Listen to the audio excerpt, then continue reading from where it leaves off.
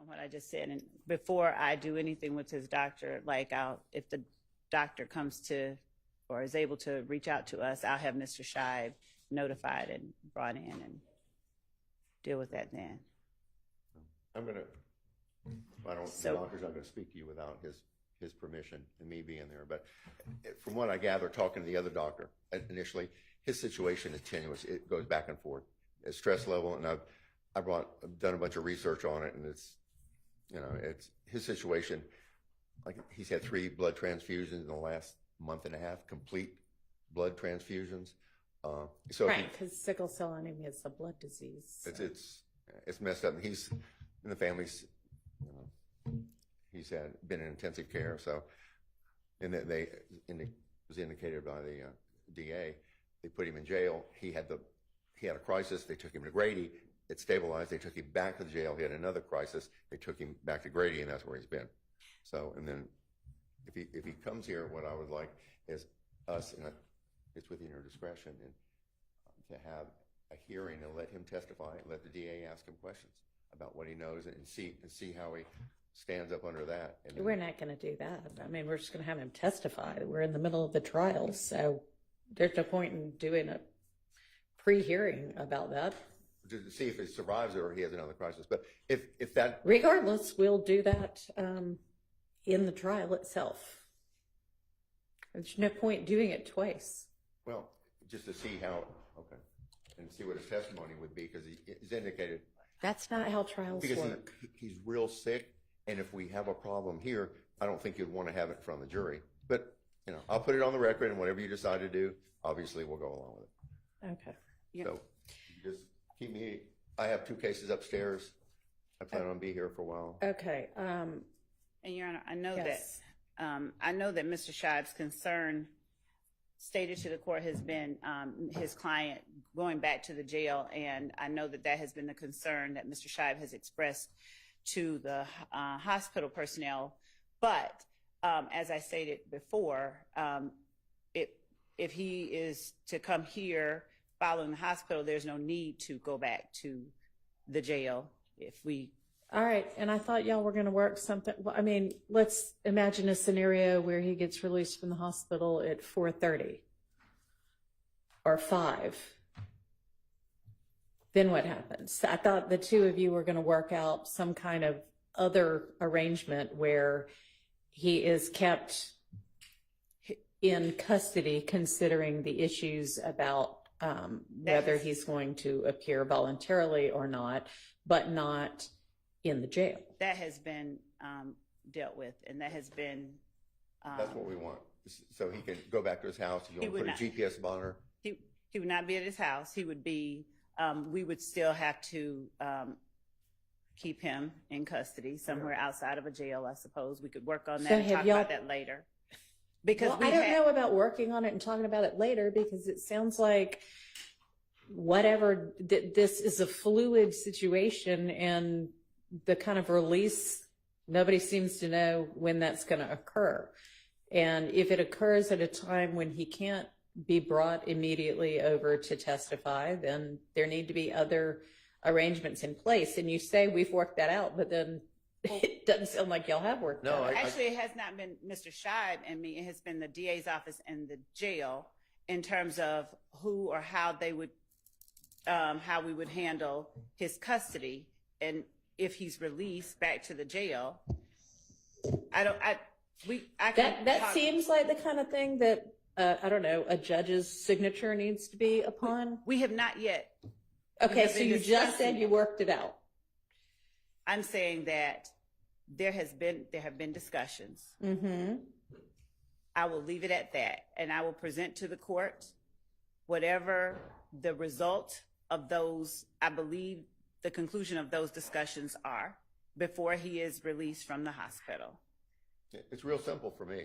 I would like him released and go back home and be with his family so they can take care of it. I know what you want, and based on the information that was in the affidavit in support of the material witness warrant, if he goes back to his family has no intention of, at least based on what's in the affidavit, of having him come testify.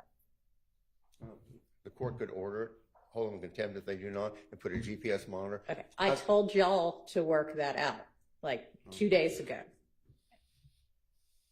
We've been talking, and as I have said to Mr. Scheib, we have his continued position is only about him being released and not testifying. All right, if you can't work it out, then just present something else to the court, other arrangements. Because I don't think that it would be appropriate, considering the health situation, for him to go back to the jail either. But there's something between the two, between total release and he's in the wind because his family wants him not to far away from here and in the jail. There's something in between those two. Okay. Yes, Ron. Thank you. Okay. I have 2 court cases upstairs. I'll be back. All right. Thank you. Your Honor, I'd like to put something on the record. Is this All an right. appropriate time? Sure. Okay. I fully understand that we are not a party. When I say we, I'm talking myself and my client, to anything going on with Mr. Zachary and the DA's office. However, it is my job to ensure a fair trial for my client. I am putting everyone on notice now. Your Honor, I don't, and I'm not casting aspersions, I don't know how much, if at all, judges know the discovery and the backstory of everything. I don't. Okay, all right. Well, this is what That's between y'all until it gets presented in the trial. Okay, or unless so- you bring an issue to me. Well, that's why I'm bringing this issue. Okay. Mr. Zachary, in statements in 2015, says a bunch of nasty lies about Mr. Stillwell. He blames Mr. Stillwell for everything except the JFK assassination. And my concern is, and I'm going to deal with that on cross-examination. That's not going to be a problem. However, if those lies come out and I am not able to cross-examine Mr. Zachary due to him being unavailable, due to medical situation, due to anything like that, and I don't know about his medical, I'm just hearing about it just like you, but if that happens, there's going to be no one ringing that bell. There's going to be no limiting instruction that's going to protect his due process rights, his rights to confront his accusers, his cross-examination rights. And it's going to lead to me asking for a mistrial again. And the state is on notice at this point that by calling Mr. Zachary in this state, and I don't know what his state is, but they seem to know, they are on notice that something could happen. And I'm not the one calling him to the stand, but if his direct testimony comes in or his prior statements come in and I don't have a chance to confront him about those lies, we are not going to have a fair trial. And I'm just putting it on the record now so everyone knows what my stance on that is. All right. Thank you. Thank you. You know, and again, I don't know what exactly his situation is. I've been told sort of varying things. There is, and I guess the most appropriate thing might be to just hear from the doctor, but if he is in a condition where testifying at this trial is risky and he may make it through half the testimony and not all of it or something like that, I mean, there is the possibility of taking his deposition to preserve his testimony, which then all of the attorneys would be present for, and you can do a video deposition, and then if for whatever reason he gets through part of it and not all of it, then it doesn't get used. I mean, that's a possibility. Your Honor, there are just a couple of things that, and the court is correct, and that is, those are things that we have, tossed around. Yeah. But the state's bigger concern is that given the commentary made by Mr. Zachary's father when we were trying to reach him, that he was going to reach out to Mr. Sharp and Mr. Steele. I don't know why, but that's what he said. And he insisted that we could not force Mr. Zachary to come and testify. And given that there seems to be pretty open communication between Mr. Scheib and counsel for the defendants, they probably have an even better grasp on what's going on with him than even we do. But what we do know is that there are people down there who are monitoring him, and the person with whom I spoke yesterday said that person is not a doctor, but that his vitals on the chart looked normal, and that there had been the representation by Mr. Scheib that if he goes down to the jail, he's going to die, and there are 28, all of these things. And so it perhaps makes certain people protective of keeping him there and not realizing the reality of this circumstance, that it appears that whenever it comes close to the time that he has, so. Yeah, I realize that this could just as easily be a convenient excuse. I mean, but I don't know what the real situation is. And we have been talking about all of that. But what I do know is that Mr. Scheib has told me flat out, my client will not testify, and he's given me the reason that he believes. And like I said, I'll just leave it at that. And it's not the reason that he just represented. Okay, well, I have also not been presented with any sort of an immunity order, and that was something. We have that. Okay. And it's the same, it's just a standard motion under the statute and a proposed order and an agreement for Mr. Scheib and his client to sign. So, and again, Okay, so have the terms been worked out between of the order, whatever the conditions and things like that? Did you and Mr. Scheib work that out? No, Judge, what we did was track the language of the statute. It literally says that he cannot be, nothing that he the stuff to which he is. All right, so you have not talked to Mr. Scheib, and Mr. Scheib has not talked to you since yesterday afternoon when y'all said you were gonna. We've about terms. We have been drafting it. We have not talked. Okay, so how about talk to him when he gets back, because he had a couple of other courtrooms to go handle matters in and he was coming back after that. And talk to him before you present anything to me. Oh, okay. But Your Honor, I would also say that and I will do as the court has instructed, period. That's a full stop.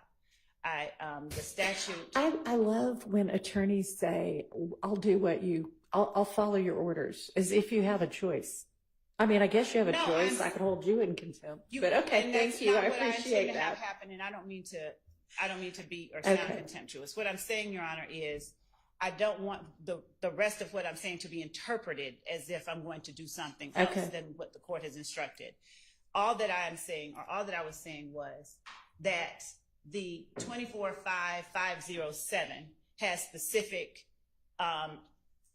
language, and it instructs that the court knows that statute. So we are going to follow that statute, and we will talk to Mr. Scheib about what that means. And I don't know if there's something else that he intends to or wants, but whatever that is, we will discuss it with him. But the statute itself is pretty clear, and so we will do as I said, as the court instructs. Okay.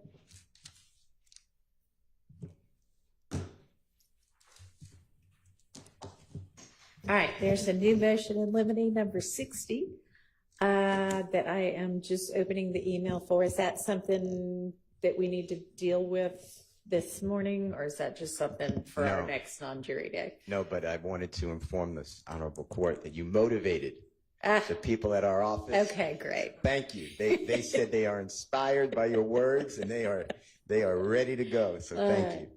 Good deal. Okay, well, we'll take that up whenever we have our next non-jury day, if it's just about upcoming evidence, but not immediately upcoming. All right. All right, are there any other, we told the jury 9, so we've got a few minutes before it reaches 9 o'clock. Any other matters we need to discuss? Your Honor, we came in early specifically to discuss the Yes. objection that was raised Okay. by counsels for the defendants.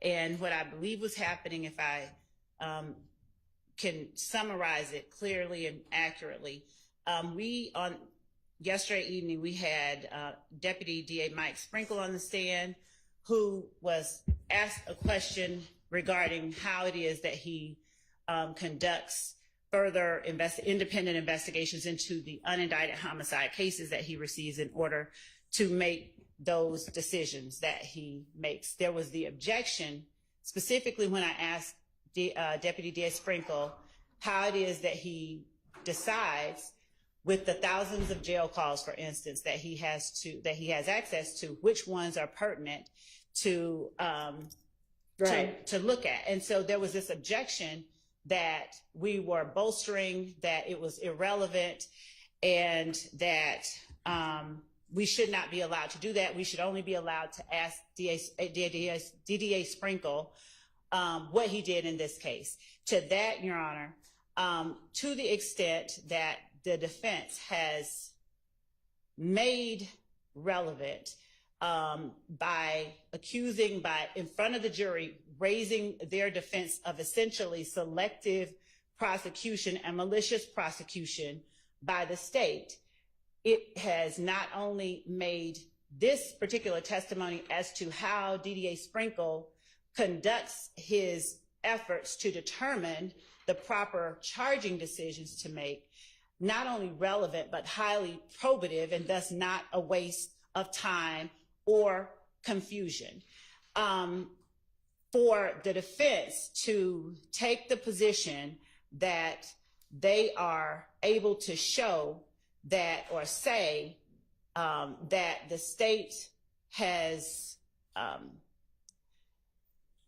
essentially chosen to just go after their client because they wanted to get the big fish, and then to object when we try to show the repetitive nature and the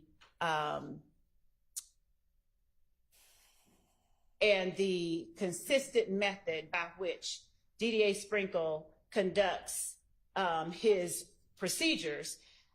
It is an effort to create a distraction on their part regarding selective prosecution or malicious prosecution, and then to have that argument unanswered on the part of the state. And that is, it goes against 24-1-1, which obviously says that the whole purpose of this process is to determine the truth. And so when the jury is trying to make a determination about what was done in this case, and essentially DDA Sprinkle has taken investigative steps, and he is showing his normal, consistent investigative steps. And for the defense to try and limit that showing to the jury, it's an effort to hide very relevant facts from the jury. When the defense is allowed to argue with respect to our officers, to ask on cross-examination, how many reports have you done? Is this what you do in every report? And to essentially question the way that the officers normally conduct their procedures in order to make the jury believe that something untoward has happened, the state certainly should not be constrained from showing the standard nature and the reliability of the procedures that DDA Sprinkle used in determining how he ultimately makes decisions. So how the phone calls are obtained is just one thing that makes it credible. It shows that it is a part of his routine policies and procedures, and it is not distracting. It is in fact clarifying. And again, under 24-1-1, the state is, or should be, entitled to present its evidence that what the defense has now put before the jury by way of argument and cross-examination is very relevant. Their entire position is antagonistic to 24-1-1. And even when, even if someone feels they've got a constitutional right to confuse, that's not what our rules of evidence require. And we would ask that the court allow us to continue the line of questioning that we have begun. We have said that we would make it targeted. We are not attempting to get information that is not pertinent in this case before the jury. And we are attempting to give the jury all of the information that they need in order to make proper decisions based on whole truths in this case. Thank you for allowing me to say that. All right, thank you. Do you have any case law you wanted the court to consider? Well, as to bolstering, Your Honor, that is what the defense has argued is happening. That has been the basis for their objection. And the first case that I have for the court, it plainly says that bolstering is when one witness testifies or comments on the credibility of another, or when one witness attempts to, after the credibility of something has been attacked, another witness, before it's time to do so, attempts to bolster the credibility of that other thing that has been attacked. So in this case, this is simply the state showing DDA Sprinkle's policies, his practice, how standard his policies or procedures are in investigating and in making decisions in the cases that he gets, and his experience and the number of times that he has done it and how he has done it and why he does what he does is very relevant for the jury to decide how to assess the testimony that he gives in terms of what he did. So it's in no way bolstering, and I believe that the case, bless you, my computer shut down on me, and I'm getting the case that I had for the court.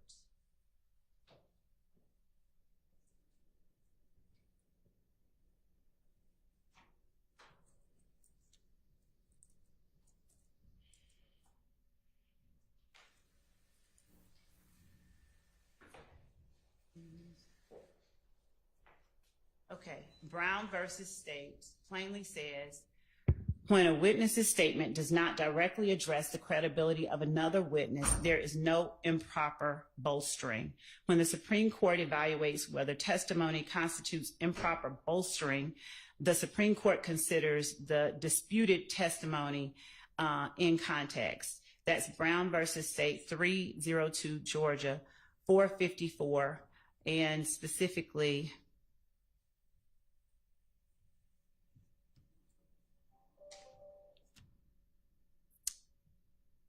it references 24-6-620 and points out that it says the credibility of the witness shall be a matter to be determined by the trier of fact. And under that statute, a witness can never bolster the credibility of another witness as to whether the witness is telling the truth. Credibility of the witness is within the province of the jury. And when the witness's statement does not directly address the credibility of another witness, there is no improper bolstering.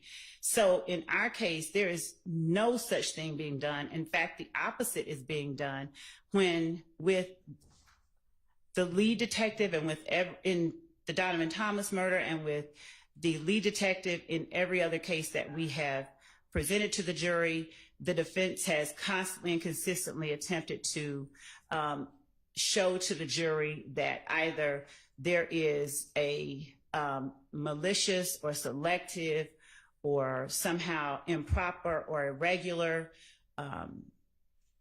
effort to target their clients, to show the absence of those very things with a witness is nothing but to have the witness show, how he is qualified to make the determinations or to do what he did, even when he is a lay witness. All right.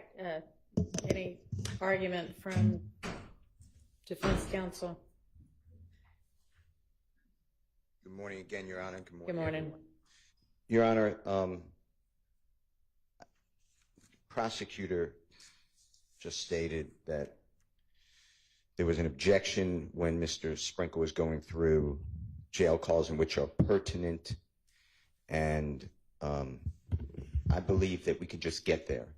OCGA 24-1-1 talks about the mission of a case, and here the mission of a criminal case is whether the state of Georgia proves to the jury beyond a reasonable doubt the guilt of one or more of these accused. That's it. It's not about Mr. Sprinkle's work. And he can say, I have found this jail call, and if the court admits it, they can play it. But him going through, this is what I do, and I have grand jury power, and I don't always follow the police, and I don't indict other people in other cases at times that the police think should be indicted, is really no play here to that mission. The prosecution's attack or statement or justification maybe would be the right word that, I'll just say me, but have raised the defense that the police targeted Mr. Williams. I stand by that. It came out in evidence. Just for instance, when this honorable court was here, it came out in other factions of the case before this honorable court graced the bench in this case. But Mr. Copeland's statement, which was admitted over objection on June 10, 2015, he's with prosecutors, not prosecutors, police officers, and they specifically say, we don't want Shannon. He's a little fish. We want a big fish. And it comes out, I want Thug. I want to know where his money's from.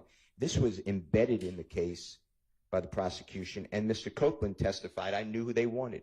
And he said, whether it's believed or not is up to, obviously, the trier of fact.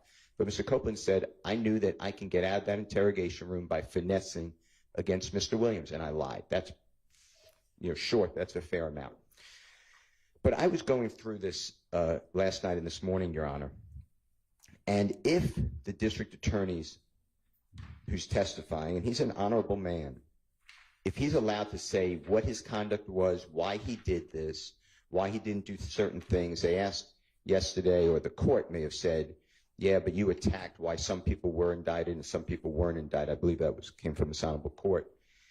Then I would like to have, I believe that's a waiver of work product. I mean, we're getting very close to strategy, and they're revealing, they being the DA's office through this witness, may be revealing to an adversary which waives attorney work product what they did and why they did it. And if that's true, I just know myself, and I, God willing, follow the law. I'm going to serve a subpoena.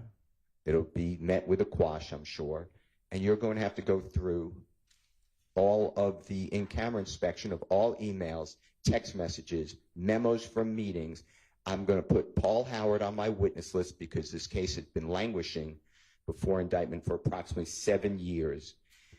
And I don't see why we're doing that, because it could extend the trial, which is fine, but it really is going to be met by a blizzard of people reading all, if you allow it, of the state's inner workings. So then we can confront Mr.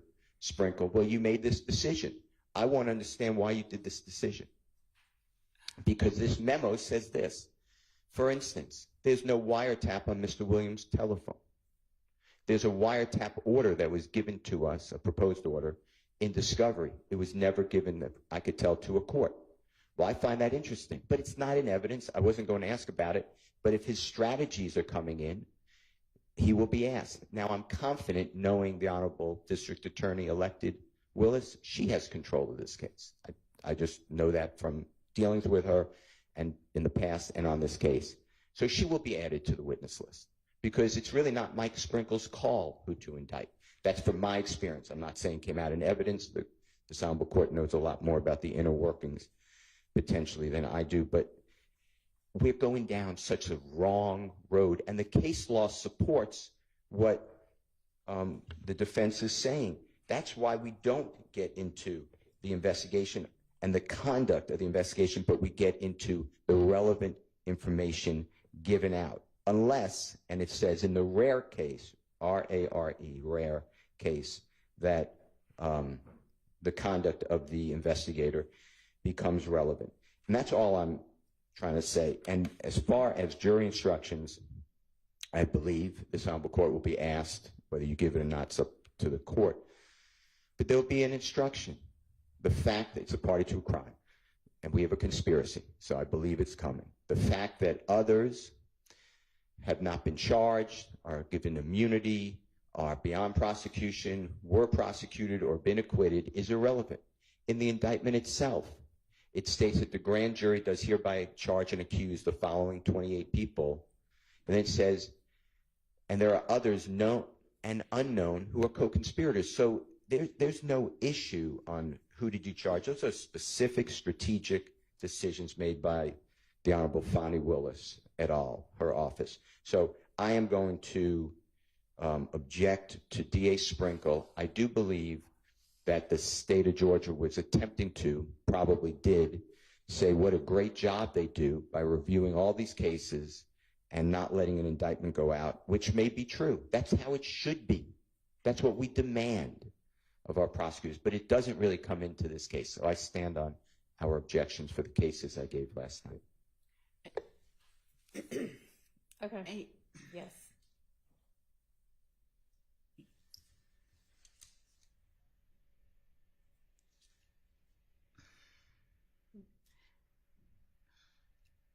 Your Honor, I was just going to point out again that the way that the questions have been tailored have been in order for the jury to be allowed to see what experience Mr. Sprinkle has, what his standard operating procedure is, and to show the method and procedure by which he obtained the information that he will present to the jury. All right, well, I gave instructions yesterday, and those instructions still apply. So, are we ready? I know the jury's ready.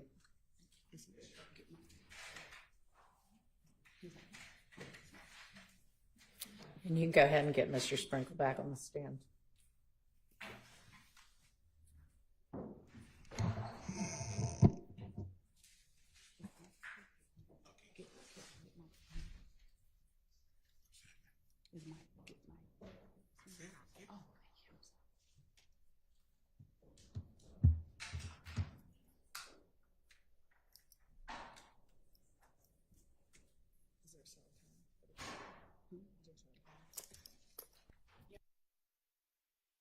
Can we get a Zoom link to send to Grady? It's the same one. No, we're trying to get. For Yes, Grady? Yes. Can we get a We Zoom can generate and one. a time that the court will hear from the doctor?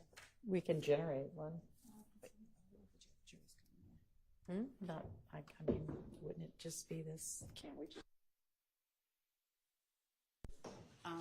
I mean, if not, then we'll just send another one to everybody. Is there a time that we can Lunch? give to him? And that would be 12. I mean, you know, I don't know, maybe we need to do it at that person's convenience. Okay. Thank you.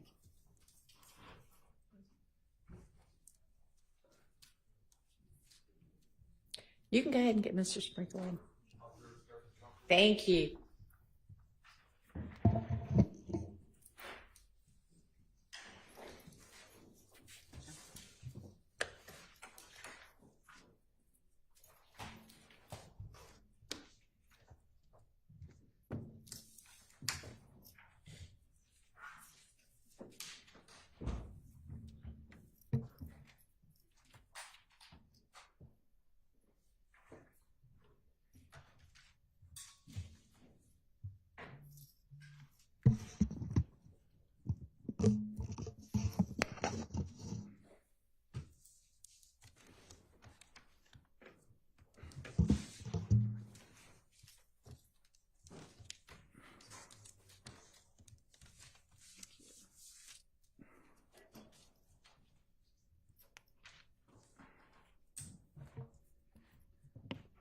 Good morning, DDA Sprinkle.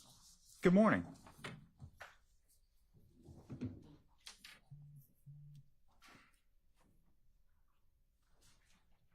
When we broke on yesterday,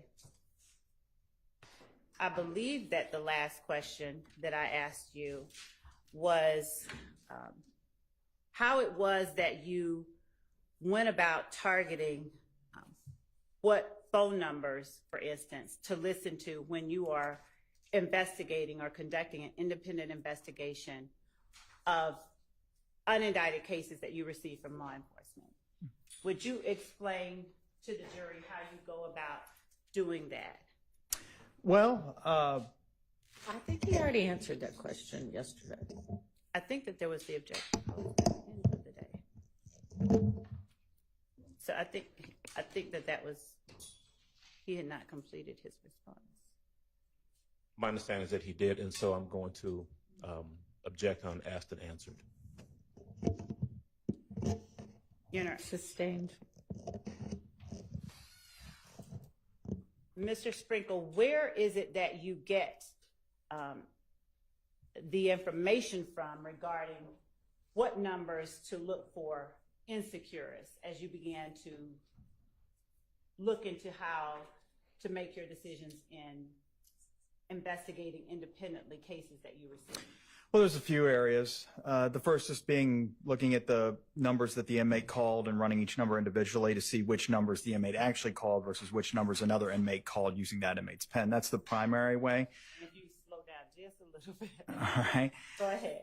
But the other way is I would, if I had, for example, from intelligence that's gathered during the investigation, for example, if cell phone records were obtained by the investigator or by me, however they were obtained, I'll go through, for one of the parties involved in the case, I'll go through them and I'll generate a list of phone numbers from those phone records. And what I'm trying to do there is run every phone number that occurs in a party of interest phone records through the jail call system. Because I'm not oftentimes just looking for phone calls from people that have been actually charged with the crime. I'm also looking for phone calls from people that may know something about the crime and that those phone calls are placed to those people in close temporal proximity to the homicide or event that I'm interested in. And how, when you speak about the fact that there are some calls that are made off pin and some calls that are not, how do you determine when a call is made by a person that you are actually seeking to gain information from? There's a number of factors that go into that. One of the most basic and easiest to explain would be I just recognize the voice. If we're talking about the inmate, like if I want to verify that it is in fact an inmate that I'm interested in that's placing the call, then I just develop a familiarity with their voice through various means. Wherever I can find a known exemplar of their voice, then I listen to that and I learn their accent and the tone and tenor of their voice. And that based on a few other things, like, for example, how often the inmate customarily calls this number.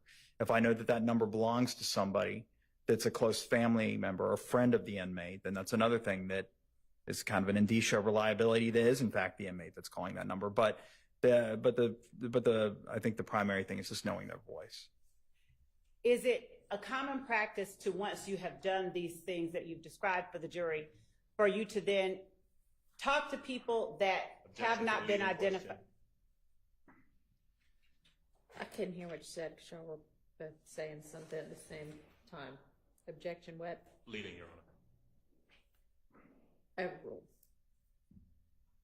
Is it a common practice for you, once you have done all these things that you have described for the jury, for you to talk to people or endeavor to talk to people that have not previously been a part of the case file?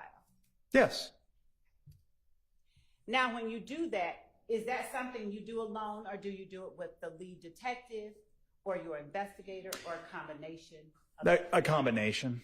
Okay. How often is it that you have actually found people that you had not previously identified is a part of the case file, that were people you sought to obtain information from to further investigate a case? I'm going to object as to relevance, Your Honor. Sustained. When you actually do locate a person and go and talk to them, do you put that in some kind of memorandum or recording that you preserve to provide to the defense? Generally, if not invariably and always, I at the very least record the interview unless it occurred in such a circumstance where that was not possible, such as at random and it was unplanned. But if it's an interview that I'm actually planning, then I would audio record the interview, unless I don't believe I've ever actually had an occasion where the audio recorder failed. So I wouldn't even say barring the unforeseen, like the audio recorder failing. So yes, I would always record it. And do you also provide supplements to the case file that you receive from the police? Yeah, not in every case, but particularly if it was a case in which I did a lot of extra investigation, then I would write a supplement usually. When do you do what you just described or called extra investigation? In what circumstances would you do what you call extra investigation? Well, if it was And you can explain to the jury. in my estimation, if the case needed more investigation, if it needed extra investigation, if after reviewing the case file, I found that the evidence was lacking and that it wouldn't be appropriate to present the case to a grand jury, let alone take it to trial, then I will conduct a quote unquote extra investigation, as I called it, hoping to find more evidence to make the case better or otherwise dispose of the case appropriately. Now, let me ask you this. What about people that have already been interviewed by law enforcement? Do you ever go out and interview those persons after receiving a case file? Your Honor, I'm going to object again as to relevance. Let's go ahead and move on to more targeted questions, please. When you receive a statement of a purported witness in a case, do you take the statement given to you in the case file as all that witness has to say, or do you ever endeavor to I'm go gonna speak object with to them leading, Your yourself? Sustained.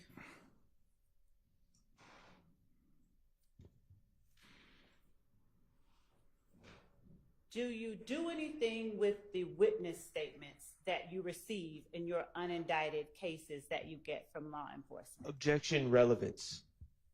Your Honor, that goes directly to his practice, his way of conducting investigations into the cases that he then makes other decisions for, and it goes to how it allows the jury to gauge his practice, his Counsel approach, please.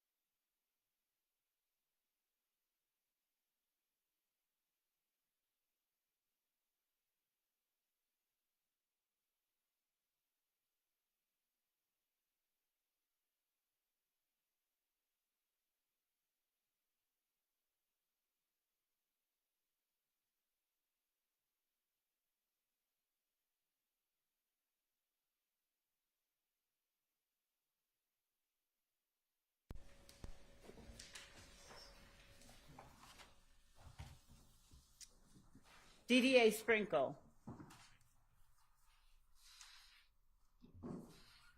did you work with Detective Thorpe on the case involving the murder of Donovan Thomas Jr.? I did. And in working with Detective Thorpe, do you recall when it was that you received the police file from the Atlanta Police Department? It would have been late 2015 or in early 2016. Did you document when you received the case file from Detective Thorpe in a memorandum or report that you provided as part of the case file? Yeah, it'd probably be this report. Don't hold it up. Don't hold it up. Well, anyway, this report right here that I brought to the stand, the 140-page one. 140 pages? Yeah, I believe that's how many pages it is. Okay. Yep, 140 pages. And did you, would you look at that if you need to refresh your memory about when it was that you received the case file from the Atlanta Police Department? Yeah, right here, in fact, January 2016. It's the first 4 words of the report. All right. Once you received the case file from Detective Thorpe, without going into what was said by this person, did you notice a witness or identify a witness that you wanted to speak with further? I did. Who was that person? Spencer Wright, a.k.a. Nicholas Robinson. All right. Now, Spencer Wright or Nicholas Robinson, first of all, why are you saying a.k.a. Nicholas Robinson? Because Intelligent. that was a name he provided contemporaneously with an October or September 2015 arrest, I believe. Of himself or someone else? Of himself. All right. And is that person a person who had a statement already inside the case file you received from the Atlanta Police Department? He did. All right. So if there was a statement by that person already inside the case file, why did you want to speak with that person? Or did you want to speak with that person again? I follow-up questions.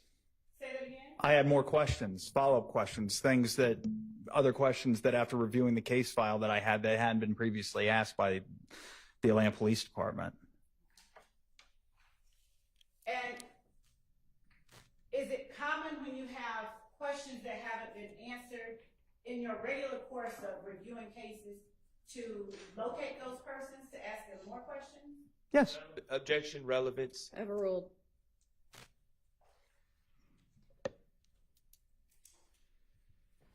How did you locate Spencer Robinson, aka Nicholas Wright? Spencer Wright was Spencer Wright, aka Nicholas Wright. Spencer Wright was an inmate at the Atlanta City Jail, located next door to the public safety headquarters at 226 Peachtree Street, which is like 2 blocks away. How did you find out that that's where he was? Well, I don't recall exactly. I knew that that's where they housed him after he was arrested in October of 2015. Somebody told me, I'm sure, that that's where he was, or my investigator found that's where he was. At any rate, that's where he was when I wanted to interview him. Now, at the time that you received the case file from Detective Thorpe, had there been arrest warrants taken out for individuals? Yes. Who were the arrest warrants taken out for at the time that you received the case file? Kenneth Copeland, Antonio Sledge, Demikian Garlington, and Shannon Jackson. Shannon Jackson, does he have any other name? Shannon Stillwell.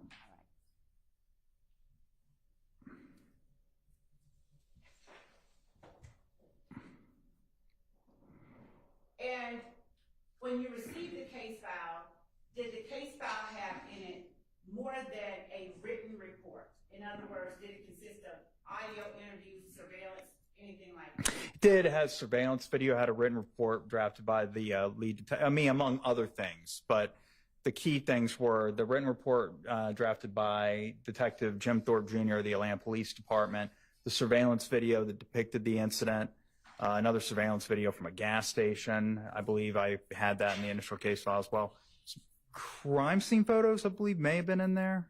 Although I do recall obtaining more some point later. But and audio from interviews, some cell phone records. I don't recall every single thing that I had. I didn't obtain the entire case file immediately because I recall throughout the course of my work on this case, consulting with other investigators with APD and obtaining little pieces of the case file as I went along. But Hold up, stop. yeah. All right.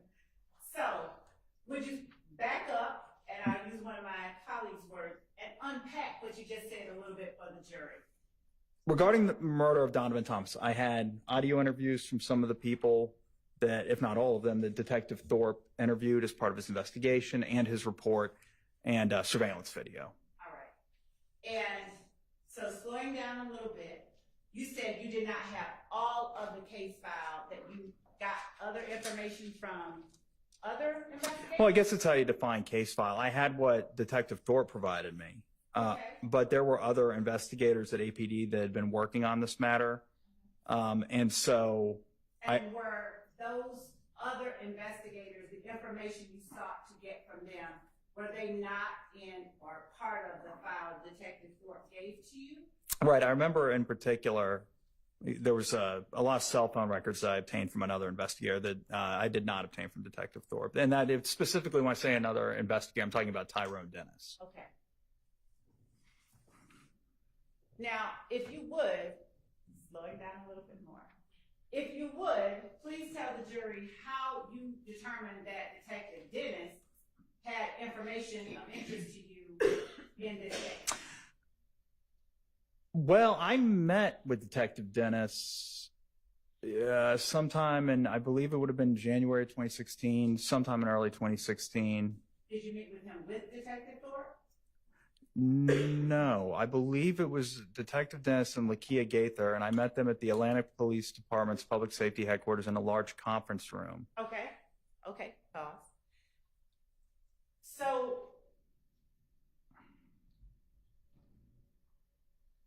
when you first got this particular case with the individuals listed that you just named, for whom warrants had been taken out, did you follow the same procedure that you described yesterday for the jury to gain additional information Yes. in order to assess the case? Yes. Was there anything that you knew personally about any of the people who were, for whom warrants had been taken, that made you decide to go out and seek additional information in this case? Are you asking me, did I personally know the defendants, the people that the police charged? Yes. No, I did not know them.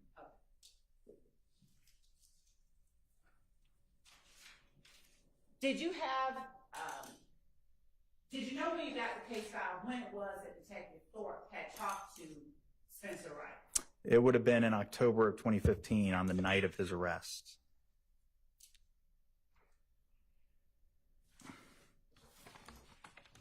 And did you have, as part of your case file, information that immediately after talking to Spencer Wright or Nicholas Robinson, that Detective Thorpe took out the warrants for the persons you just named? So Spencer Wright was arrested on October 19, 2015, the same being the night that Detective Thorpe, among others, interviewed him. And the warrants, and please correct me if I'm wrong, but I don't think I am, were taken out October 20th, 2015. For the four defendants that I referenced earlier for the murder charges. Where did you have surveillance video from in the file that Detective Thorpe gave you? So there was a from what I recall, 2 surveillance cameras mounted on the barbershop located at 330 McDaniel Street. And then you went about maybe 100, maybe not even 100 yards away. There was a gravel lot and then a street. There's a Texaco station, McDaniel and Northside Drive. And I had surveillance images from that station.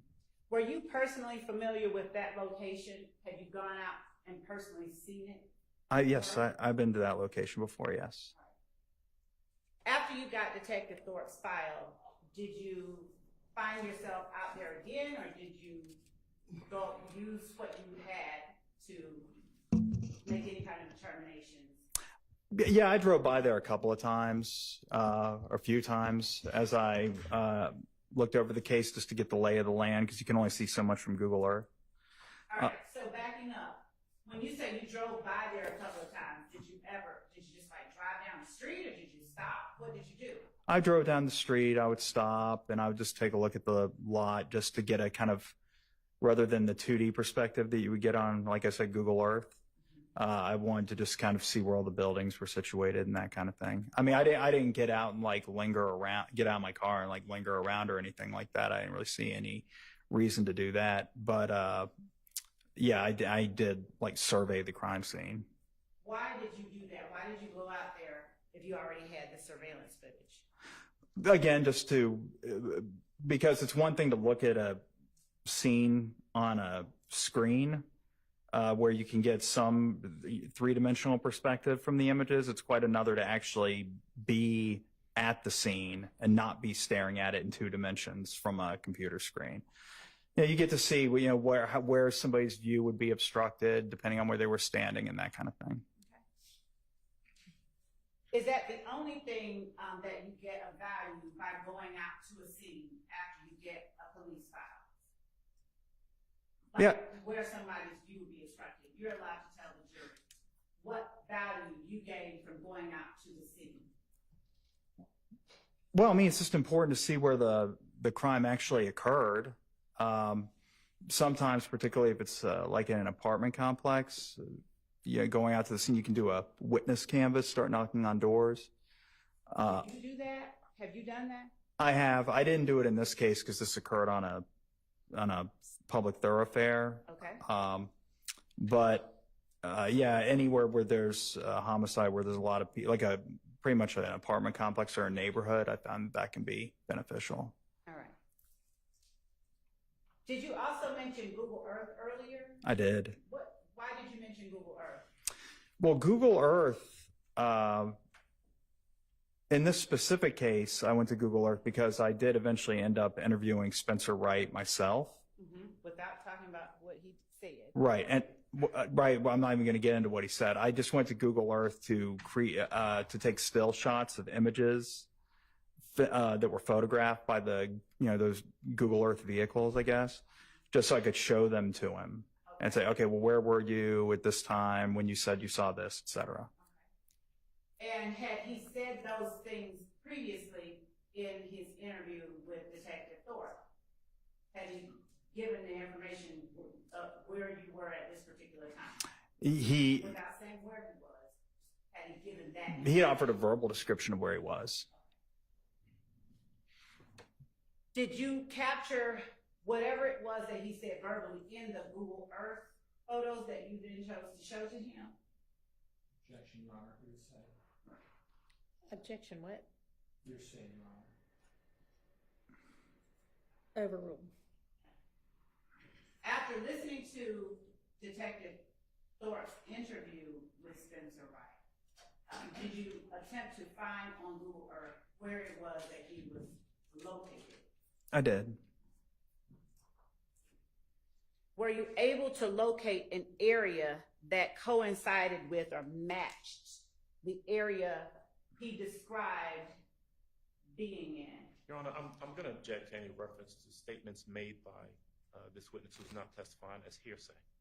Your Honor, this witness is not going to tell the jury. First of all, we're not offering it for the truth of the matter asserted. We're offering it to allow the jury to see what Mr. Sprinkle did in context. He located a certain area. Let's not say what he did. We need to hear that from the witness. Okay, so it's provided. Overruled. Thank you. So, were you able to see that area described by Mr. Wright on Google Maps? Yeah, I found an area that I believed he described, yes.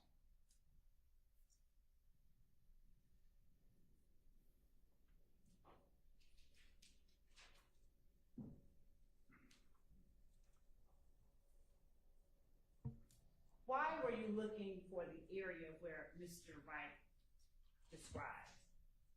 Well,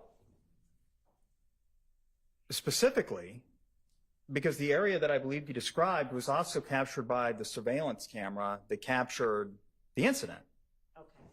So if Mr. Wright was where I believed he was based on what he said, then it would be in the surveillance footage. I would see him, or a human-like figure. Given the clarity of the surveillance footage, it wouldn't have been sufficient to actually make out his face, but I would have at least expected to see that. Did you see Mr. Wright or a human-like figure in that area you were looking at on the surveillance footage? I did not.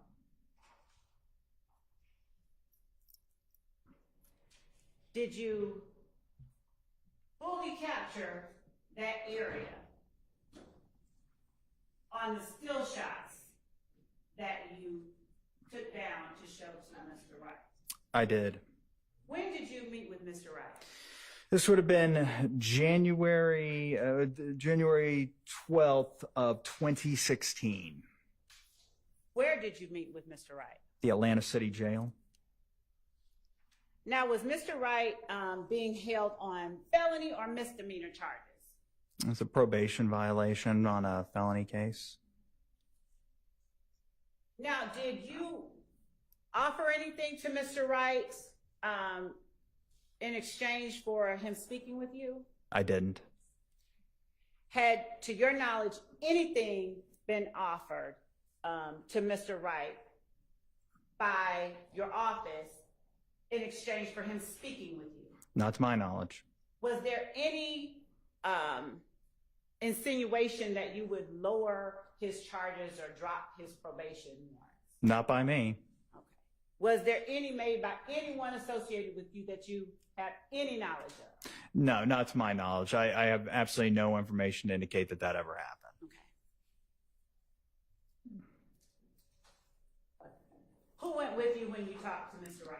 The aforementioned, the investigator I mentioned yesterday, David White.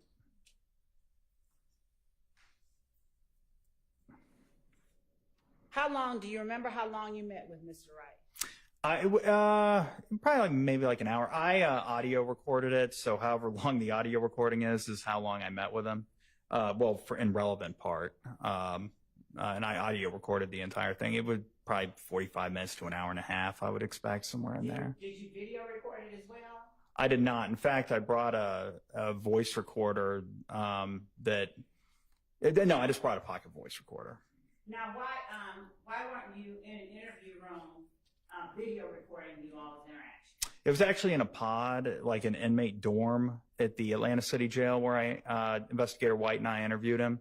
And there's like a little, like a break-off room to the side of the pod, and we just met him in there. There was a table and chairs in there, and we just talked to him. And were any other inmates around while you talked to him? Present? Well, they weren't in the room with us. I don't recall if they were out and about in the dorm. But yeah, there were other inmates. I don't recall that any of them were within earshot of us, though. Not within earshot. Is that what you said? I don't know. Certainly nothing happened during the interview that alerted me that somebody was listening in. I'll leave it at that. And I don't recall having a feeling at the time that, because I believe I would have. That would have left an impression on me if I thought that others were eavesdropping. And I didn't have any feelings of that sort while I was doing the interview. Now, how many images did you show to Mr. Wright? I don't know exactly how many. Let's see. Probably like 15 to 20. Were all 15 to 20 images that you showed to Mr. Wright? Probably more like 10 to 15, actually. It was somewhere around there. It was less than 25. Were all of the images that you showed to Mr. Wright images captured from the barbershop footage in front of which the murder occurred? Yes, it was Google Earth still shots that just depicted the scene. Okay. And still shots from the barbershop surveillance footage. Starting with the Google Earth still shots that depicted the scene. What did you do with those still shots? I printed them out Okay. prior to going into the interview. And, and when you showed them to Spencer Wright, given that they weren't from the actual night of the murder, what were you doing with them? Well, given that the scene had remained, from the time the murder happened to the time that the Google Earth vehicle photographed the scene had remained unchanged. In other words, the lay of the land was essentially the same. Mm-hmm. My objective was for Mr. Wright to identify where both he was and other parties were at various times during when he witnessed the incident, according to him. Okay. So was Mr. Wright, without saying where or what he said, but was he able to point out an area that he was claiming to have been at? Yes, he did.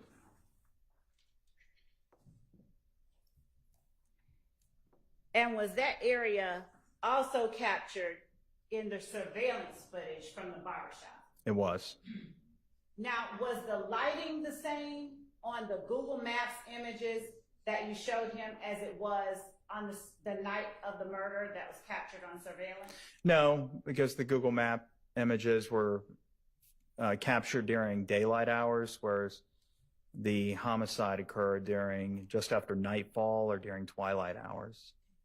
Were there any identifiable landmarks in the area that you were interested in regarding Mr. Wright that were clearly depicted on the Google Earth printouts? What?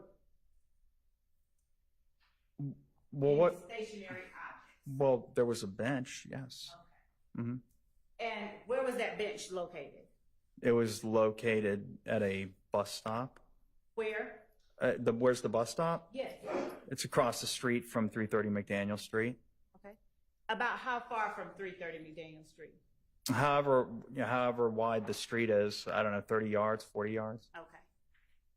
Because it wasn't like directly across the street. I mean, it was sufficient that it was captured within the surveillance footage, but it was kind of, I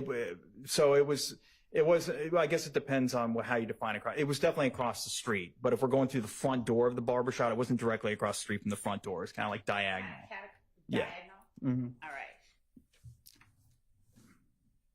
Is that bench visible on the surveillance footage? It is. Were you interested in looking at a particular time on the surveillance footage after listening to Mr. Wright's interview and speaking with him yourself? I was. And what particular time were you interested in looking at? Well, time is in a constant here because there's the time that I believe the incident happened, and then there's the timestamp on the video, which differed. Okay. And so let's start with the time that the incident happened. If it's different than the time on the video, how do you go about finding what time to look at? Well, I'm watching the video. If you, in this case, you have a surveillance video, and the incident of which we're speaking is prominently featured when you watch that video. So I could just watch the video and wait for that incident to occur, and that's when I knew that the portion of the video that I was viewing was relevant insofar as it depicted the incident, regardless of the timestamp emblazoned thereon.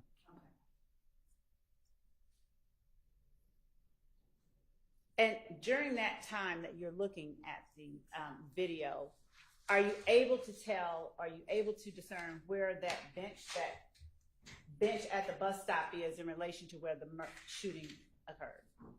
Like it was about, like I said, across the street, not directly across the street, but probably across the street and maybe 20 to 30 yards to the right if you're facing across the street from the barbershop. Did Mr. Wright recognize the bench in the surveillance footage, or were you able to show him the bench in the surveillance footage?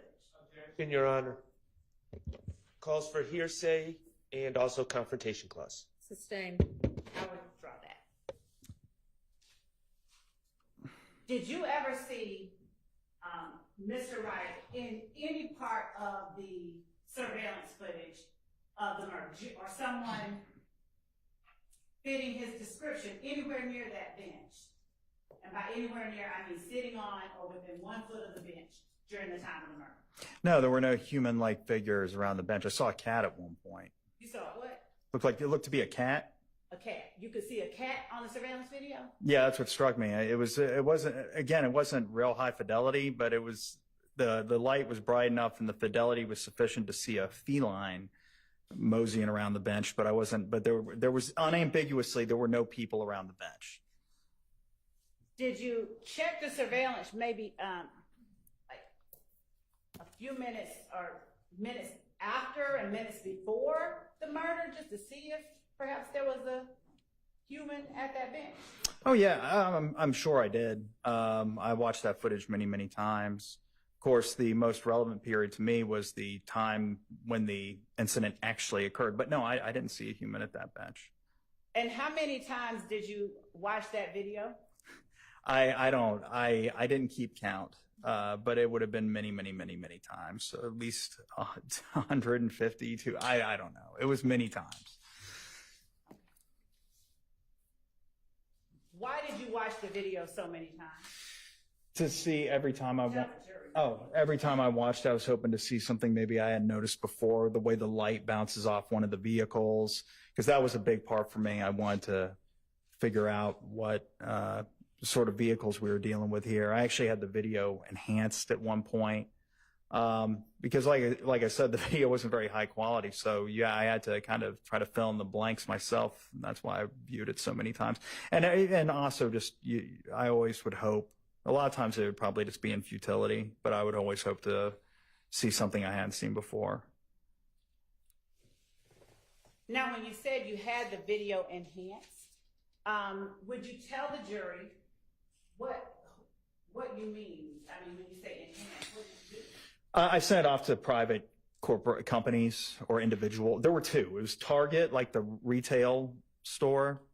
They have a division within their company that deals with surveillance footage, and they at the time, maybe they still do, but they at the time, they would digitally enhance surveillance videos. And there was another gentleman named Walter Pineda who offered the same services. He was an individual. Why did you send it out to two different places? I guess the more the better. Were either of those places able to allow you to see anything more clearly in the video? A little bit. Yeah, it helped a little bit. Yeah, it's digital. So there's really only so much they can do to clean it up. It's just ones and zeros. But they are programs that can, I guess, kind of filter out some of the noise from the picture and that kind of thing, and that's what they did. So it helped a little bit. Now, is it unusual for you to take surveillance footage in unindicted cases you receive from law enforcement officers and send it off to other agencies to have it, to see if you could have it enhanced at all? Objection, Your Honor, relevance. Overruled. It is actually, I think this is the only case I've ever actually done that on. And why then did you choose to do it on this case? Because the video was so important and I really needed to identify as much as I could in that video. Now, was this, when you say the video was so important, was this particular homicide case for you any more important than the others or any others that you worked on, the case itself? No, it wasn't any more important. Any case, it got more attention because for my purposes, it was essentially unsolved right when I got it. And so that elevates the priority of any homicide case. Now, I wouldn't say priority isn't the right word. It really isn't. It's just the amount of time that I'm going to spend on it certainly goes way up. Okay. And when you said it got more attention because it was unsolved, how often did you get unsolved cases in your capacity as an unindicted homicide? Objection, relevance. Overruled. Not very often, thankfully. The police don't normally make charges on. Relevance and non-responsive. Sustained. Okay. So, Sustained. All right. When you say not often, can you tell the jury approximately how many unsolved homicide cases you've worked with during your time? And it doesn't have to be an exact number. Just approximately. Because my follow-up question is going to rely on. Maybe 20 to 30 truly unsolved cases.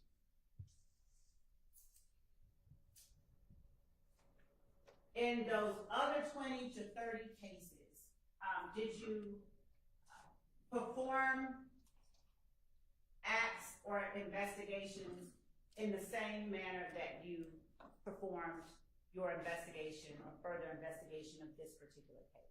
I did. And did that include seeking out witnesses that had not previously been identified? That is correct. Did that also include finding jail calls It that did. had not been identified? It did. Did it include going out to scenes? It did. Did it include interviewing people who had already been interviewed? It did. And with those other cases, did you include, as part of the case file, recordings that you conducted, recordings of persons that you conducted interviews with? Yes. And did you include any cell phone data, jail calls, social media, things of that nature that you found during your independent investigation of the case? I did.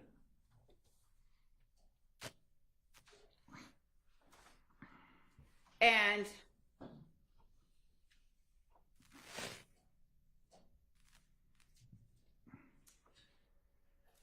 after you got the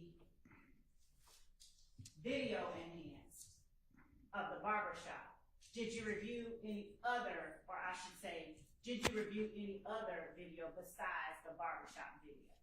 I did. There was that video from the Texaco station. I reviewed that. The video from the Texaco station, were you familiar with how to work that system when you first got it? Well, I didn't, when you say system, I didn't receive the original recording apparatus. Okay. But the software, yes. I mean, I figured it out and was able to view the video. When you first got that video, was the timestamp on that video the same? In other words, was the time on that video the same or different than the time on the barbershop video? From what I recall, the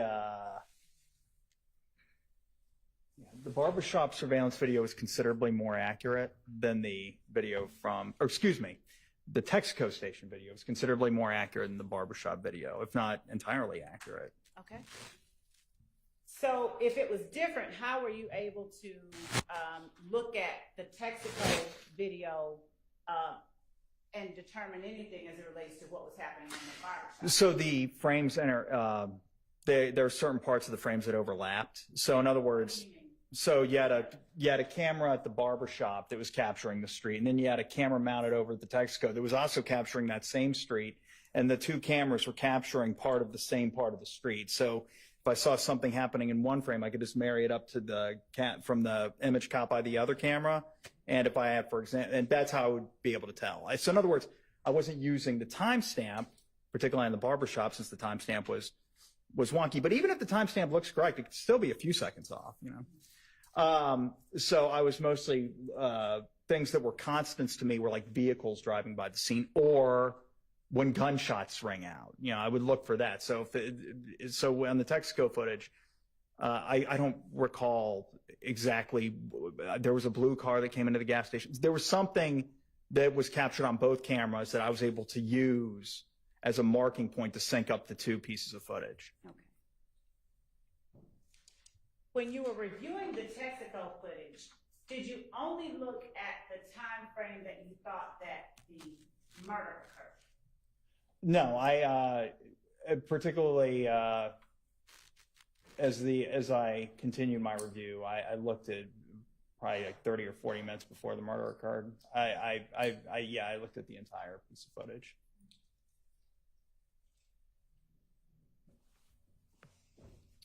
We're going to come back to the Texaco footage, but I want to ask you, after looking at the Texaco footage, did you do anything to identify persons or objects that you saw in the Texaco footage? I did. Would you tell the jury how you went about identifying certain persons and objects? And if you need me to clarify, ask me to clarify. Well, there was, and without getting into, all right. So there was an event that occurred on the video. First thing is that I was looking for something specifically that, based on other evidence in the case, I'll just keep it broad or general here. Based on other evidence in the case, I suspected I was going to see on the video. And then as I watched the video during that time frame, I did in fact see what I thought I was going to see. Did or did not? I did. Okay.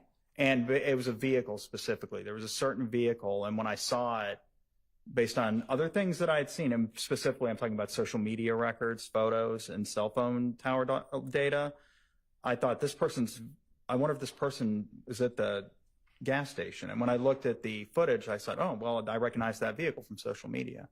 And then as I continued to watch the footage, I recognized one of the people that was inside. It was a passenger in that vehicle, because that person walked into the store and they got close to the camera. And because they were close to an interior surveillance camera in a well-lit store, I was able to see their face. And then as other things happened around this vehicle that I recognized in the footage, I complete investigative tasks to figure out who the other people were. I already knew who one of the people was, the person that was driving the vehicle, or I had a strong suspicion as to who was driving the vehicle I was looking for based on cell phone records and social media photos and videos. So I already knew right when I saw it. I had a pretty good idea. I knew for a fact who one of the person was, and the person who was driving the vehicle, I had a pretty good idea who it was. All right. Let's unpack a little bit of that. Now, what vehicle were you looking for? It was a 2002 Pontiac Bonneville. What color? Gray. Why were you looking for, better yet, did you have a particular reason for seeking out that vehicle? Your Honor, calls for hearsay. I haven't asked him what anybody did. I don't know what the answer's going to be, but it potentially could. Let me tighten it up then. Was there a particular person of interest to you based on what you had learned during your investigation up to that point? Objection, calls for hearsay. Sustained. Were you looking for any particular gray Pontiac Bonneville? There was one particular gray Pontiac Bonneville that I was interested in, yes. All right. And who did that Pontiac Bonneville belong to? It either belonged to or is associated with a man named Javoris Bradford. Is there a nickname for Javaris Bradford? Tuda, T-U-D-A. All right. Now, did you attempt to locate any social media footage that related to Javaris Bradford or Tuda? I did.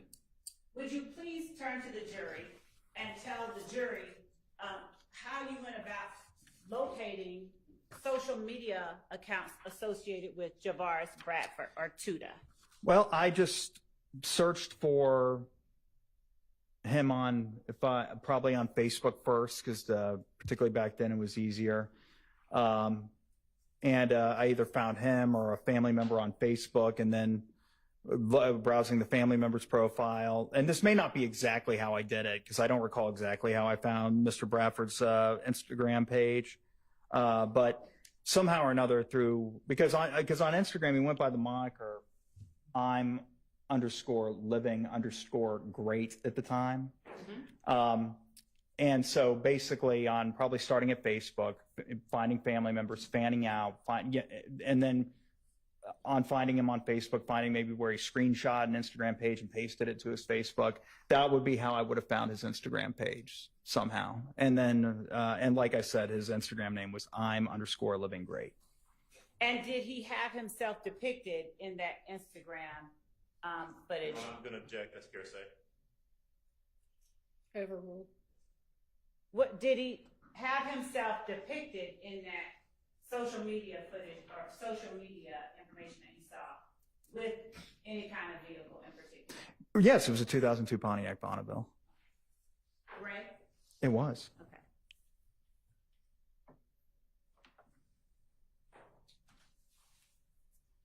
Did you ever discern or gain a number for Tuda? Did you ever learn of a phone number for Tuda? I did pretty early on, actually. Where did you get the phone number from for Tuda? So I testified previously about how I. But don't talk about your previous testimony. Have you ever testified in front of this jury? Yes, yeah, that was something I said like earlier today. Okay. So, without referring to the fact that you previously testified, just tell the jury. No, I'm talking about like previous testimony like a few minutes ago. Okay, go ahead. Tell the jury. All right. So one of the ways I find jail calls is I go through phone records that I had in the case.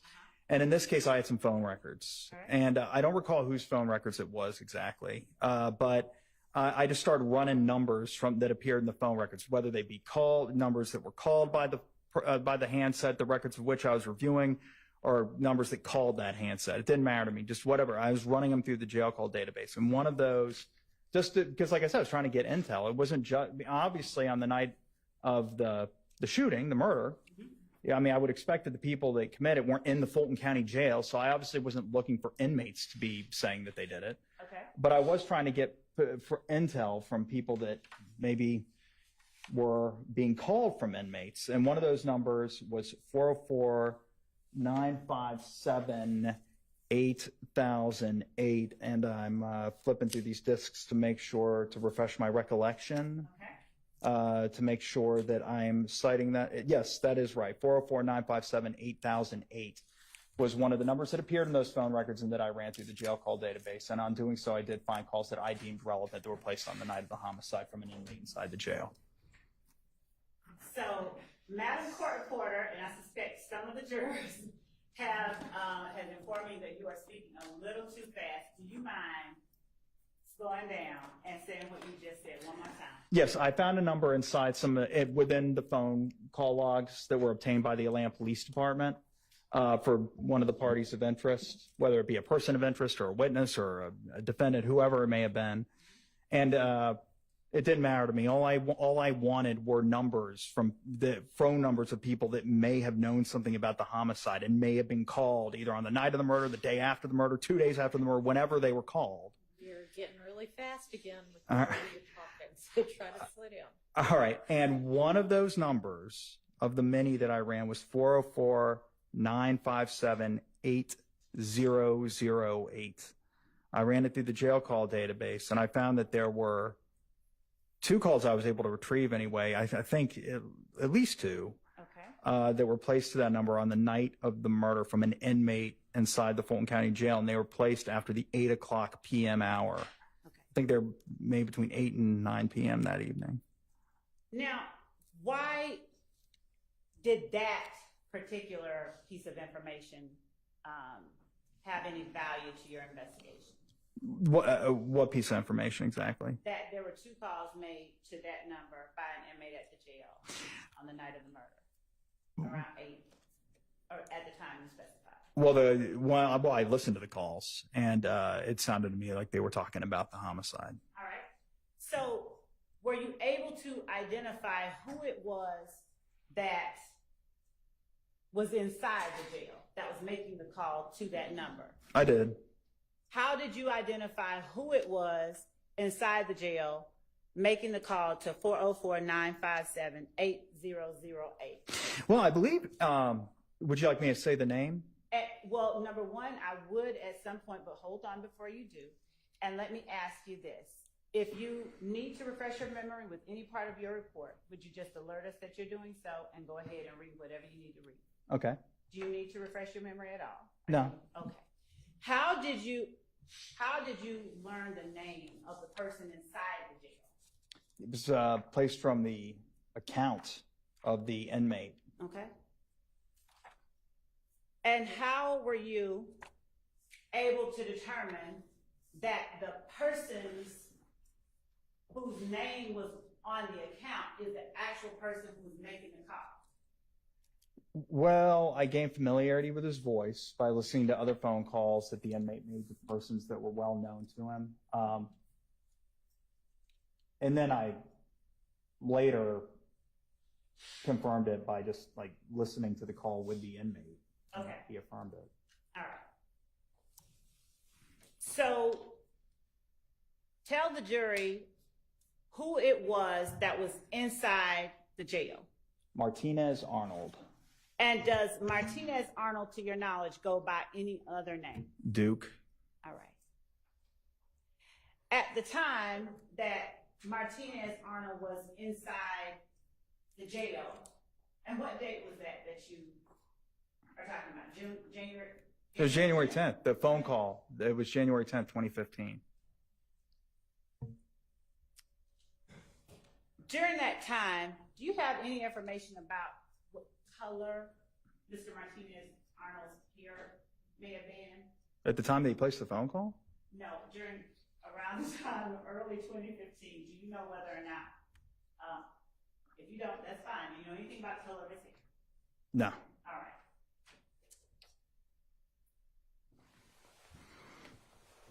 So once you listened to the call, did you attempt to get any more calls made from the Fulton County Jail? I did. I downloaded a lot of jail calls on this case.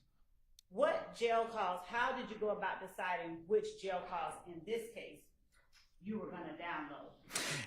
Well, I tend to be I'll download because the jail calls don't reside on the server, the Securus Corporation server forever.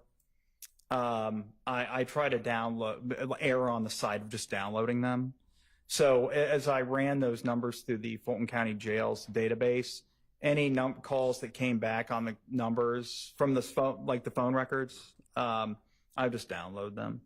But what would prompt me to pay particular attention to them is if they were placed in close temporal proximity to the homicide. Certainly a call placed like an hour or two after the homicide would be something I'd want to listen to. Also, I downloaded calls of the defendants that they placed following their arrests at the Fulton County Jail. I put those in the file as well. Okay. And at the time that you were looking for the phone number and confirming, you picked up something in front of you.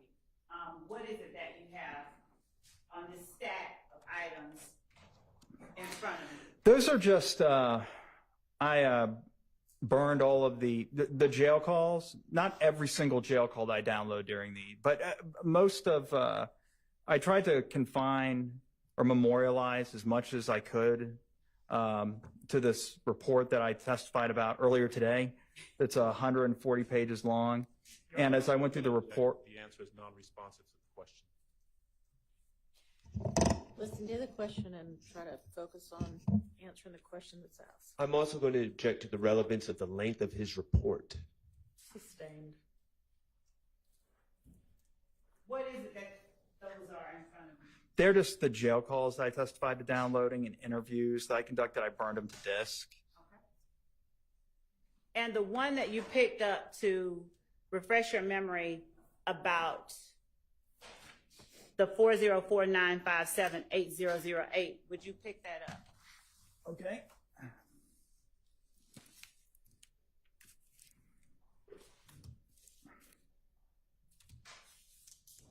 Here we go.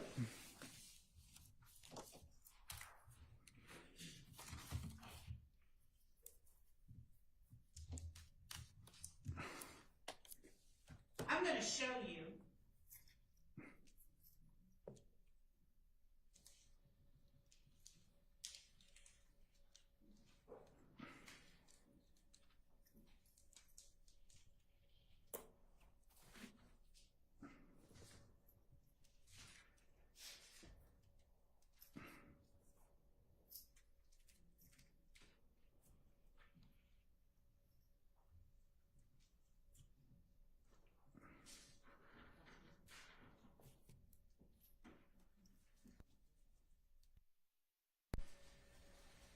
have now labeled as 500 wild.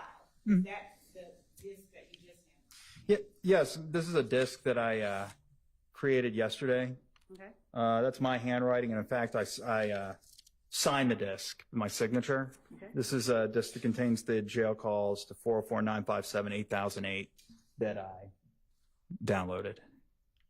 Now, when you said that you downloaded it yesterday, do you keep all of the jail calls that you download in a particular case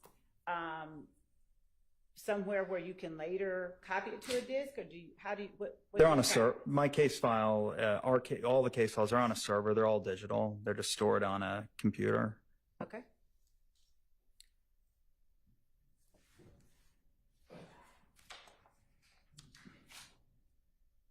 Had the name Javaris Bradford come up in the case file that you received from Detective Thorpe? No.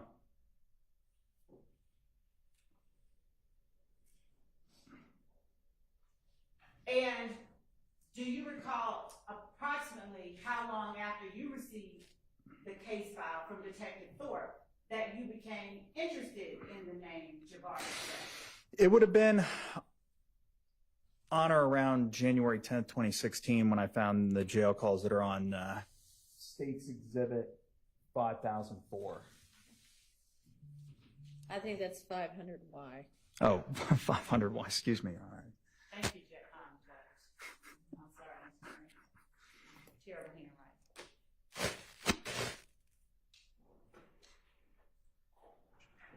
What about the name Martinez Arnold?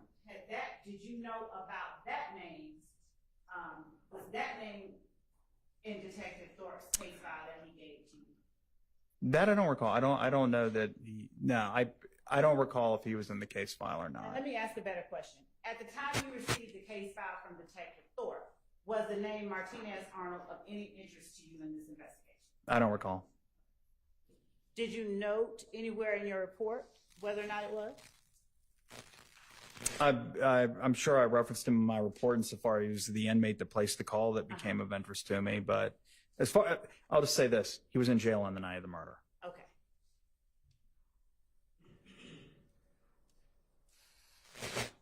Before downloading those calls, did you know he was in jail on the night of the murder? I don't know if I knew or not. Okay. After you downloaded those calls from the night of the murder, did you find any other numbers of interest to you in this investigation? Numbers. Phone numbers. Did you find or locate any other phone numbers or persons that were of interest to you? Yes. What phone numbers did you find? Well, yeah, I get there was a number. There was a lot of. I mean, I remember doing quite a few search warrants for cell phone numbers and focusing on cell phone numbers or records that had been obtained by the police department. Okay. So going back to the way you described obtaining information to conduct more investigations, did you follow the practice that you ordinarily follow in terms of search warrants to get more information, to gather or follow up on information you learned? Yes. All right. With respect to Spencer Wright, did you ever seek any jail calls from him? I did. All right. Now, where did you look to find jail calls from? For Spencer Wright? Yes. Well, I wasn't able to look for the jail calls myself for him. They were on a different system because he was at the Atlanta City Jail, so I reached out to someone there and asked them to pull them for me. So thank you for clarifying that. Is reaching out to someone at a different facility with access to calls you don't have access to something that you did only in this case, or is that a practice that you follow to get information. No, I've done that on other cases. That's not uncommon. And if you slow down and speak into the mic and to the jury, say that again. Yeah, yes, I've reached out to other facilities, jails and prisons, correctional facilities in the past to obtain calls, recorded calls placed by the inmates that I don't have direct access by way of a login and password at some website. Okay. And so when you reached out to the Atlanta City Jail, what information were you trying to get if you didn't know or have Spencer Wright's jail calls or phone number? What were you trying to get? I just wanted to see what Spencer Wright, I wanted to hear, I should say, what Spencer Wright was saying to people after his arrest in October of 2015. And did you ask for a specific time frame of calls or just all the calls? What did you ask? From what I recall, I asked for all the calls that had been made from his account since the beginning of his incarceration at the Atlanta City Jail. And then I believe I also had a few phone numbers that I wanted to run, that I asked them to run queries specifically in the event that he utilized another inmate's account to call that number.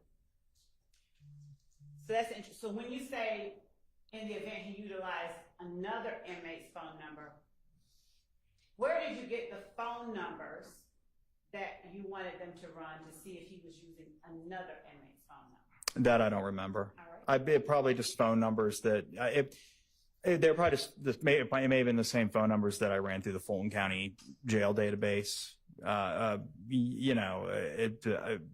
Not knowing who Mr. Wright knew or he didn't know, I'm sure I just thought, just out of curiosity, run all these numbers. Maybe I had a phone number for a family member that I found. Did you follow the same procedure you used in all of your other unindicted homicides? I did. In terms of running those numbers? I did. All right.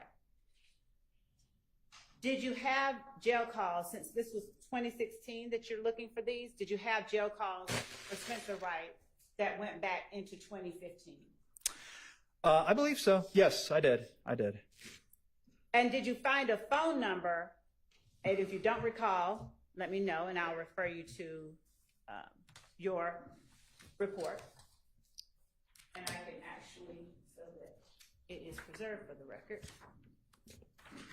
Just look at this.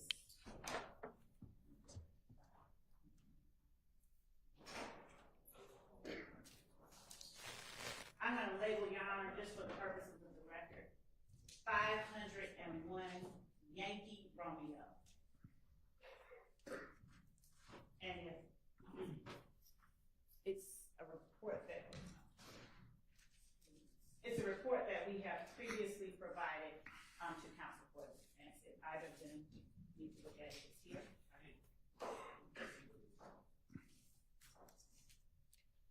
Would this be a good time for our morning break? Yes. Okay, let's take our morning break.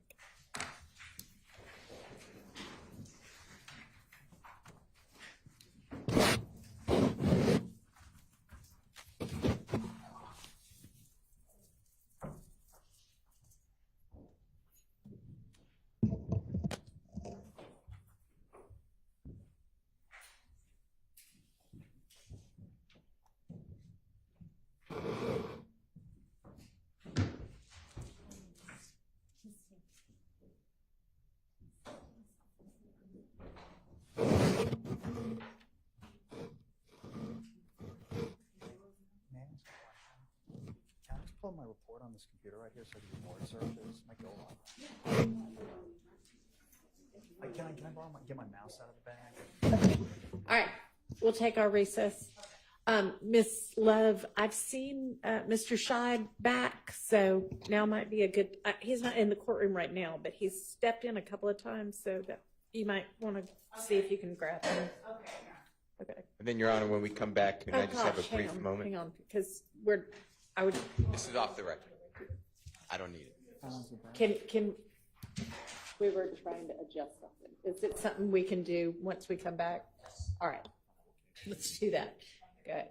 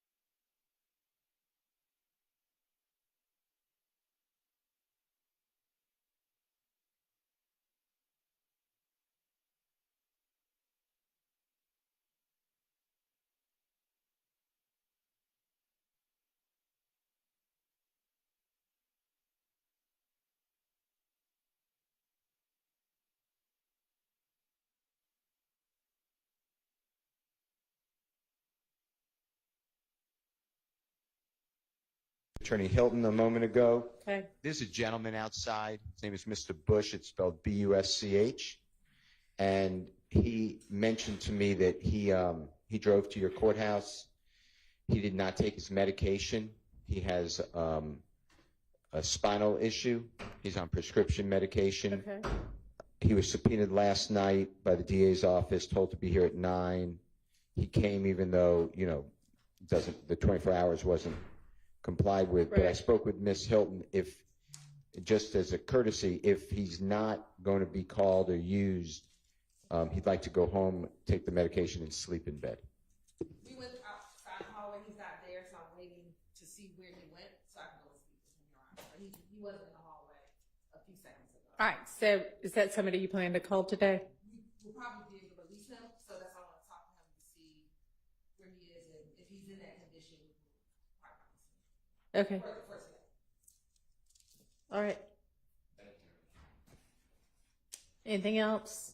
I guess we need Ms. Love back for the witness testimony. Yes. So do you want to, and is Mr. Sprinkle available still? Okay.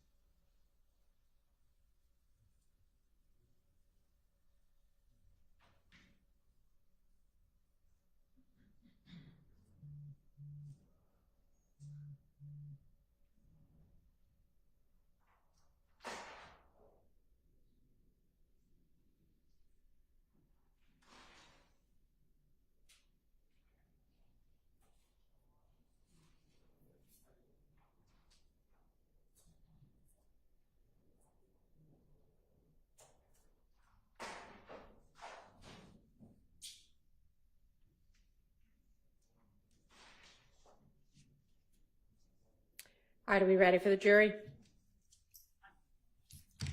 Yes. Okay, thank you. Yes? Yes, Your Honor. Okay. Yeah, Mr. Let's give Mr. Sprinkle and the jury, please.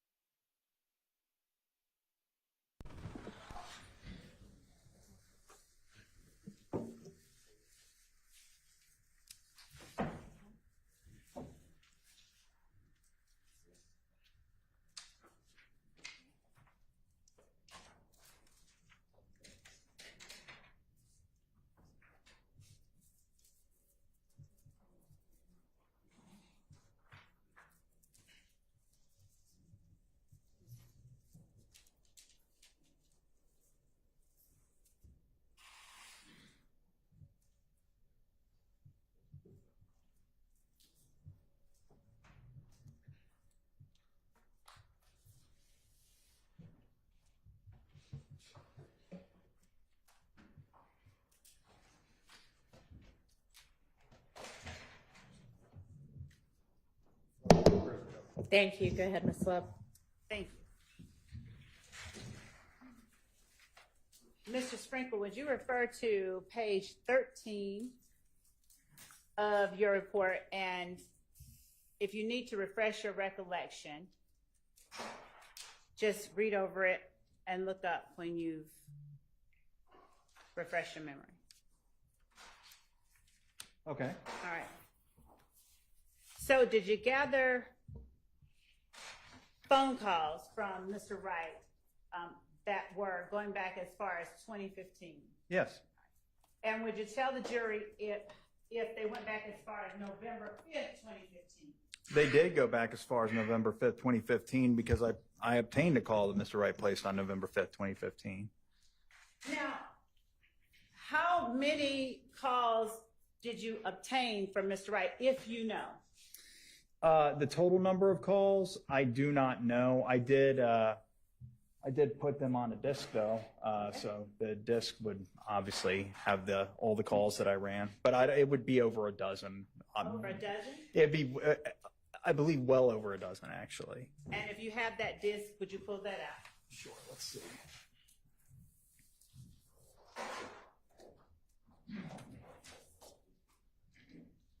Here we go. Right here. All right, and we'll label this disc 501 Yankee. Do you know how many calls you listened to of Spencer Wright? Several. Okay. I'm sure of one that was of particular interest to me though. And was that the first call that you listened to, or did you have to listen to more than one before you got to that call? I don't recall. I likely, unless I got real lucky, had to listen to several calls before I found that one. Now, tell the jury, without detailing the content of the call itself, what date the call was that you found. November 5th, 2015. And what number was the call made to? 404-406-7784.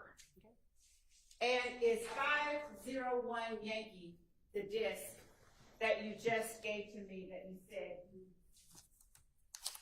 downloaded the calls Yes, this made is by Spencer Wright? yes, this is the disc that contains the calls that I requested from the Atlantic City Jail, the jail calls, the recorded calls placed from either Mr. Wright or numbers that of which I was curious. After you listened to the call, did you say what time that call was made on November 5th, 2015? 1:28 p.m. And was that in, when you say 128, did you list it, is it listed on the recording or the CD as 128 or in military hours 1328? It's likely 13:28 Okay. on the actual timestamp, but probably there's a second value in there as well. Okay. And was the call between, were you able to tell if it was Mr. Wright on the call? I was able to tell, yes. And was Mr. Wright speaking with a man or a woman? He's speaking with a man. All right.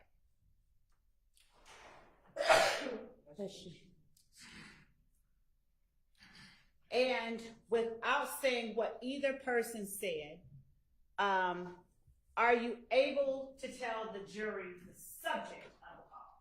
The subject of the call was calls for hearsay. Overruled. the subject of the call was Mr. Wright talking about what he. Well, Don't let's. say what he was talking about. Don't, without saying what anyone said. Let me be more specific. Was the All right, OC.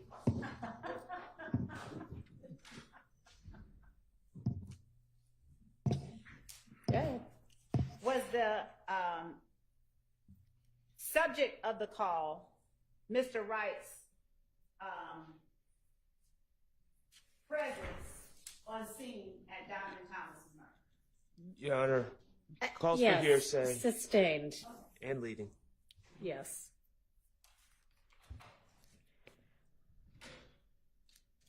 Your Honor, Yes. so I'll ask this question, and if it's an objection, but did they talk about Don Nut in the call? Objection, Your Honor. Sustained. All right. Your Honor, given that I'm not asking him anything for which I'm offering the truth of the matter asserted, and it's a subject. I don't think that it's hearsay. Okay, well, I appreciate that you don't think so. Okay. So I'm gonna take that as you're not gonna reconsider. Correct. All right. So, after you listened to that call on November 5th, 2015, 1:28 p.m., between Mr. Wright and the person he called at 404-406-7784, did you endeavor to locate the person to whom Mr. Wright was speaking in that call? Yes. Well, my first endeavor was to figure out who had that number, and then I asked David White, investigator David White, to locate him and speak to him. All right. So back up a little bit. You said you endeavored to find out who had that number, I did. and was that the number ending in 7784? That's correct. And did you take the steps that you described for the jury earlier that you take in trying to determine what number belongs to what person? I don't know if I went into great detail about that. I mean, there's numerous ways to figure out who a cell phone number belongs to. Tell the jury. I believe here, I found that somebody on Instagram posted that number in comments that were publicly visible as their number. In other words, there was an Instagram user that said, "Contact me at this number," Okay. in a comment section of a post. All right. And then through perusing their Instagram profile, I eventually found enough biographical information. Like, today is my birthday. I don't know if that's specifically what happened here. It suffices to say that I found enough publicly available information about the person who posted that 7784 number as their own to figure out who they were. And who did you have David White locate after you saw that Instagram information? Are you saying the person I identified as posting that number as their own? Yes. The name was Jacquees. First name spelled Jocquuise. Smalls. Last name spelled Smalls. And did you find a date of birth for Jacquees Smalls? September 27th, 1988. Do you remember whether Investigator White was able to locate Mr. Smalls? From what I remember, he spoke to him on the phone. All right. Did you ever personally speak with him? No, I don't think I ever did. Did you listen to the phone call, or did you have David White record the phone call with Mr. Smalls? Investigator White recorded it. And did you listen to it? I did. All right.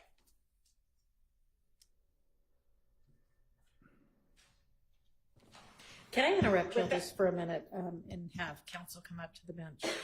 It doesn't have anything to do with what you're doing right now.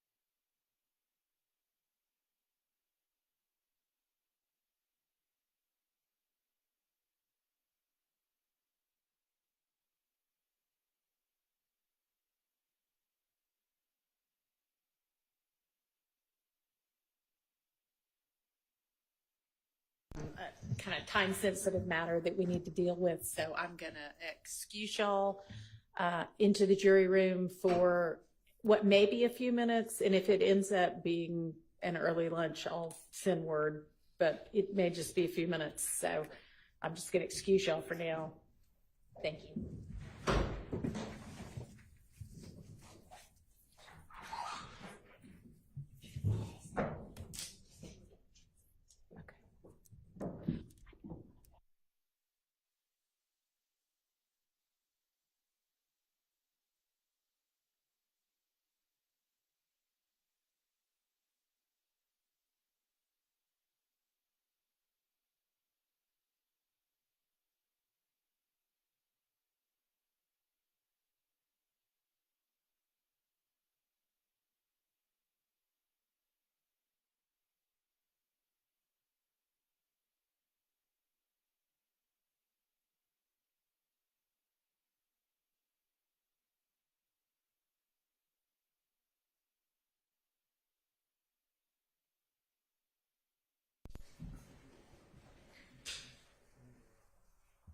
All right, does anybody know where where'd the state go?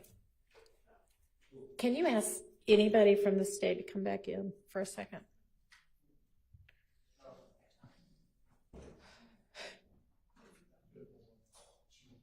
Hey, just any of you. I just, so one thing we need to do is locate Mr. Scheib, and I don't know that we have his direct number, but I'm sure somebody does. He's out in the hallway right now. That's Okay. what we were doing. Great. All right, so y'all need to get something together. Yes. And it sounds like within the hour, Mr. Zachary will be over here. And I Yes, don't and know we would- if you want to, you had mentioned earlier having a doctor talk to the court or something. I don't know if that's something you still want to do or. No, not Okay. considering that he's being released. It was for the purpose of discerning. Whether he could be. Yes. Okay. All right. So I don't know can we leave to Miss Hilton or another member of your team to get all of that in place and continue with this witness right now? Or Yes, she is doing that. And whatever the court instructs regarding that, I know you wanted to hear from Mr. Scheib. I didn't know if you wanted to hear from him before. I don't need to hear from Mr. Scheib. No, I mean in terms of the agreement, the immunity agreement. Again, I don't need to hear from Mr. Scheib unless y'all can't come to an agreement as to whatever the terms are going to be. Okay. If you can, great, just present it and I'll sign it. Okay. So if Ms. Hilton's handling that, then I'm happy to just continue on with this witness with the jury. So she is out there talking to him, Your Honor, because of course that I'll be the person examining Mr. Zachary, and I just like to speak with Ms. Hilton and Mr. Scheib just quickly for a second since they're out there. All right, if it's a second, it's one, that's fine. If it's going to be that I need to send the jury to lunch, I don't think so. I don't Okay. think he'll be. All right, take a couple of minutes and come back and report.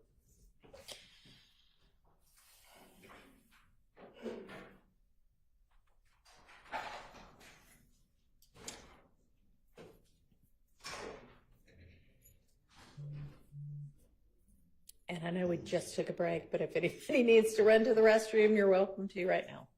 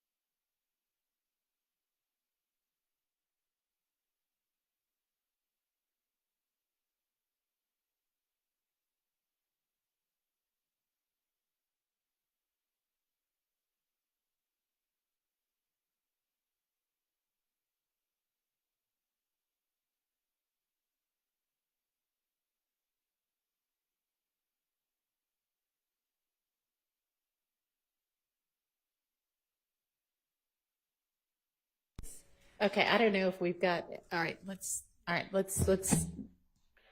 discontinue the bathroom break as soon as we get the next person back.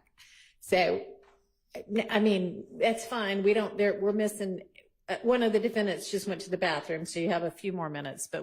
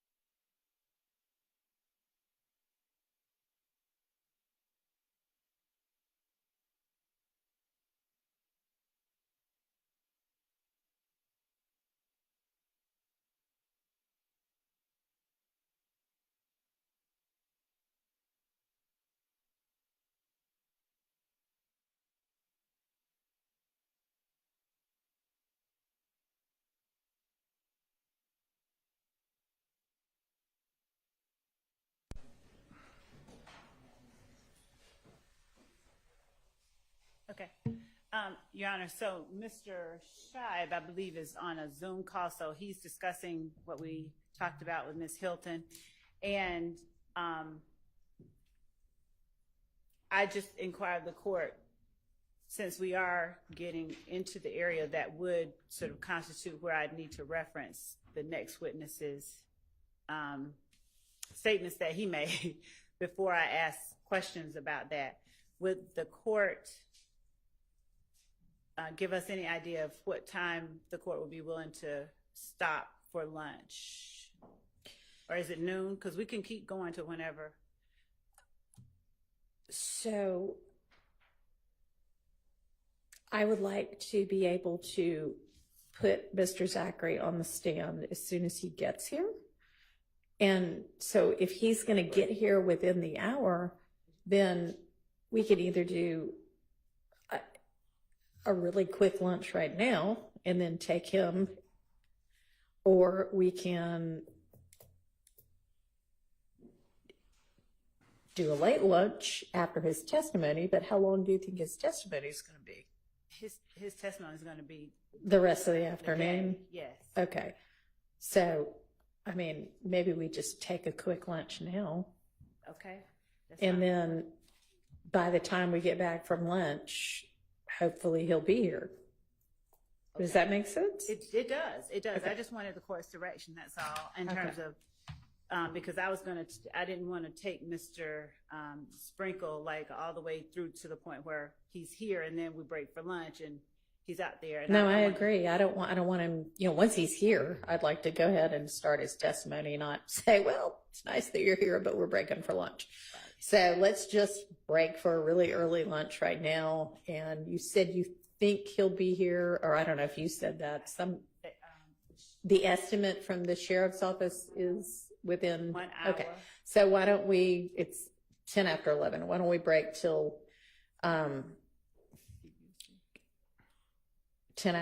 quarter after 12 That's fine for me. And if he's not here by that time, I don't have a problem continuing with Mr. All right. Trinkle until he gets here. Okay, so if one of the deputies can just let the jury, since I told them it might happen anyway, let them know they're on break till 12:15.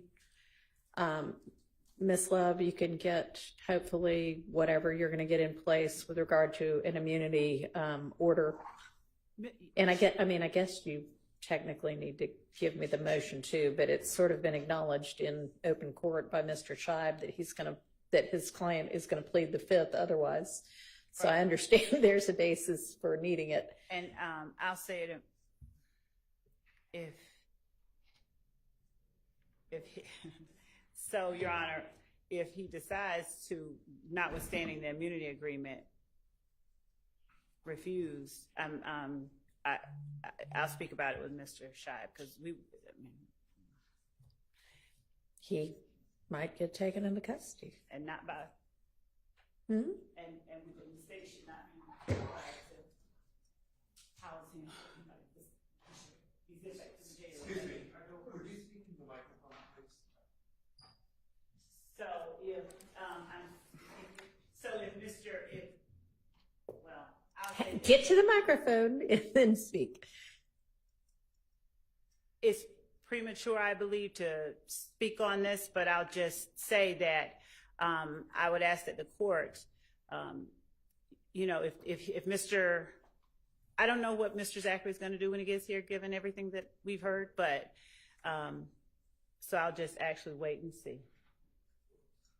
But as it relates to if there is an immunity agreement in place, we are asking, and he does not testify, we would be asking that the court send him into custody and until he purges himself of contempt of court, if the court signs the order. Normally have an immunity It agreement. is, but there's also the concern about keeping him at the jail, and there was that. I don't know. Maybe there are other alternatives. I don't know. Okay, that's it, Joe. Thank you. Okay. All right. We're on lunch break till 12:15.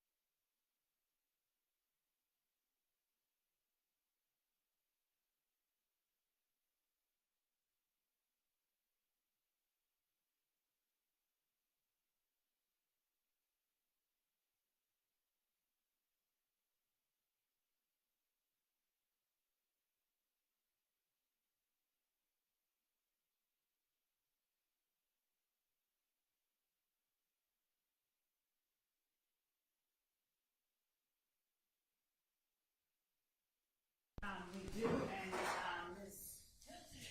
is having technical difficulties. She has been trying to email it and print it for the last 30 minutes, and she is scrambling because she said email is not working and the printer is not working. She just sent Word. Miss Lieutenant. All right. I don't know why it continues to be so cold in here. I keep adjusting it and it just doesn't change. It gets colder, I think, instead of warmer. Can she bring her computer over here? Just, bring it on a thumb drive or anything. It hasn't moved at all. So once I'm not too cold. So. Well, no, but everybody else does.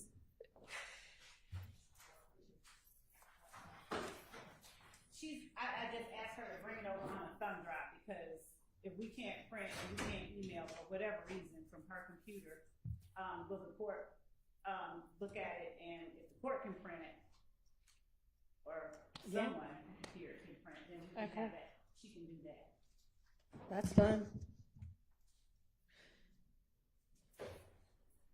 So this is something that Mr. Scheib has seen and approved of? It is, but what we're sending to the court also is the motion and the. Okay.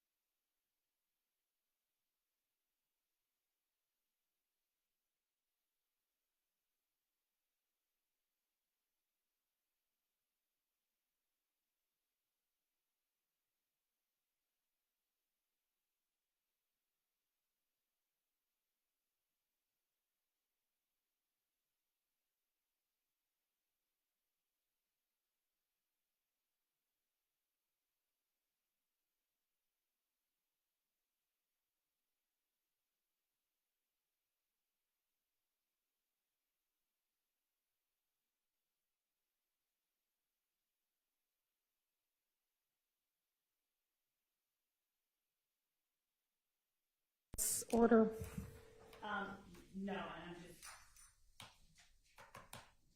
just. They can't print it or email it, apparently.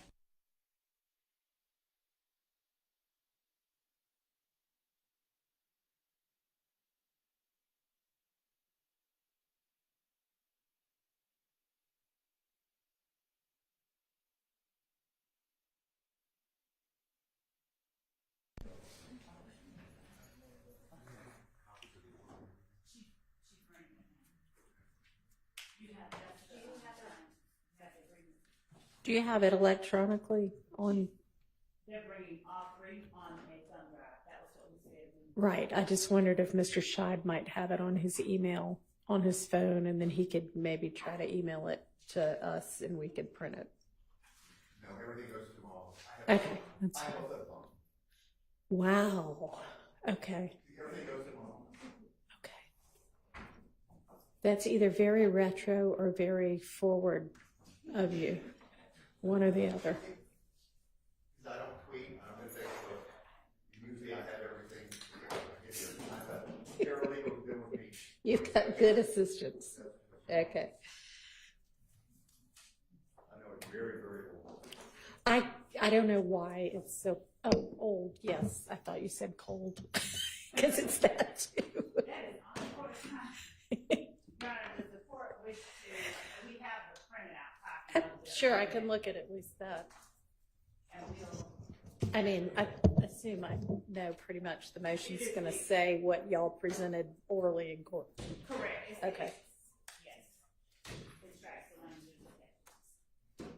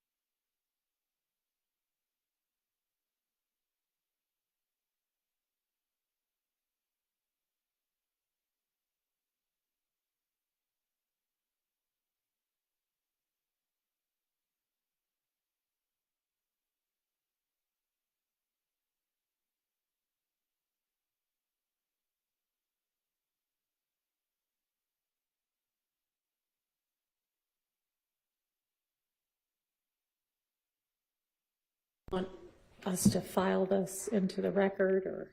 We're going to actually ask that the order in motion and the agreement be put under seal. We don't mind copying to counsel for the but I couldn't hear what she was saying. Mike. we were just asking it be filed under seal. That's all. That's fine. Do you want it filed under seal? I mean, what's the basis for filing it under seal? Let me consult. I've actually never had one of these done. Okay. Your Honor,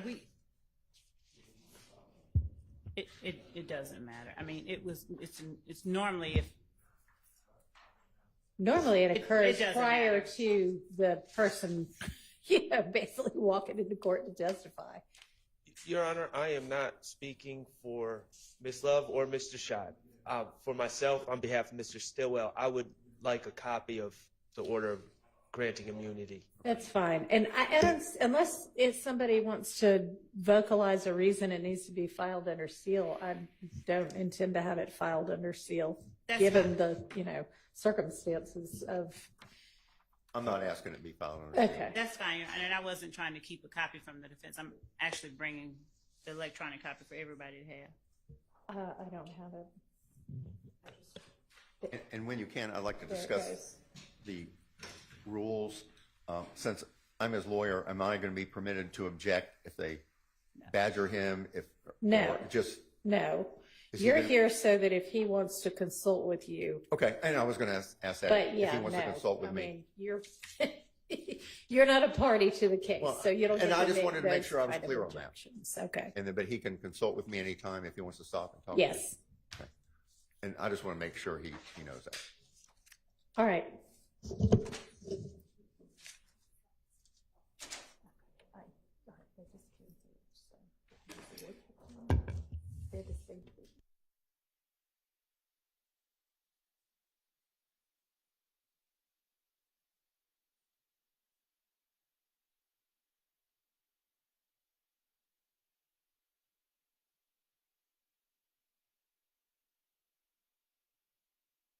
Came through. Oh, okay. Well, you might get a flurry of them. It just basically says the state spoken with Mr. Scheib regarding the immunity agreement attached as a motion for the order and a proposed order. And it says we're asking it be filed under seal, which we've already dealt with, and I'm denying So I will print out the motion and the proposed order.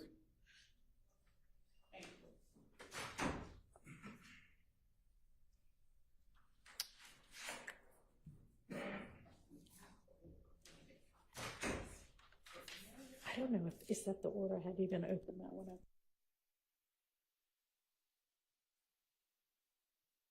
up. Of this signed, okay.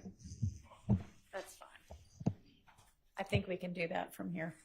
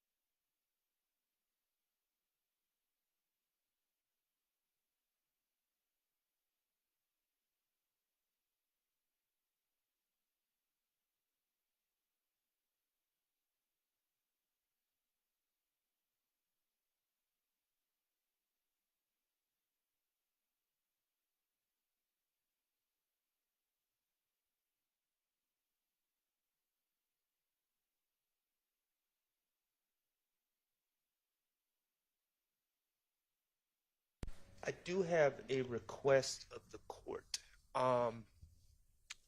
Contrary to insinuations that have been made today, I have no idea what's about to happen.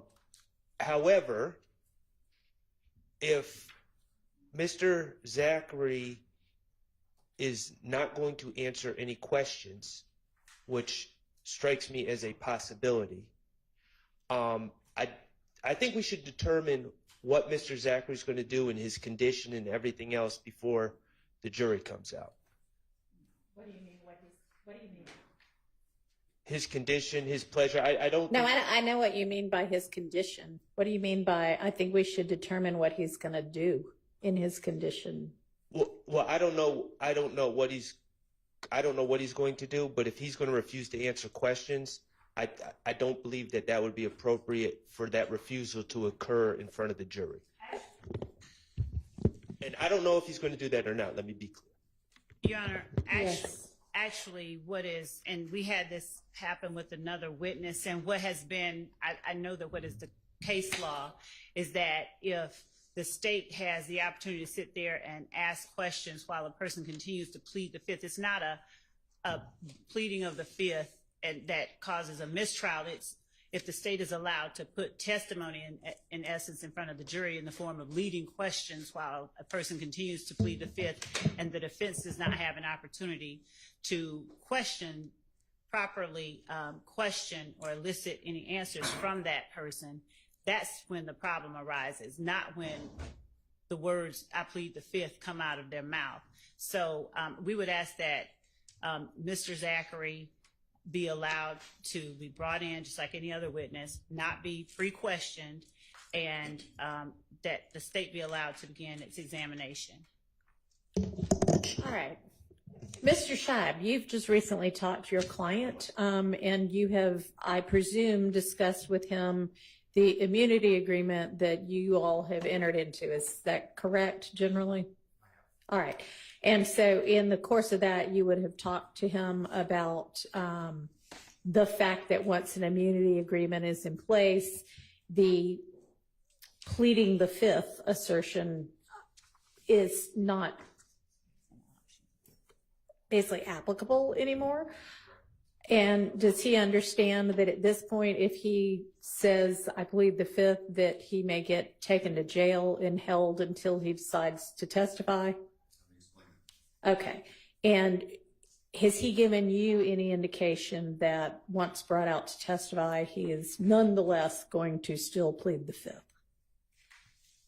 He's not going to plead the fifth, but just saying what he's going to say. Your Honor, I object to Mr. Scheib. All right. I object to Mr. Scheib putting on the record representation about what his client is going to say. I would ask that the court allow the state to question the witness and under oath, and it be brought out then. Go ahead, Mr. Scheib.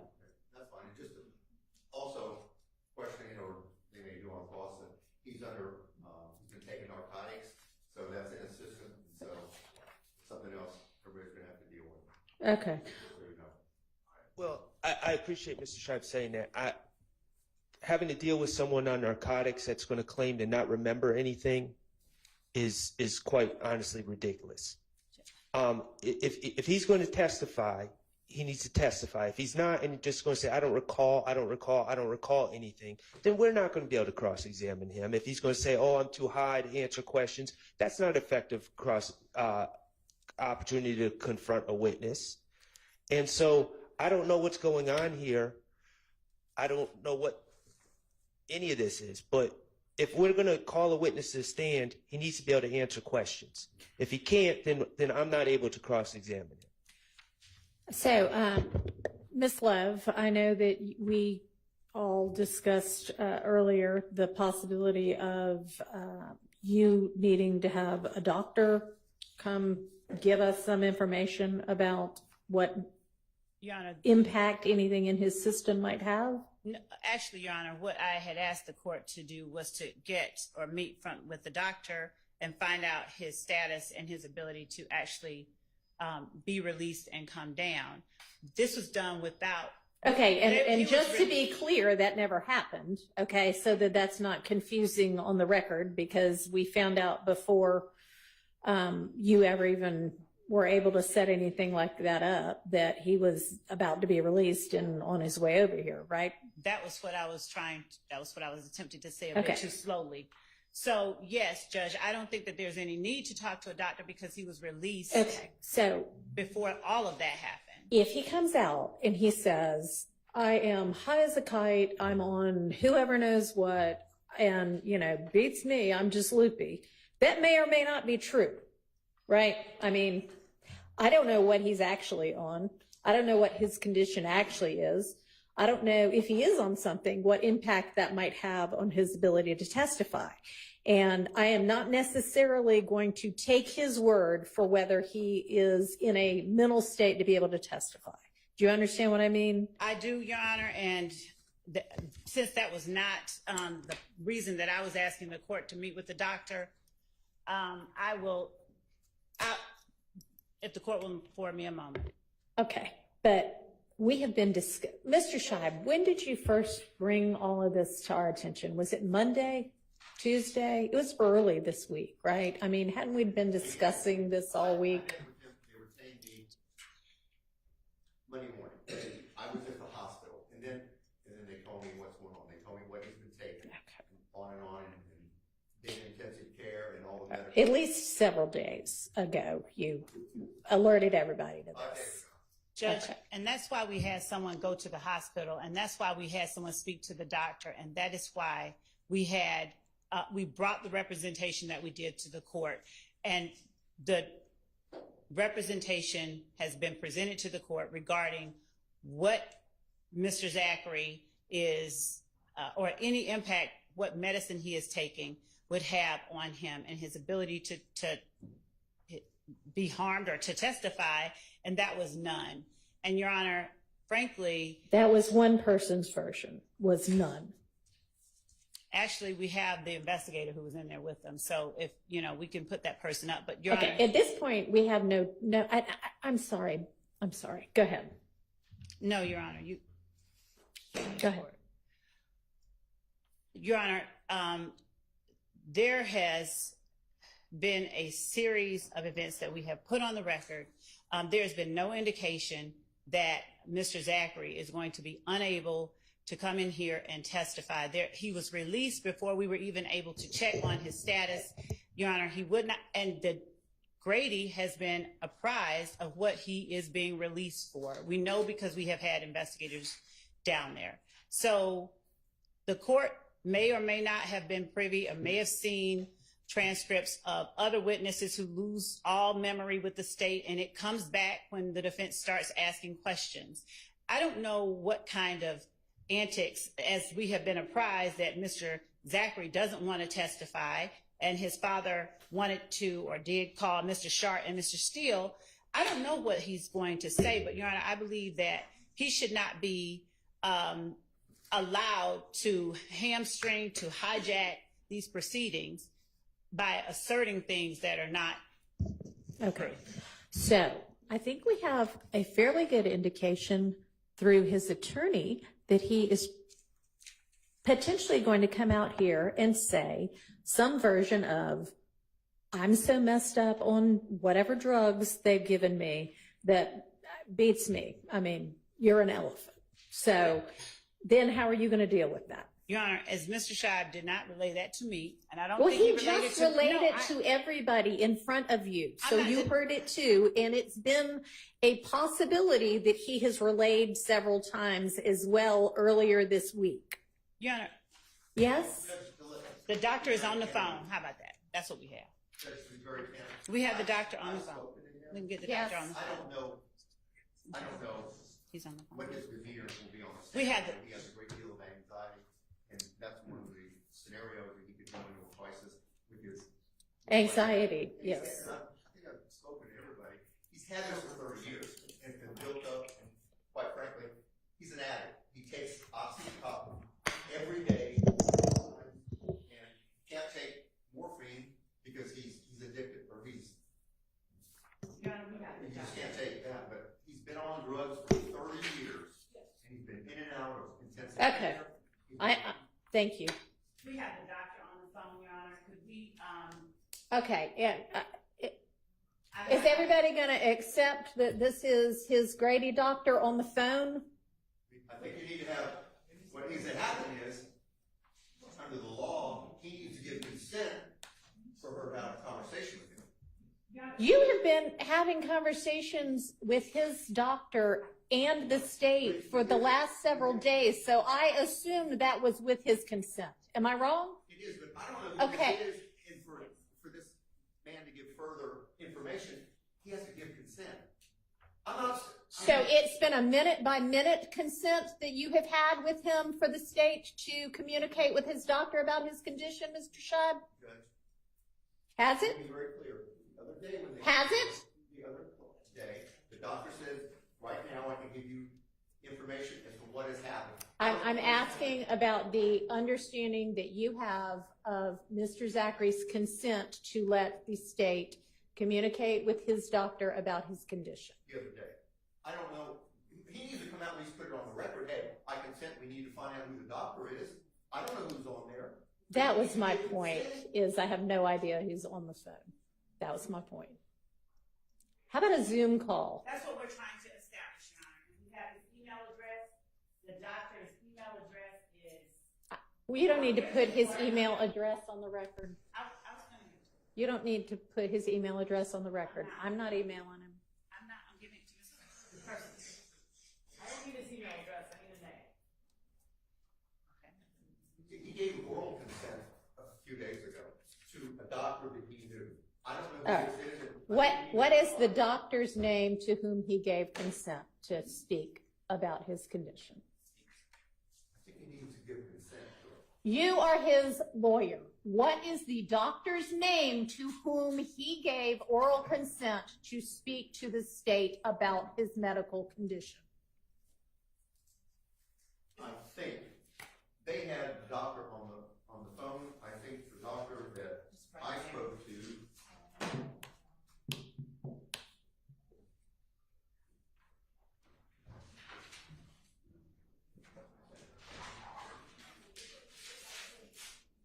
That I personally spoke to, his last name was Marthadii.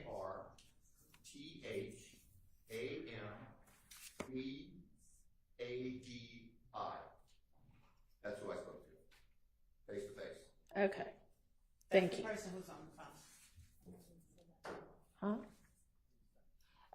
Well, until he is in person on, Waiting for the, virtually in person on Zoom, He's that waiting. everybody can be a part of. And I would ask Your my Honor, could we client not to have brought out, this- so he's privy to this. can we not have this He's televised? entitled to it. I need y'all to not talk at the same time. I cannot pay attention to both of you at the same time. Okay? Hang on, Mr. Schott. What are you asking? That this doctor's conversation and communication not be televised. Let me ask Mr. Scheib, because he's representing Mr. Zachary's interests with regard to this. And I do think that it would be appropriate, if requested, to not have this televised, because we're talking about somebody's personal medical information. Okay. Y'all need to not record this. So is the doctor We're sending- joining us by Zoom? Yes. Okay.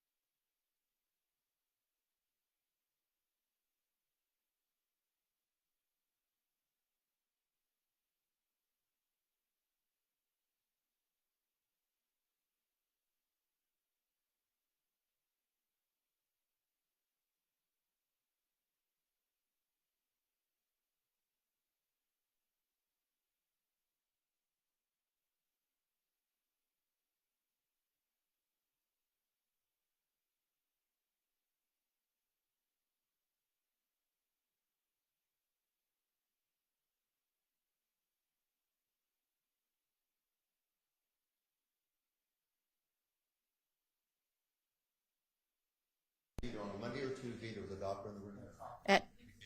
Pick it up. Pick up the mic. I can hear you, but not everybody can. Hear me now? You hear me now? Hello? Yes, now we can. My wife.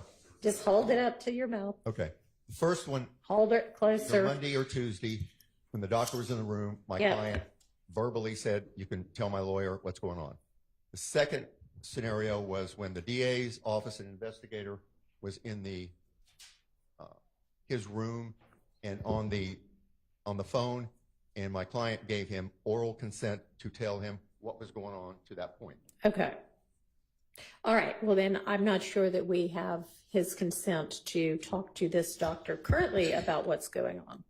Then, Your Honor, if he doesn't give his consent, I think he just needs to All right. So come out and take stand. I mean, I don't know why. let's admit, get Mr. Zachary out at this point. We'll have him take the stand. He'll be able to see Dr. Bethina. I'm going to go ahead and let Dr. Bethina into the Zoom. And Your Honor, no one is recording, right? I know the court said not to, but I just wanted to ensure that.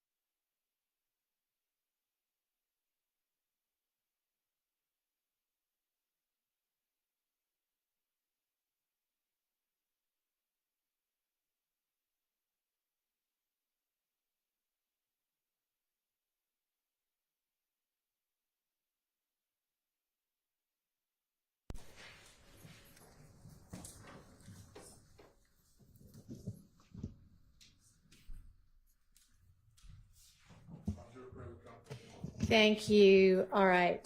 Ladies and gentlemen, we're going to jump to a different witness right now, and we'll circle back to the other witness later. Mr. Zachary, can you please stand and be sworn?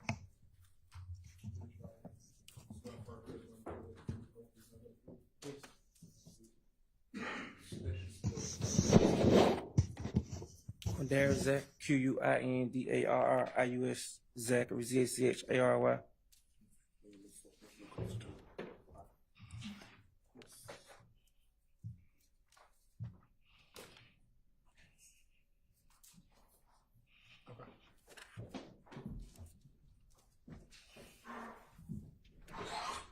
Good afternoon, Mr. Zachary. How are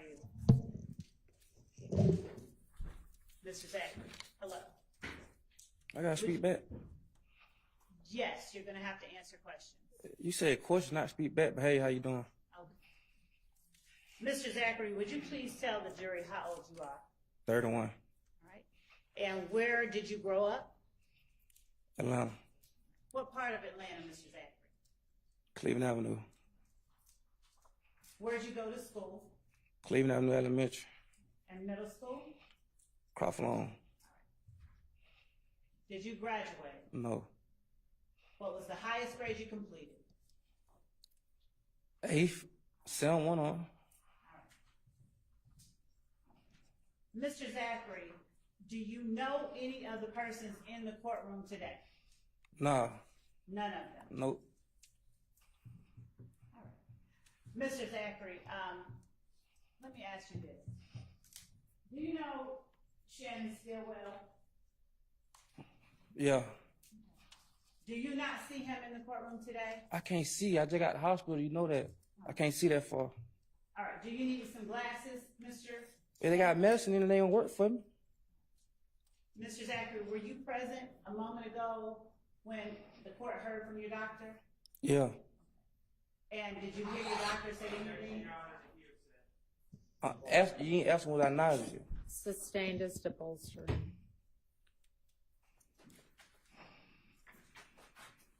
I'm going to show you what has been marked as State's Exhibit 123 Echo. Do you recognize the person that has been depicted in State's Exhibit 123 Echo? Yeah. Who is this person? Shannon.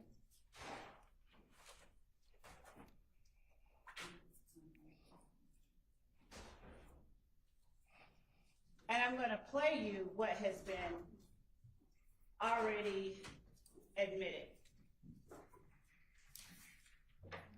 as 123 Echo.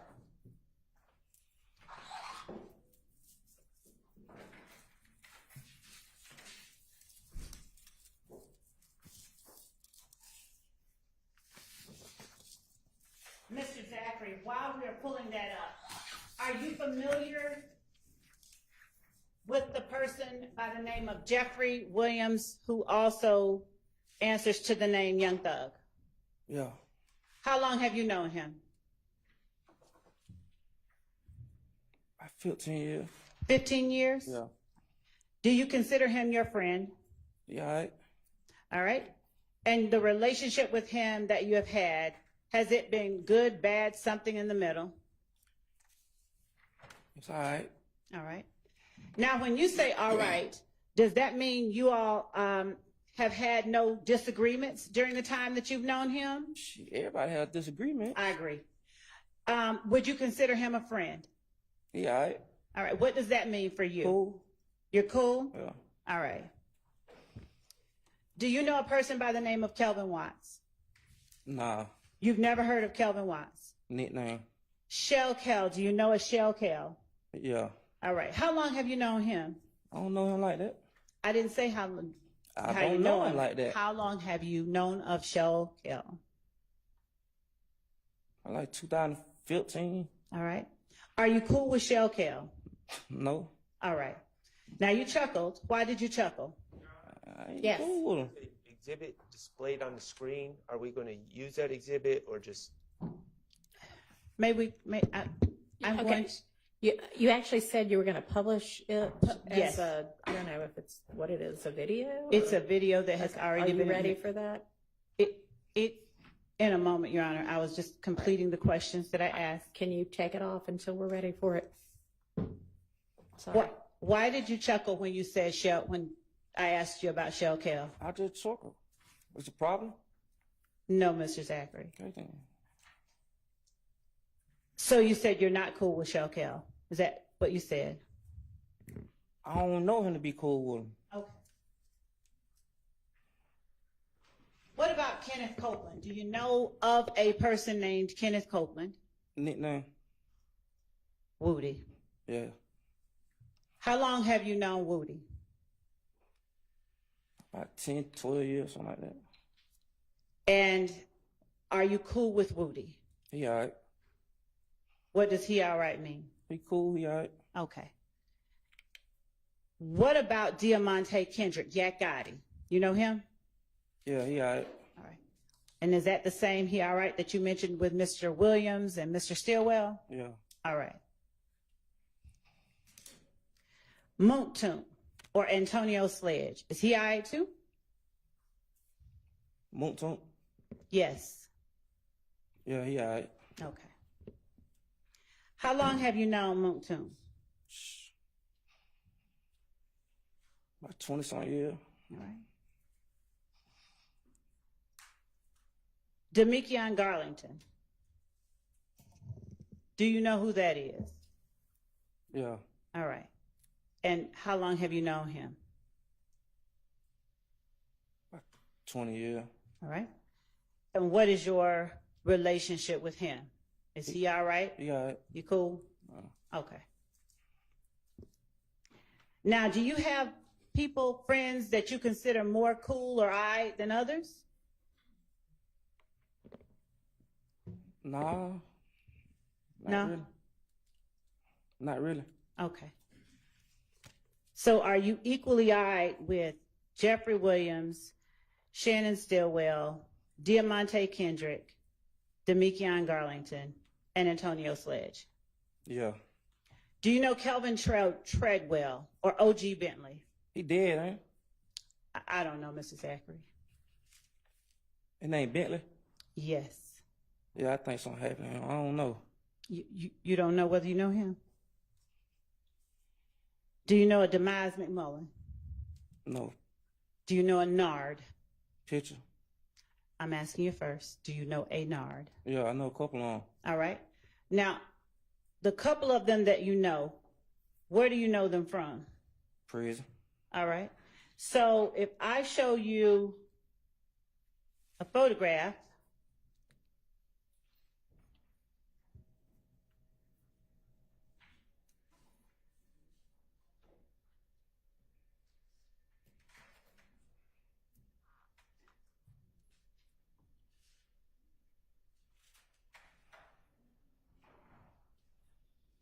that I will mark 503 Yankee, can you tell the jury whether this picture that I'm holding in front of you depicts Nard?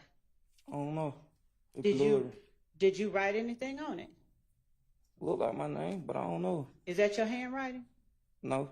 That's not your handwriting? No. Okay. Do you remember seeing this picture before?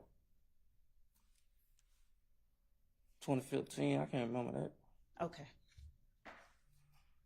But you remember knowing Mr. Stillwell in 2015? You just showed me a clear picture of him. I understand. You remember knowing him in 2015. You showed me a clear picture of him. Can you answer the question? You showed me a clear picture of him. So you remember part of 2015? No, you showed me a clear picture of him. Mr. Zachary, please answer the question.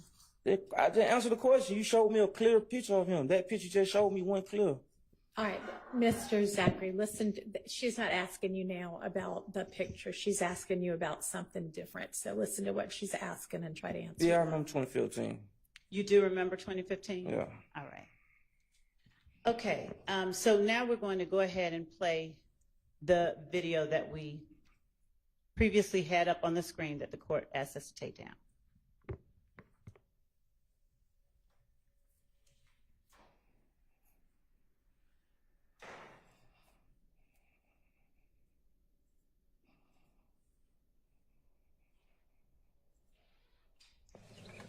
That same shit that got Big and Tupac killed, little fuck, nigga. Pussy ass nigga, get your bitch ass killed. For life. Yeah, hey, gang, you bring your pussy ass down here, you gonna see me. I'm at your fucking neck. Fuck anybody. Mr. Zachary, did you see yourself in that video? Yes, And where were you seated in that video? in the back. All right. And were you behind Mr. Stillwell? Yeah. All right. Did you hear what you said? What I said? Did you hear what you said? No. All right. Can we play that again?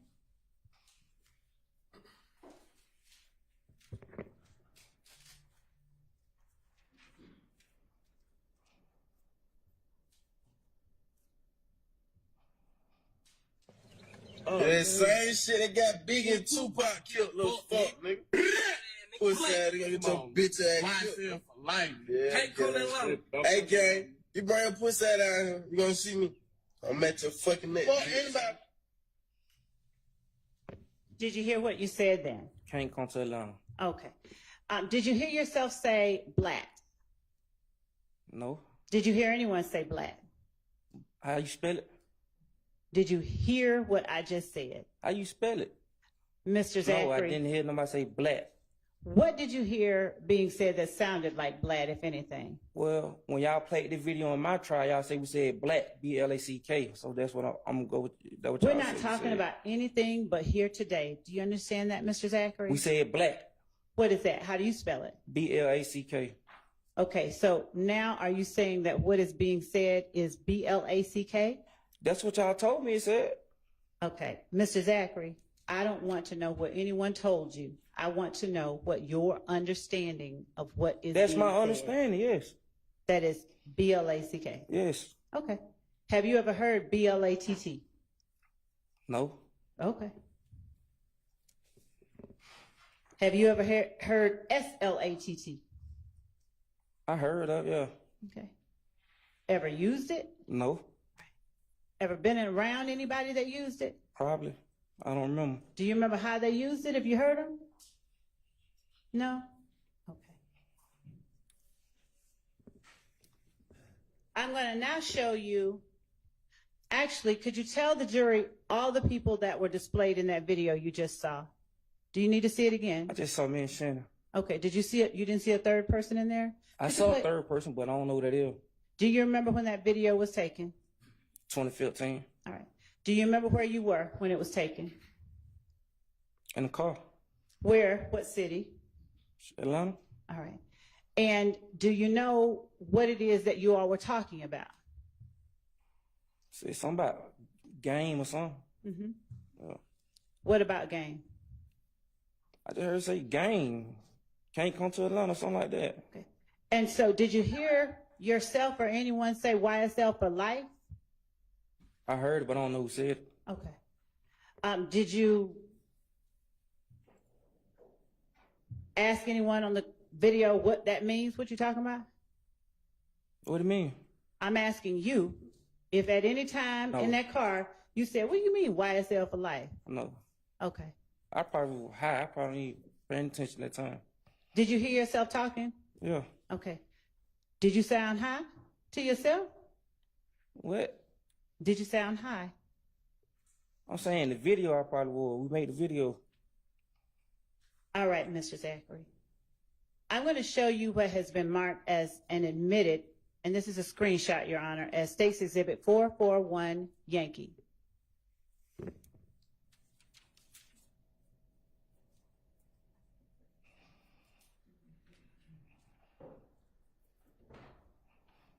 Do you recognize the people who are displayed in 441 Yankee, the screenshot? Yes. Who is that displayed in 441 Yankee? Me and Moonton. All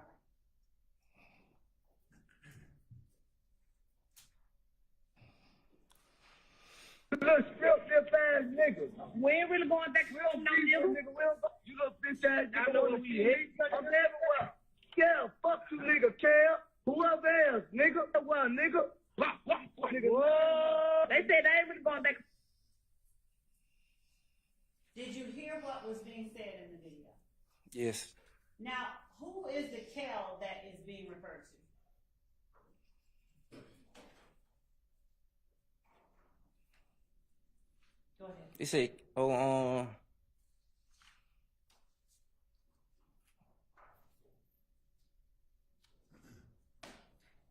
I don't remember.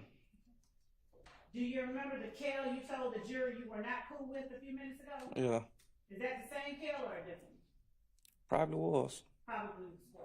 Probably was him. I don't remember. Do you remember making that video? Yes. When did you make it? Like 2014, 2015, something like that. Would it have been the latter part of 2014? Yes. And when you were holding the guns up to the camera, what were you meaning to show? Shoot, gun. I showed a gun. Why were you showing? I don't know. Shoot, probably high. Okay. Why were you saying the things you were saying to Kel? I said something to him.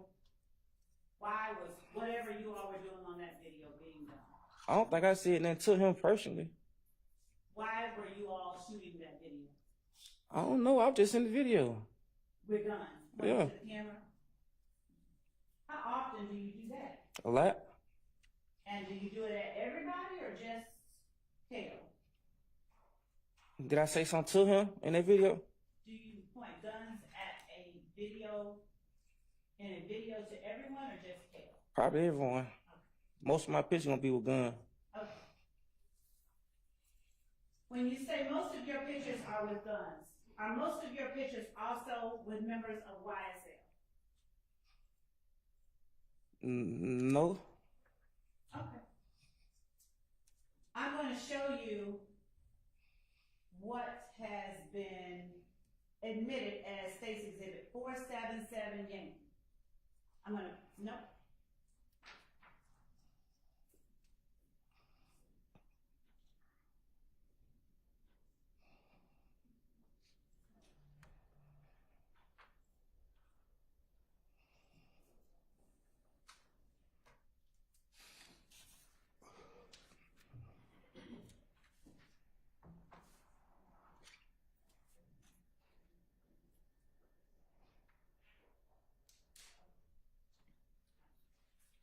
I'm going to show you what has been marked, my apologies, as 477 Yankee.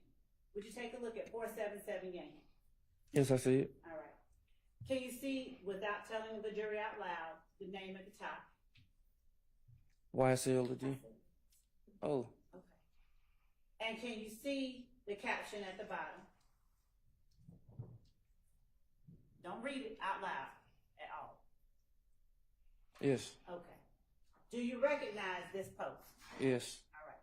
And how do you recognize this post? Where was it made? A little like club.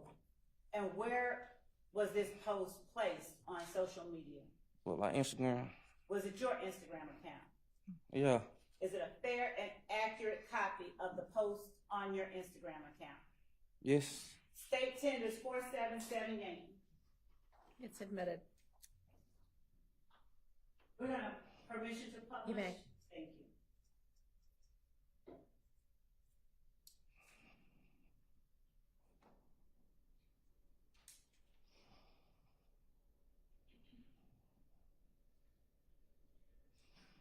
And if Ms. Knight, you would blow up the bottom portion. Mr. Zachary, would you tell us what time and date is shown on that photograph, 477 Yankee? I can see it. If I put it before you here, can you see it right there? 7:02 p.m. February 26, 2015. All right. And can you see, if I hold it here, what caption is under that post? Yes, want me to say that out loud? Now you can say that. Remember all you niggas sleeping on us. What else does it say? YSL Thug on one. All right. And if you would, Ms. Knight, bring the photograph down. Would you please tell the jury who is shown in this photograph from left to right as Ms. Knight puts the icon over each face? Who is that? Mr. Williams. All right. And what else do you call him? Thug. And who is that in the middle? Monton. All right. And who is that on the end? Me. All right. Now, is there an emoji after Thugger 1? I can't see. You gotta show You me. want to bring it up again? Can you see it on here? Ms. Knight, can you blow up the emoji? Like a bird. It looks like a bird. Blow it up, Ms. Knight, all the way. That's as far as it'll go. Does it look like a snake at all?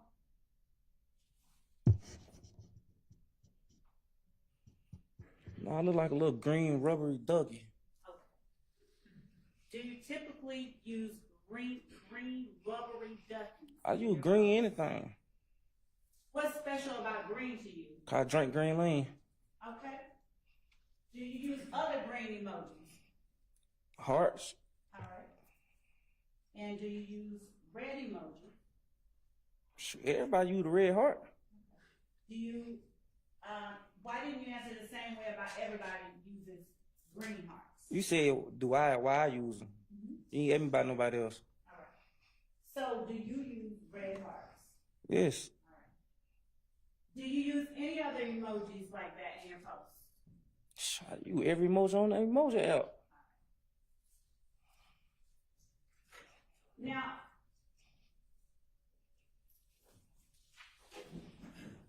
the name YSL, how long have you had that as your Instagram handle? YSL Lil D.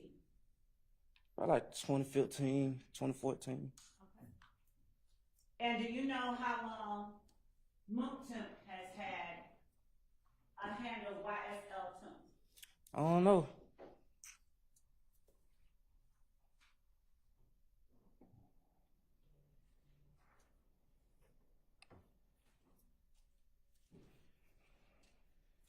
When you first started using YSL Lil D, what did you mean for it to represent?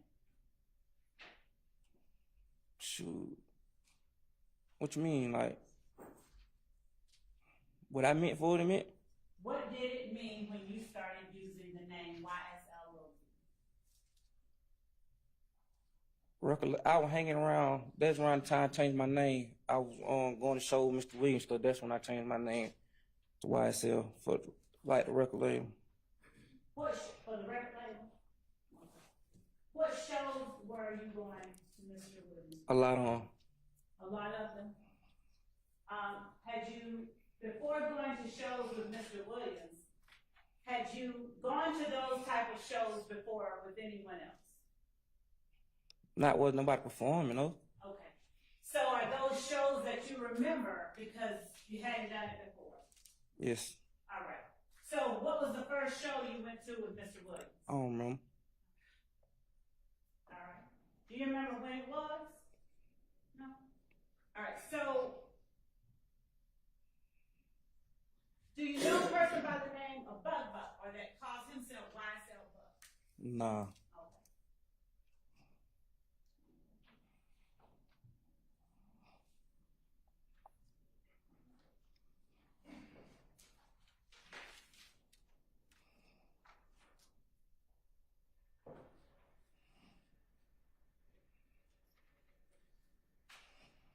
I'm going to ask you, have you ever made a post, I just bought some new guns and got rid of some friends, you don't want to live my life, under the name YSL Lil D? I don't know. That's a fool. I don't know. I don't remember. You said that's a what one? A fool one? What does that mean? I don't remember. What is a, did you say fool? Yeah. Caption. Like, I probably would have said something like that. Okay. What would it have meant if you had said something like that? Exactly what he said. Explain further. Exactly what he said. All right. And when you say exactly what it said, what does getting some new guns and getting rid of some friends have to do with one another? Shoot, I don't know. I probably heard it in the song. What song? I said I probably heard it in the song. Okay. Now, do you remember when you got your first gun? Probably like 14.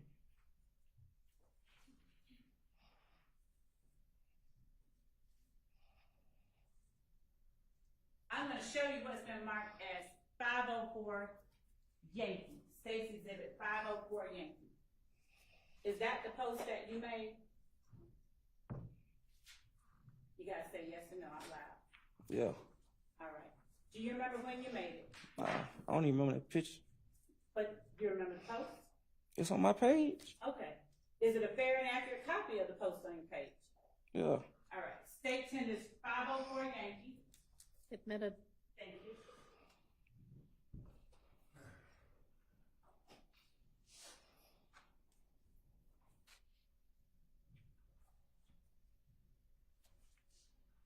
Mr. Zachary, have you ever heard of of a group called 30D? Yeah. All right. Now, what is 30D? A group from Canterville. What kind of group? I don't down know. Do you know who all was a part of that group? No. Was the Mickey and Garlington a part of that group? She probably was. I'm going to show you what has been marked as 476 Yankee. Do you recognize the photograph shown in 476 Yankee? Yeah.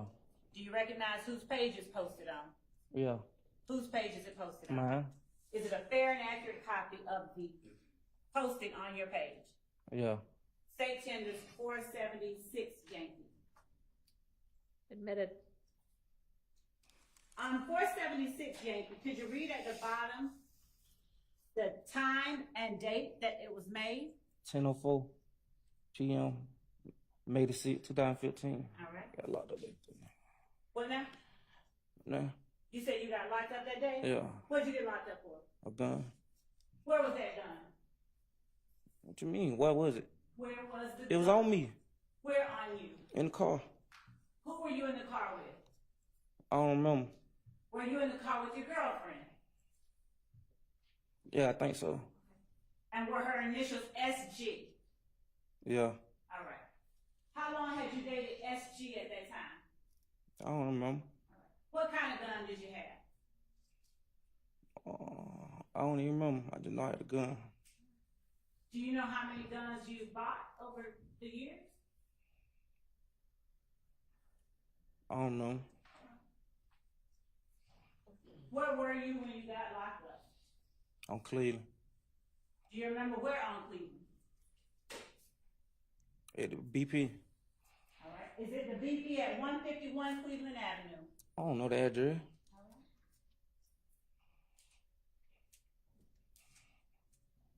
Do you remember at some point asking or meeting Detective Gaither after you got arrested at that BP? No.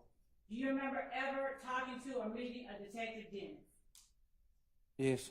Do you know who Detective Gaither is? Yes. How do you know who Detective Gaither is? Have you met her before? The Mickey and Garlington auntie was fucking her. I mean, excuse me, Judge. But they had a relationship. So, were you ever present during any of what you just described? And Your Honor, actually, I asked that that be struck from the record. You say how I know? Have you ever witnessed any of that? Yeah, he told You me. were in the room? He told me. Okay, Your Honor, I'd ask that this hearsay be stricken from the record. It's stricken. Thank you. Do you have some kind of, are you saying you haven't had any interaction with Detective Gates? You say how did I first hear about her? You said you didn't know her. You say how did I first hear about her? Did you know her? Not before then, no. Okay. Have you ever sat in an interview room with her? Yes. All right. And have you sat in an interview room with Detective Dennis? Yes. Have you sat in an interview room with Detective Dennis and Detective Gates? Yes. All right. Do you know how many times you sat in a room with Detective Dennis and Detective Gates? Not that many. Was it after you got arrested with that gun on Cleveland Avenue? No, it was not. Was it before? No, it was way after. Oh, okay, so it was way after. Okay. Was it in 2015? Yes. Was it in August of 2015? Yes. Did you ask to speak with Detective Gaither and or Detective Dennis? No. What the hell? I'm gonna call 911 so you can speak to the police? Were you incarcerated in August of 2015? Yes. Were you in jail when you asked or when you spoke with them? I ain't asked to speak with nobody. Were you in jail when you spoke with them? Yes. Did you speak with them in an interview room? Yes. Was it, to your knowledge, in a room where you were being recorded? Probably so, yes. Okay. And did you talk with them? Yes. I'm going to show you what has been marked as State's Exhibit 471 Yankee, but not admitted. Do you recognize what has been shown and marked as 471 Yankee? Yes. How do you recognize it? It's on my page. All right, is it a fair and accurate copy of what's on your page? Yes. State tenders 471 Yankee, is that it? Admitted. May I publish? You may. All right.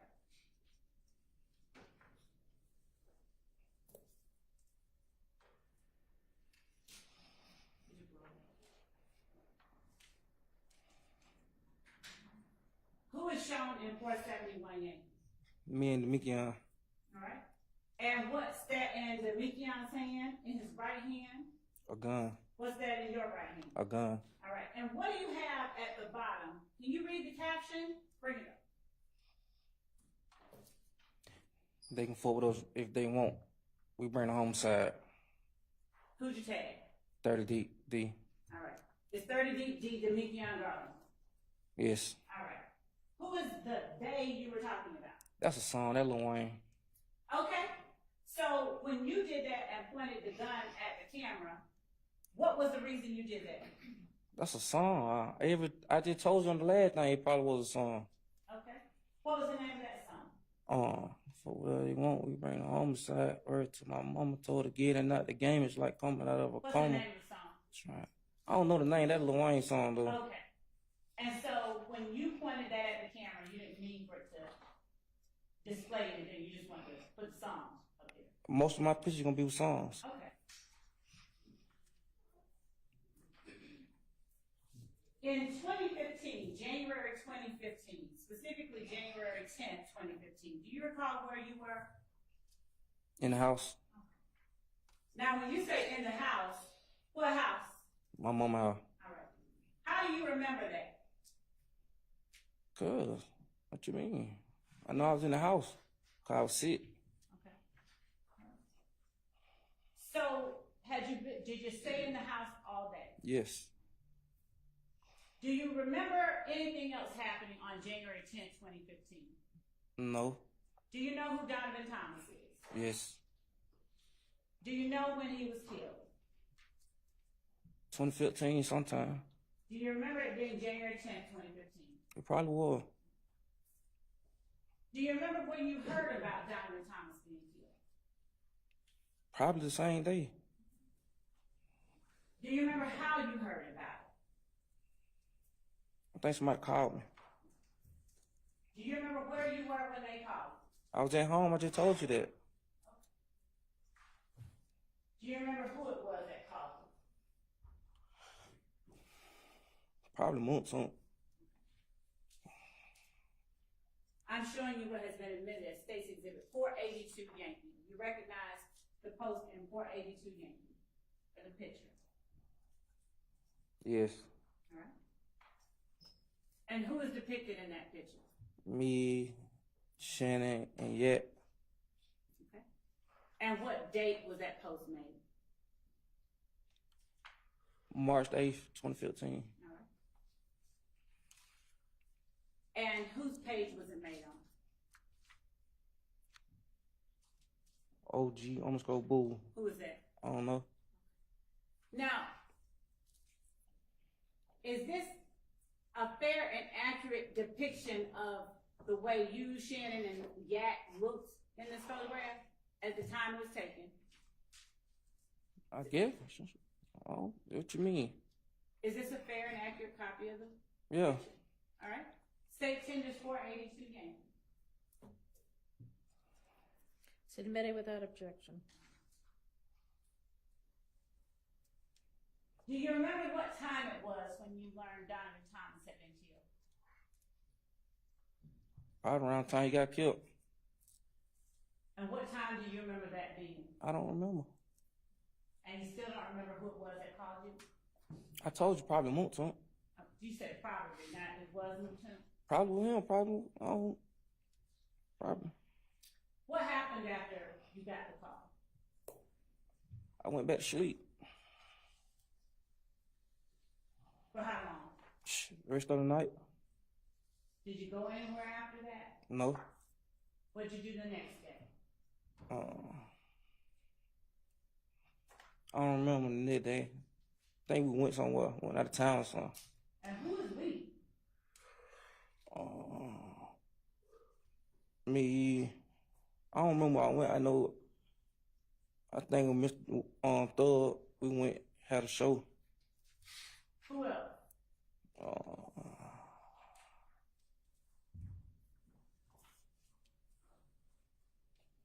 Shoot, it was a couple of us. Okay. Did Shannon go? Yeah, I think he went. Did Yak go? 9 times 10, he went, yeah. Did Woody go? I don't remember where Woody went. Probably so. I think he came probably a few days later or something. Did Moonton go? No. What show was it? I don't know, some show in Florida. Now, at the time, were you performing in that show? No. Did you have any, were you employed by anyone who performed in the show? No, but I used to help out, Help out who? like with the clothes and stuff. Help out who? The record label, Mr. Williams, Okay. And how did you help out with the clothes and stuff? selling the clothes. And what kind of clothes would you sell? Stoner t-shirt, stuff like that. Did you ever sell free Roscoe gear? You know, I was locked up and Roscoe got locked up. I don't sell the t-shirt. Okay. But do you know about free Roscoe gear? No.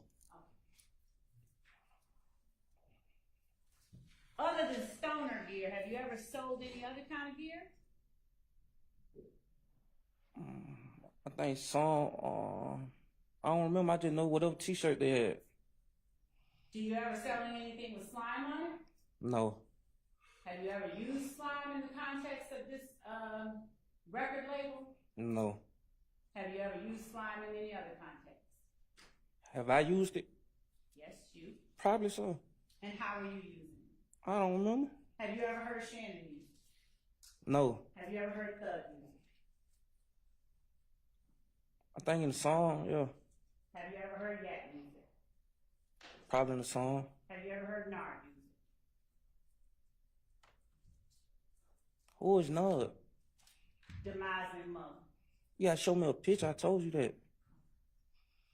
Do you know a person by the name of Justin Cobb who also answers to the name Doo-Wop? You gotta show me a picture. Is that a no or a yes? You gotta show me a picture, I told you that. Okay, so right now you don't know until you Right now, I don't know until I see a picture. Okay.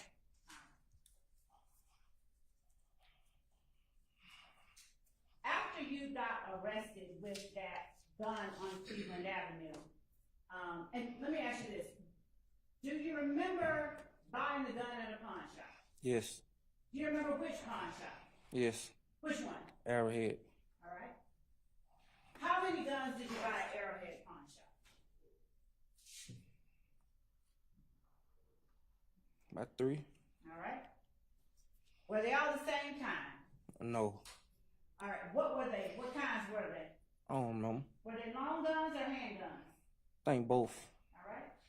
How many long guns did you buy? 2. All right. Now, the gun in the video with you and Moulton talking about Kale. Did you see that? Yes. All right. Was that one of the guns you bought? No.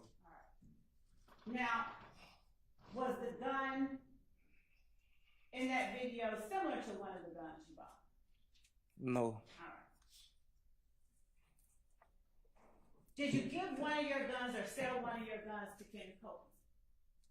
Let him borrow a gun, yes. Okay. When did you let him borrow your gun?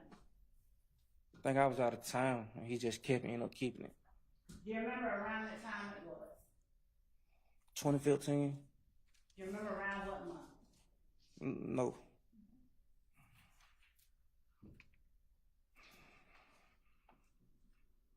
When you spoke with Detectives Gaither and Dennis, was it always at the same place? What you mean always at the same place? Was it always at the same place, at the Atlanta Police I Headquarters? only spoke with them probably 1 or 2 times. I ain't no always at no same place. Well, No, those 1 or 2 times, was it at the same place? I think so. Did you ever speak with them, either Detective Gaither or Detective Dennis, individually outside of that place? No. All right. And did you ever individually reach out to either one of them outside of that place? No. Okay.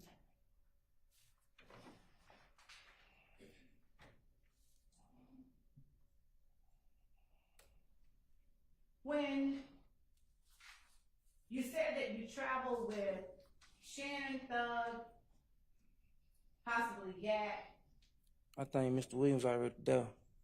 And he's in Florida, he was already there. he was already there? Yeah. Okay. Well, when did you go in relation to January 10th? I don't know, it was the next morning.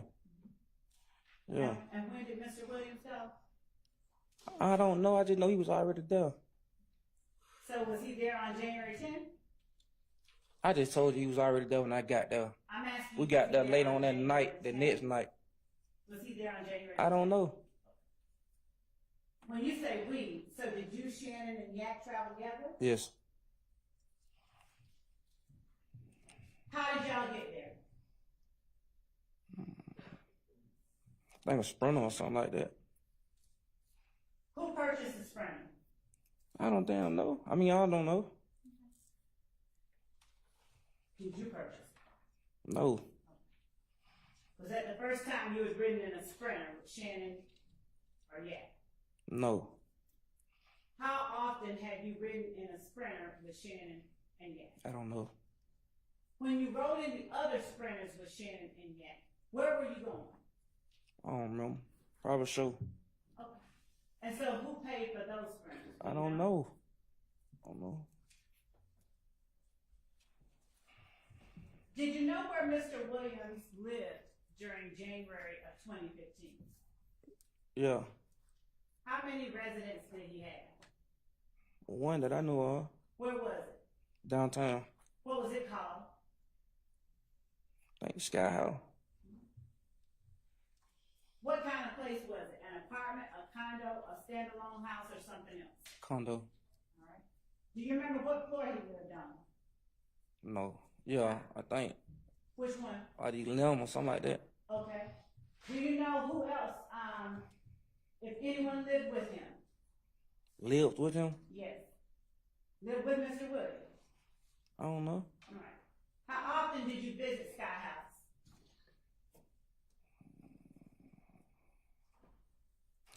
A lot. When did you first start visiting Sky House? Probably when he first got it. I don't Which know. was when? I don't know. Was it in 2014? Yes. Was it early part of 2014 or the latter? I don't remember. When you say you went a lot, would that mean more or less than 5 times a week? Probably more. Would it mean more or less than 10 times a week? Nah, I went no 10 times a week. So between 5 and 10 times a week you visit? Yeah. Now, when you went, how did you get there? Did you drive? Did you walk? How'd you get there?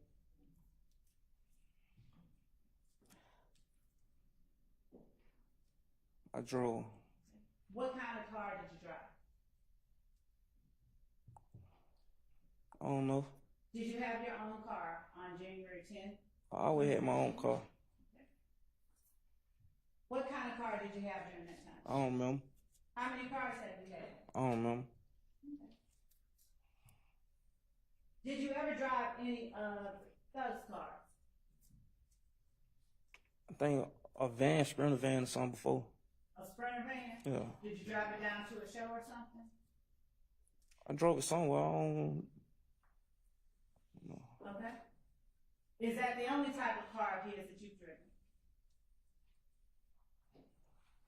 Yes. Do you know about any cars that Thug has rented?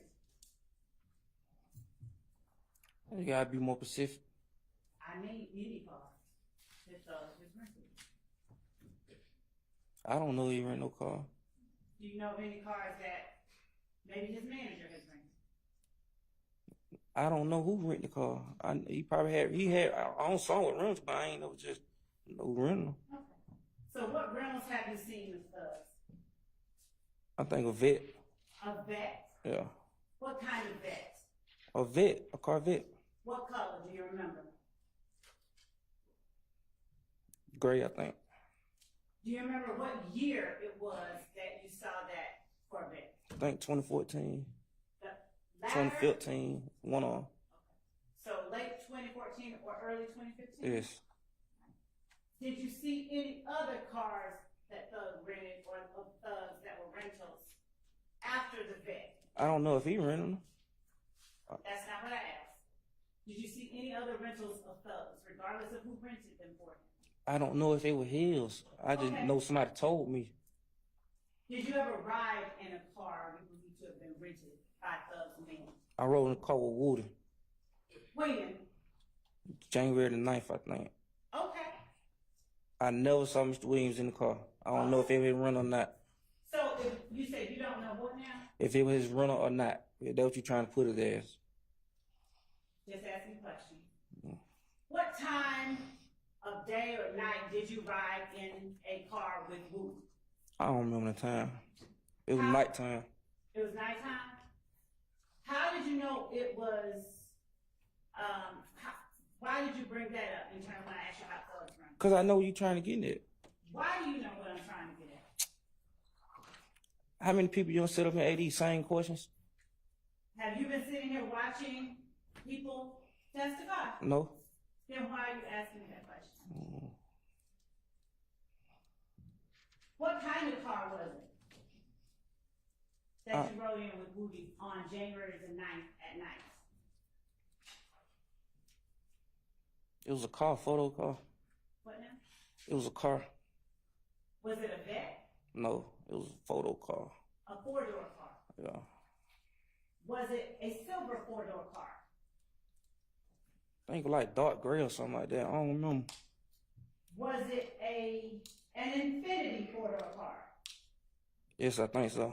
Was it an Infinity Q50? Yes, All right. I think so. Now, where did you ride with Woody in this car? We went to put up on some females. Where? Would you? You was just, it I said, well, Atlanta? yeah, Atlanta. What part of Atlanta? Shoot. The west side. The west side? Yeah. And when you say the west side, can you tell the jury, please, what streets or areas you mean?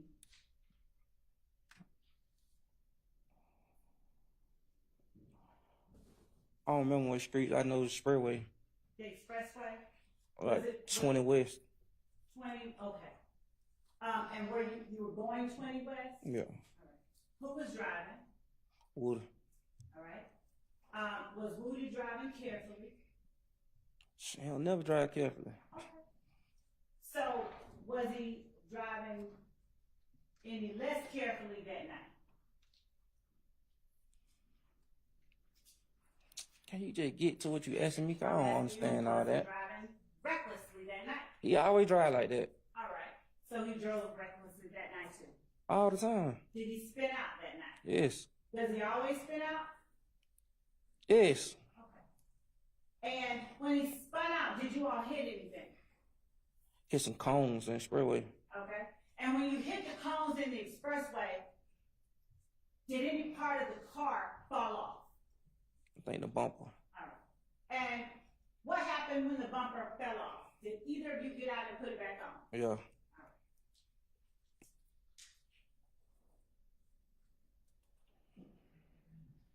Now, To your knowledge, did Thug allow anybody else to drive that Infiniti? I just told you I never saw Thug in the car. Or you know, Woody just told me that was Thug car. I never saw the car around him. When you said that you spoke with Investigator Gaither and Investigator Dennis in August of 2015, did you tell them, or rather, did Investigator Gaither ask you who Thug allowed to drive the Infiniti while it was in his possession? And I told them That's only. yes or no before you get to what you told me. You say, repeat Did it. Investigator Gaither ask you who Thug allowed to drive the Infiniti while it was in his possession? Yes. Right. And did you give them an answer? I told them, the only person I ever saw in the car was Woody. Did you ever tell them Nard, Yat, Shannon, and Juror? Oh, I lied. I'm asking you if you ever told them If that. I did, I lied. Do you remember telling them that? If I did, I lied. I'm asking you a different question. Yes, I lied. So you remember? Overruled. You remember telling them that? Yes, I lied. Okay. Now, did you also tell them that Nard, Yat, Shannon, and Duop were supposed to meet Yat's girl, Bucci? Yes, I lied. All right. Now, did you tell them about spinning out on the highway? Who? Did you tell Detective Gaither and Dennis about spinning out in the Infiniti I think with Woody on the night Yes. of January the 9th, Yes. 2015? Yes. Did you lie about that? No. What made you lie about one thing in your words now and lie not about another thing? Because my friend came to me with a play. A play? Yeah. Who was your friend? Garlington. Garland. Now, how long did you tell me you had known Garlington? Over about 20 years. And what month and year did he come to you with a play? When he got out of jail, When was that? it was summer 2015. Do you remember what month? Nah.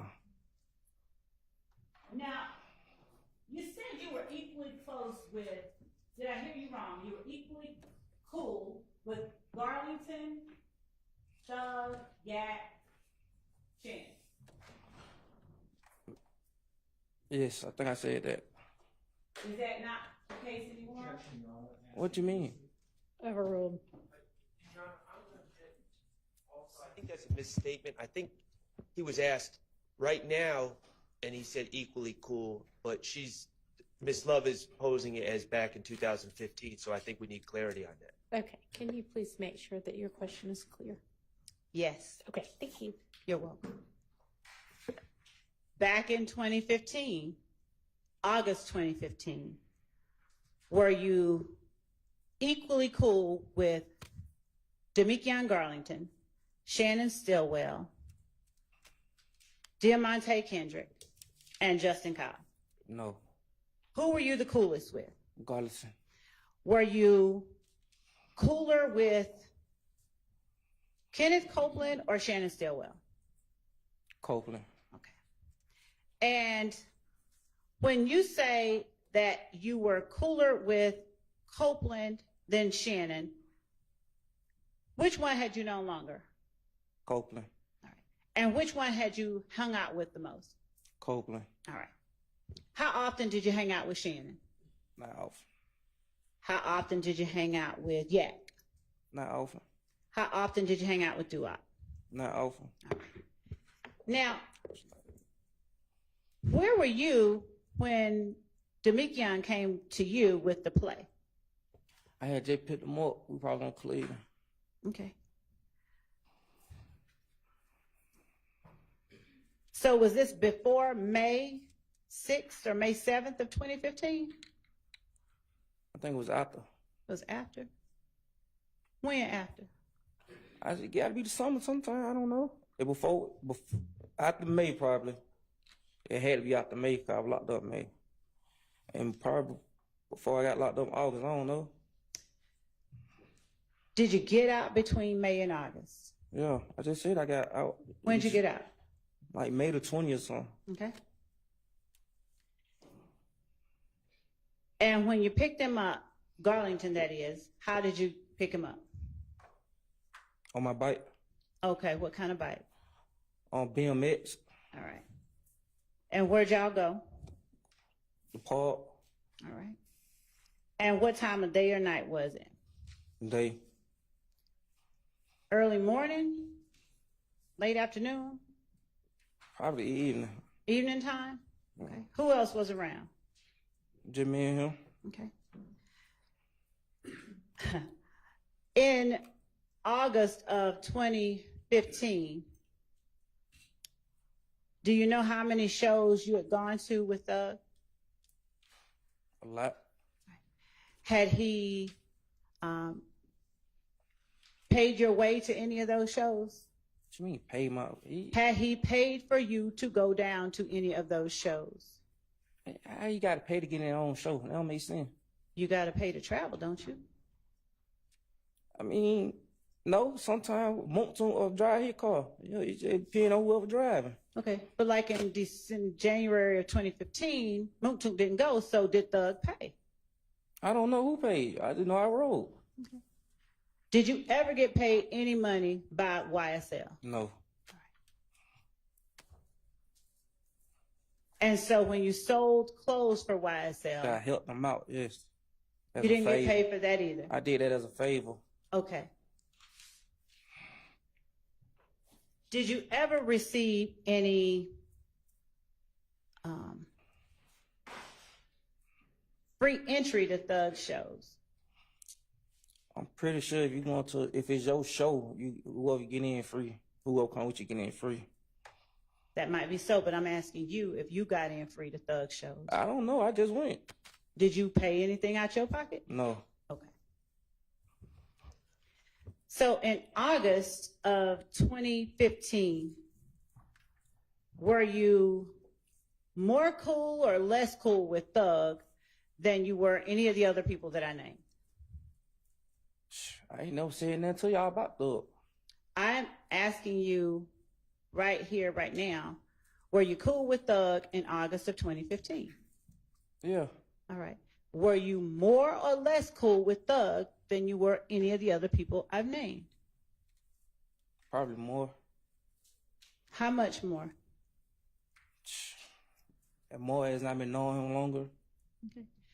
You've been knowing Thug longer than Moontoon? No. Have you been knowing Thug longer than Garlington? No. Have you been knowing Thug longer than Woody? Yes. Right. Did you meet Woody through Thug or Thug through Woody? No. How much longer had you been knowing Thug than Woody? Probably about 4 or 5 years. Right.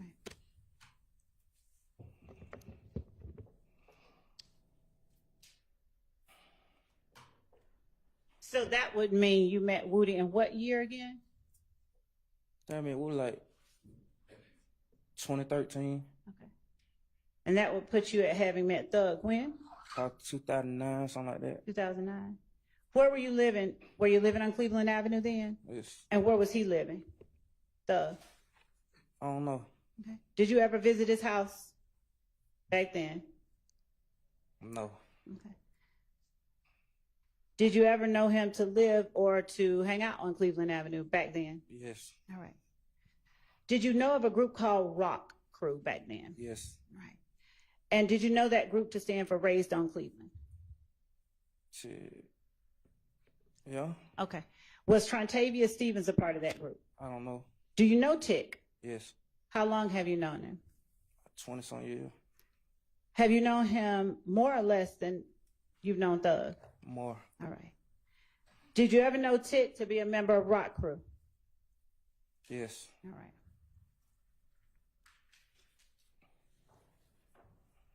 How'd you know Tick was a member of Rock Crew? Shit. I don't know. Well, why did you tell this jury that he was a member of Rock Crew? I just thought he was. Shit, if he went, my bad. Okay. Everybody just used to hang around. What did everybody hang around doing? At the park, What park? Cleveland Avenue. All right. Was Quentin Porter a part of Rock Crew? Yes. When did you first hear about the group Rock Crew? I don't know. Did you know about it in 2009? Yes. 2012? Yes. All right. Did it still exist in 2015? Yes. All right. And was Tick still a member? I don't know. You just said you wasn't no member, so I don't know. Then how do you know it still I exists? just say I assumed because everybody was hanging around. Who all was hanging around? Sure, a lot of people. Everybody, Cleveland Avenue. Everybody. Name 2 or 3 of the people. Junebug, Larry, and Mike. Okay. None of the ones we named earlier.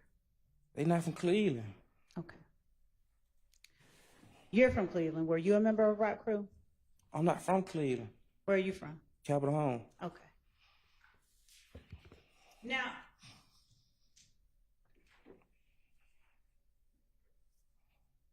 was Rock Crew, what kind of group was Rock Crew? A R&B group.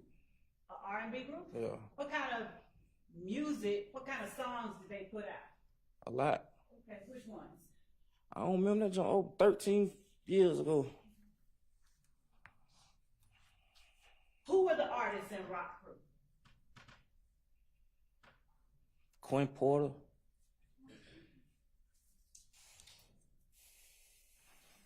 Who else? That's all I remember. Did Tick ever sing with Rock Crew? I don't remember. Did you know about a R&B group or any other kind of singing group called Red Cartel? Yeah, that was a record label, yeah. Was it a record label? Yeah. Who was a member of that record label, Red I don't know. Cartel? I don't know. Then how you know it was a record label? Because I heard You heard what? the songs before. Okay. What songs? I don't know. Yeah, it's been a long time. You talking about some old 15, 13 years ago. Okay. Was Red Cartel and Rock Crew the same kind of record label as YSL? I don't know.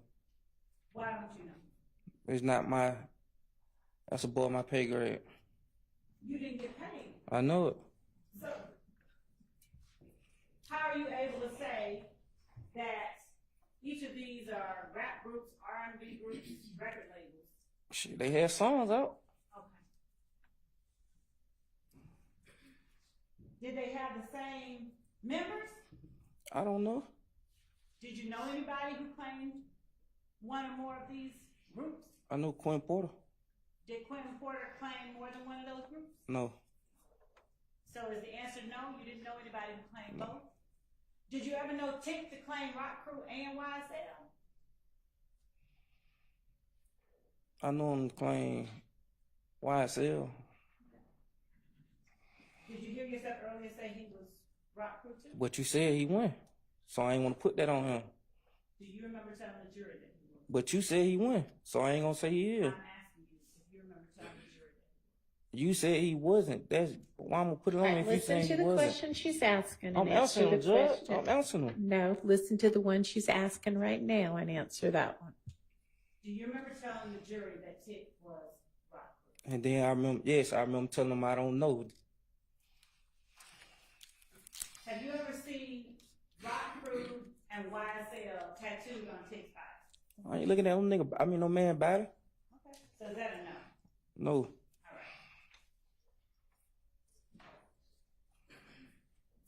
Did you know about Donovan Thomas being associated with any groups? No. I don't know if he, what you mean associate? What that mean?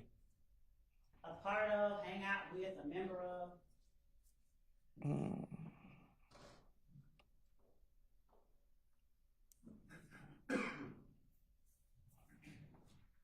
I don't think I remember. I don't know. Have you ever heard of the group called If Gang? Yes. Is it a record label too? I don't know. Do you know whether Donovan Thomas was a member of it? You have to answer. I'm thinking about it.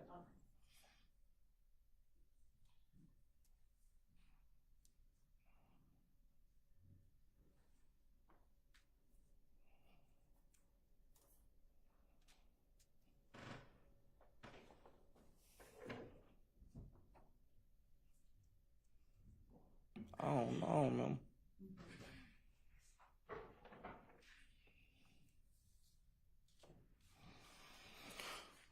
Do you remember ever telling Detective Gaither and Detective Dennis in August that Donovan Thomas was a member of the gang? I lied. Now, you said that quickly. If you don't know or have to think about whether he was a member of that gang today, how can you Because I'm say, pretty sure you won't be asking me that I ain't said, so I lied. Mr. Zachary, I didn't answer your ask the question. court to ask you to allow me to ask the questions and you answer them, okay? So, if you don't remember whether Donovan Thomas was a member of this gang, how can you so quickly say today you lied when you said he was, if you told the police that? Because if you said I told the police that, then I lied.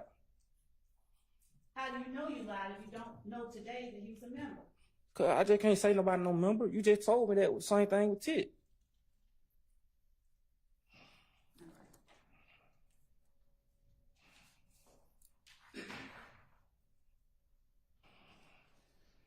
Bentley, did you know Bentley having a spot on Cleveland, on Oak Drive? Yes. And where on Oak Drive was that? I don't know. I just know it was on Oak. How often, if at all, did you go there? Every day. How cool were you with Bentley in August of 2015? Not at all. So why did you go to his spot every day? Because it wasn't necessarily a spot. Everybody just be on his street. I'm sorry, what? It wasn't necessarily his spot. Everybody just be on a certain street. Okay, so you did not go to his spot on Oak Drive every day? I ain't go like in. Everybody used to be outside. Okay. Who is everybody? The whole Mr. Cleveland Avenue. Were there any people who weren't YSL that were out there? I don't know who YSL that was out there. You didn't see any people who were YSL who were out there? No. Do you know whether Duop was YSL?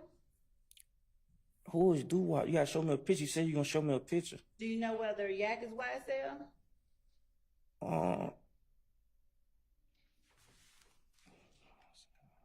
Yeah, I think he signed to him. Do you know whether Shannon is YSL? I never told y'all Shannon YSL. I said, do you know whether he is? No, He is or is not? he's not. So, have you ever heard Shannon claim YSL? No. So, do you have to be signed to YSL to be YSL? You gotta ask them that. I'm asking you. I don't know. I'm not YSL. Then why do you call yourself YSL Lil D?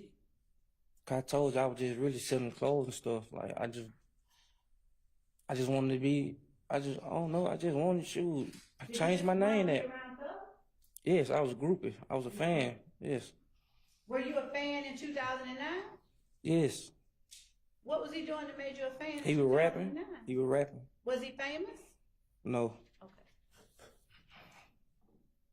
Now, you're here in an orange jumpsuit. Why are you in an orange jumpsuit? Because the jury doesn't know. Cause you locked me up. And why? I don't know. Were you subpoenaed to come to court?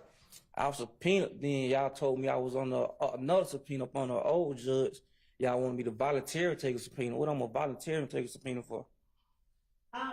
Did you tell your father to tell us you weren't gonna come? My father, he grown man. He tell you what he want to tell you. I ain't telling that. Were you with him when he said you weren't gonna come? No. Do you know whether he offered to call anybody? You want to get my dad up here? I want to talk to you. I know you want to get him up here. Why? You know why. Why? You know why. Tell the jury why. You know why. So you're not going to tell the jury. Was your father with you when you talked to Gaither and Dennis in August 2015? No. Did you live with your father in August 2015? No. Who did you live with in August 2015? Myself. Did you live with SG at any time? Yes. In August 2015. Yes. Where did you all live? I don't remember.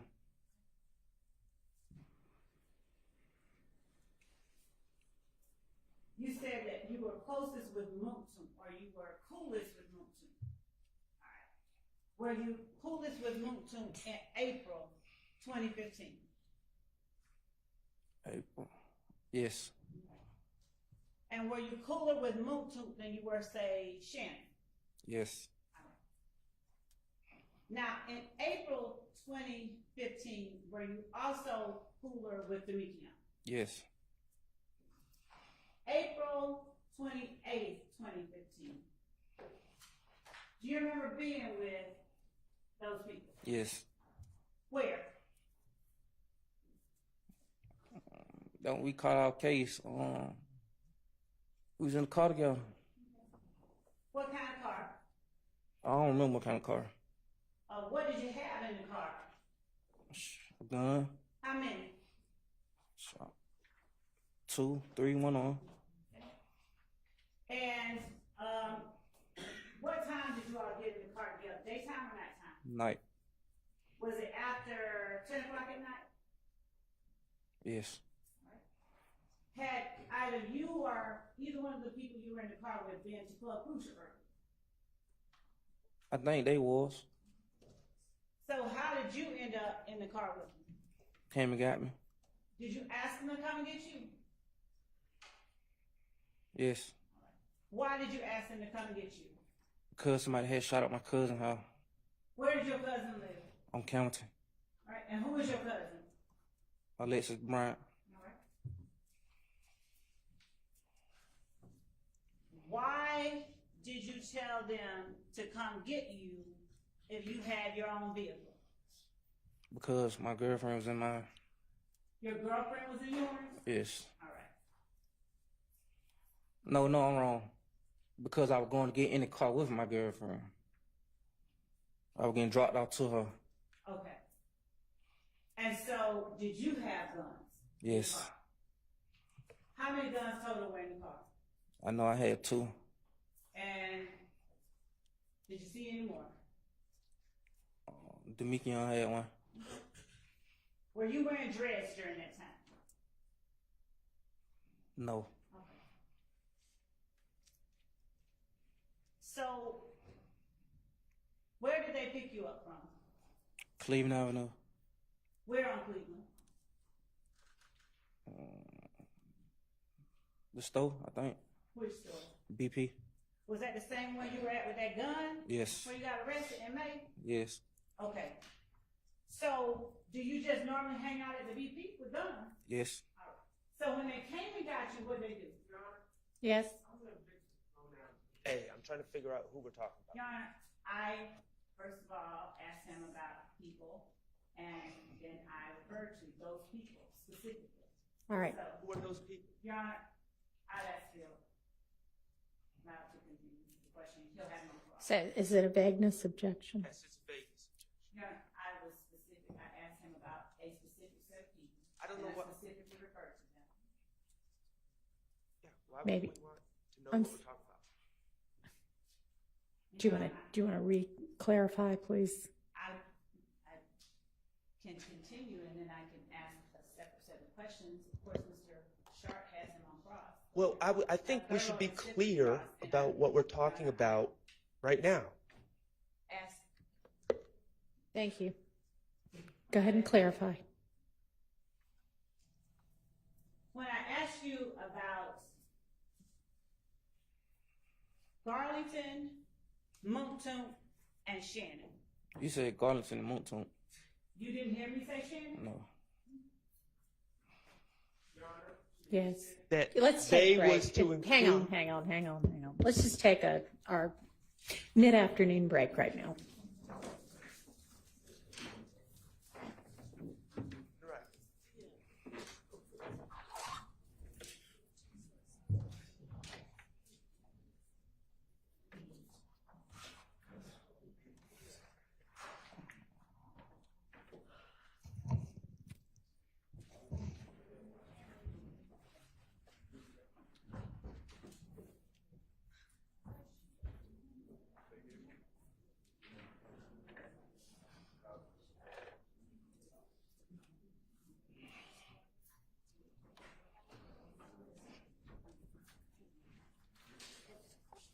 Can you excuse the witness to where?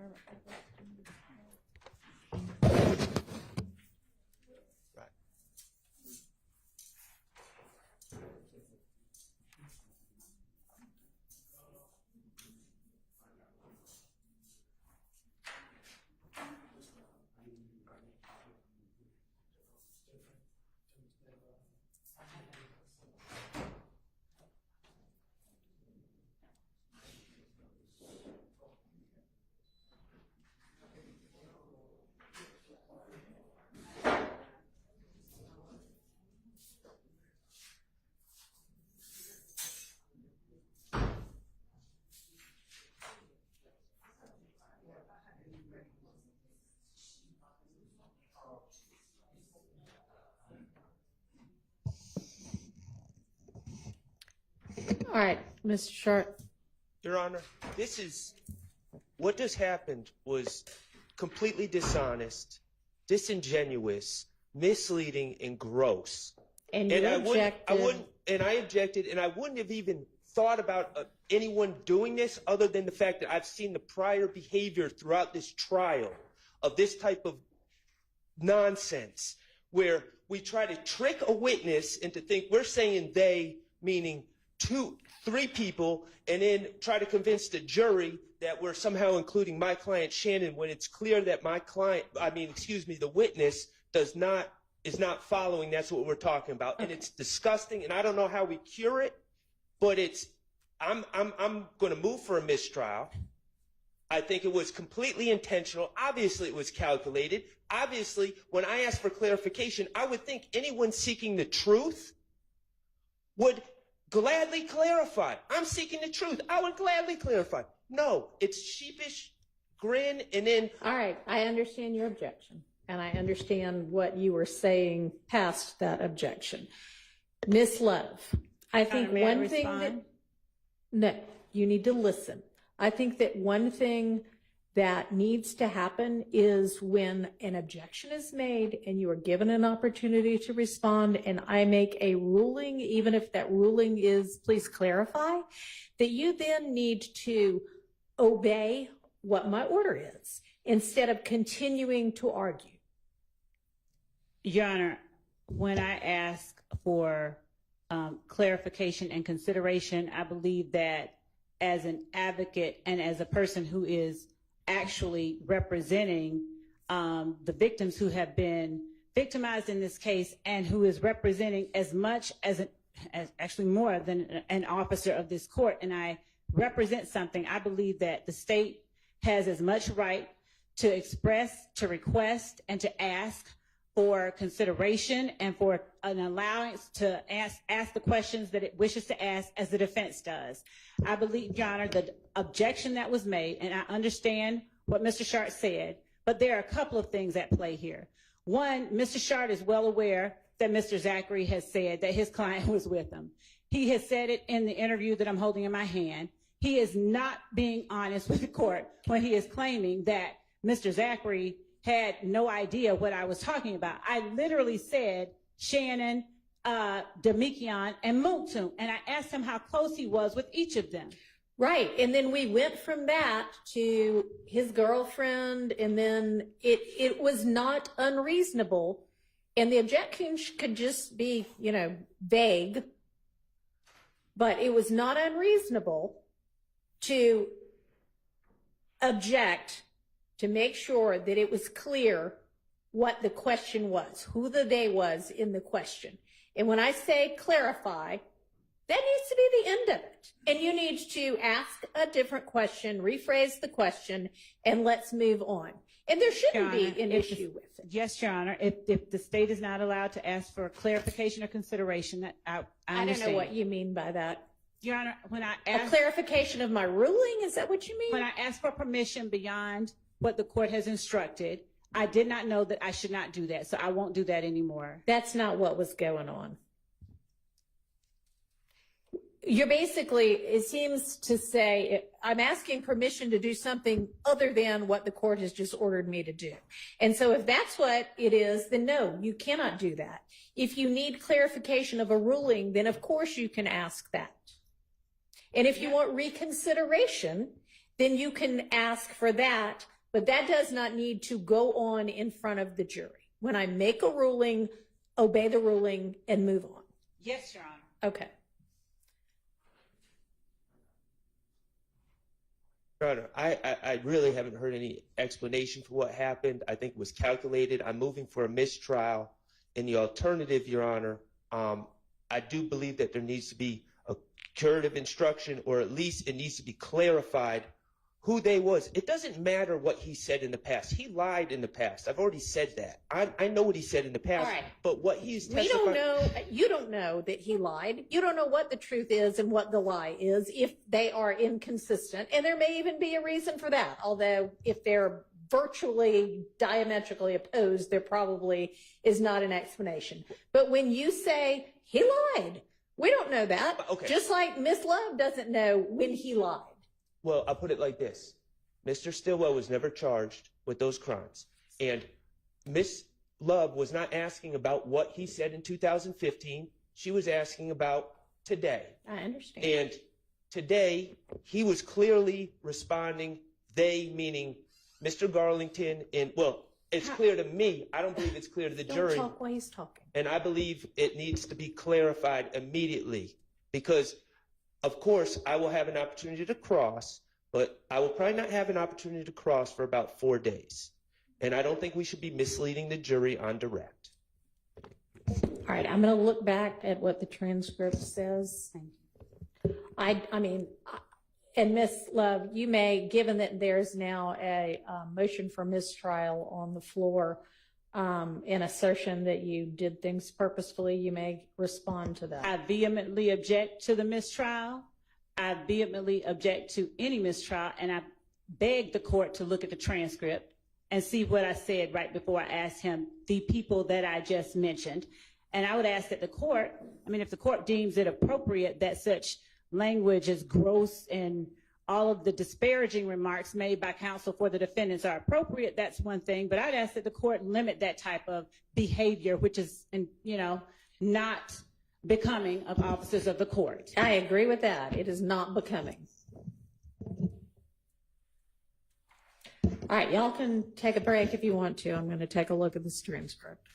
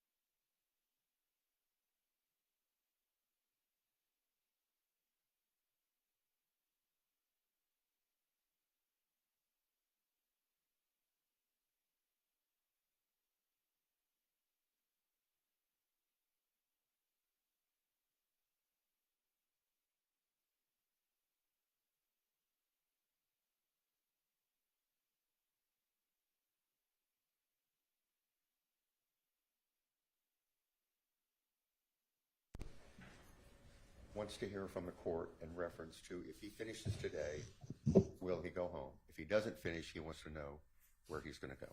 And I've tried to explain to him, you don't want him to go back to the jail. He can't go to the hospital. And so we talked about it. Well, if he finishes today, then as long as there's nothing else holding him, which I don't think there is, then yes, he goes home. And if he doesn't, I can let him know that. If he doesn't, do y'all have a proposal? That's what we were trying to work on, and I told Mr. Shive that I understand that his interest is. Can y'all hear him? Her? Can you use a mic? And we talked about it, so she just needs to come up. You know, he wants to go home with the GPS. I understand the court doesn't want him to, and neither does the DA. All right, I'll tell him that might still be determined. Okay. And that's what I told him. Okay. All right, and in terms, I have reviewed what the line of questioning was, and I do not think that there was anything nefarious and purposeful about trying to trick him into something other than what he'd been talking about. At the same time, I can see how it might have been, well, now, are you sure he knows that the people we were just asking about are the people that you're talking about, him now, you know, coming to pick him up? So a valid objection, it remains sustained, but the motion for mistrial is denied. I am not giving any kind of instruction. You can just fix it by asking the next question. All right, anything else on that? Your Honor, just for the record. Okay. Okay, and you use the mic too. Yep, I understand. Yes, Your Honor, and I understand the court's ruling. I think that the use, all of a sudden, the use of they and those people instead of names, and then when asked for clarification, the refusal to do so, I think suggests that there was some calculation. But I understand the court's finding, but I would ask the court to instruct Ms. Love to clarify with the first question so everyone's on the same page, so there's not confusion amongst the jury, who he is referring to when he's talking about they in the car that night. Yeah. Okay. Yes. Go ahead. Actually, Your Honor, I think the court was about to say something more. I think I was probably going to say maybe the same thing as you, but I have no idea. So go ahead. I was going to ask that the court read back the exact question that I'd asked, and right before I said they. I'll have to find it again. So that wasn't what the court was going. So.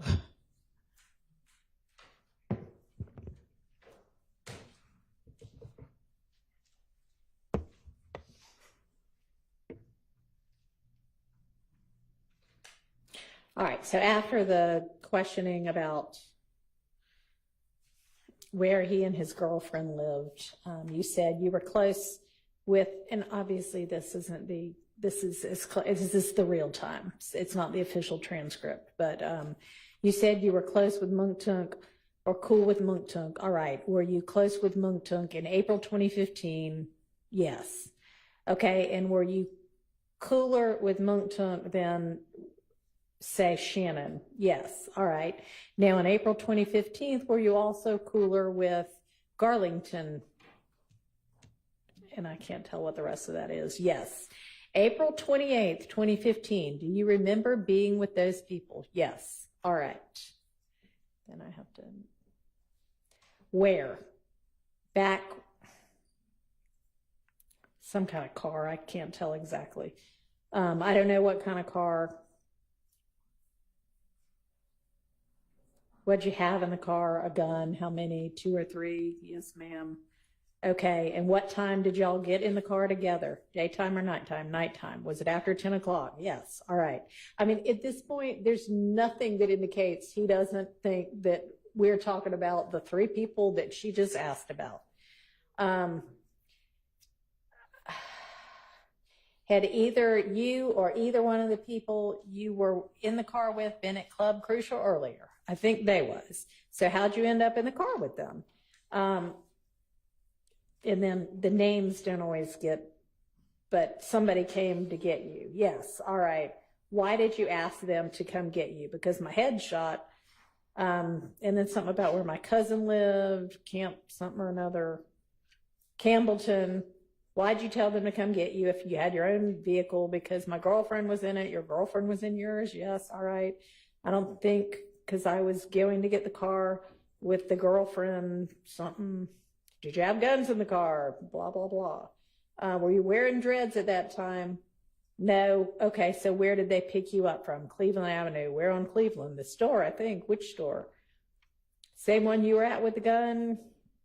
Do you normally hang out at the store with guns? Yes. All right, and he came and got you. What did they do? Your Honor, I'm going to object. So, I mean, again, valid objection, but also not, not any kind of purposeful, oh, aha. So there's a live stream, and I reviewed the live stream. I'll also point out that nowhere in discovery, he says they were at the club, okay, in the testimony. It would have been easier to review the live stream. Yep. And Mr. Zachary said they were at the club. Mm-hmm. The state is very well aware, as am I, that even in prior statements, it is clear that, and Mr. Sledge's testimony, Mr. Sledge and Demekion Garlington were at the club. Mr. Stillwell is never alleged to be at the club, at Club Crucial. So it is very clear that Mr. Zachary is referring to, when he says they, is referring to Mr. Sledge and Mr. Garlington.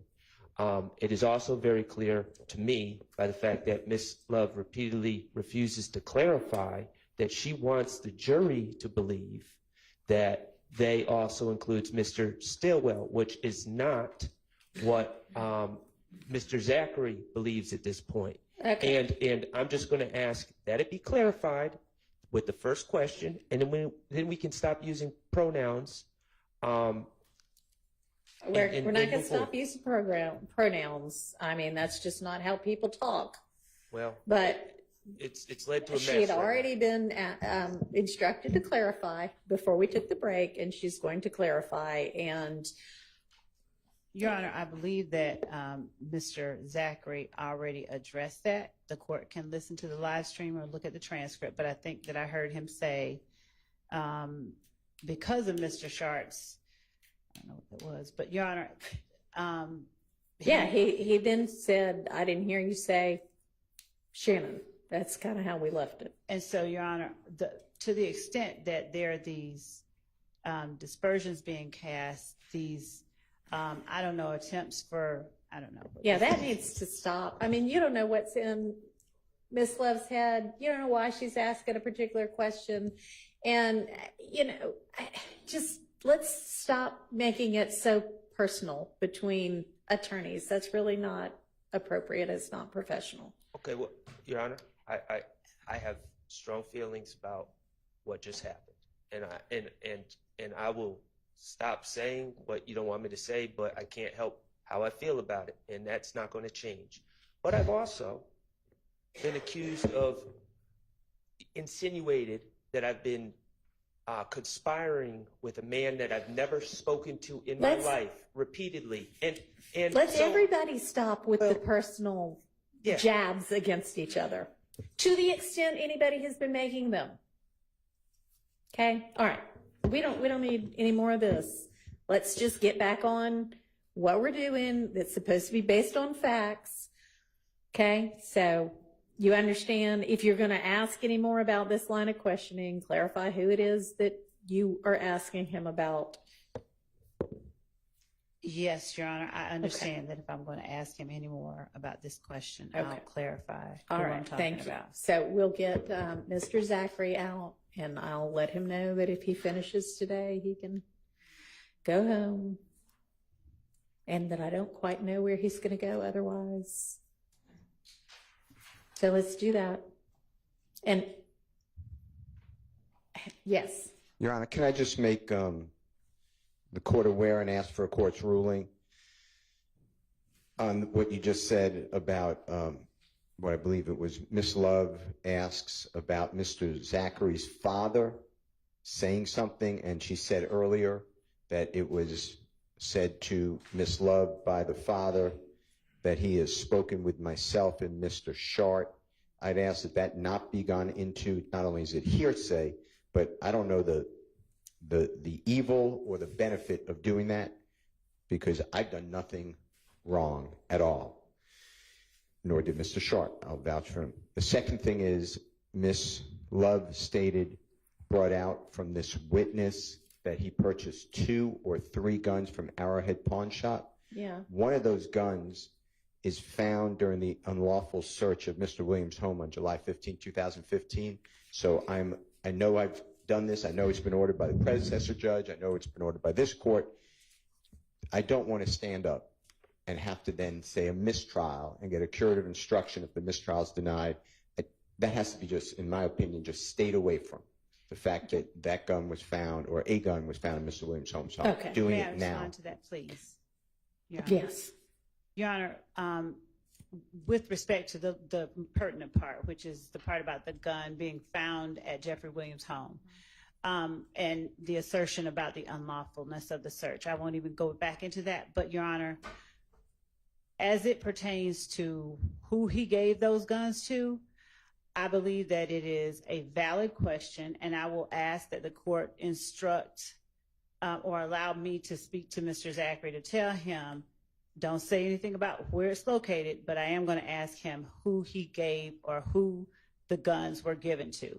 The fact that it was found at Jeffrey Williams' home doesn't mean he gave it to Jeffrey Williams. And even if he did give it to Jeffrey Williams' home, that doesn't imply or speak to the search of Jeffrey Williams' home. So the state should not be precluded from putting before the jury the fact that Mr. Zachary purchased guns for other members of YSL, and that he told detectives that he purchased guns for other members of YSL, and which guns he purchased. Okay.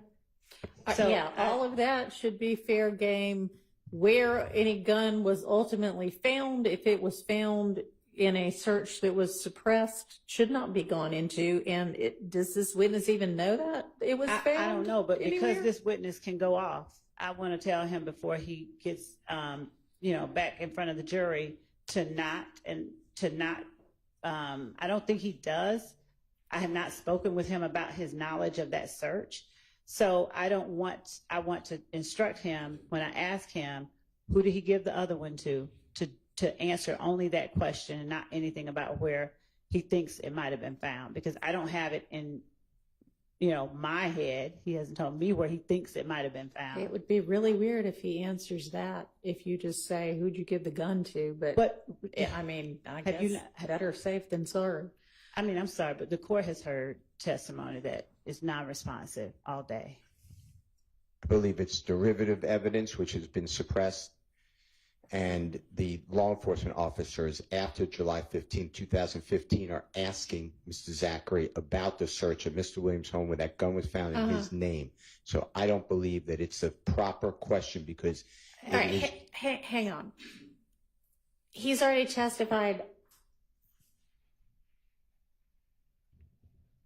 that he bought several guns from whatever that pawn shop was. So as long as your line of questioning is about that, then that's not derived from law enforcement finding them in the search, is it? Right, no. So, but I believe, and that's why I want to ask and make sure, that's why I'm asking for the court's permission to just tell him, don't mention that. I wouldn't suggest it to him if he does. No. We don't think he already knows it. Just answer the question I ask you. Judge, Yes. he has not answered questions that I've asked him for the last hour. All right. and a half. I will do that. What else? The record, Your Honor, before the next question is asked, I believe I may have to renew my motion for a mistrial. On with the one you just made? Yes, Okay. just for the record. Oh, okay. Yes. No, that's. Thank All right. I thought you meant something else just happened. Okay. Yes, you're just preserving it. Okay. That's fine. Okay, let's get him out here.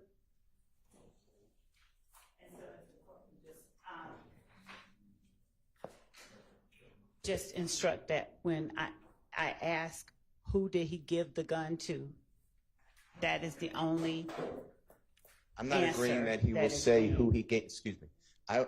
That's a bad question. Who did he give the guns to? I mean, Presumes he gave the gun to there's someone. a lack of foundation at this point to that. So I'm going to be more general in my instruction to him than that. We're ready for him.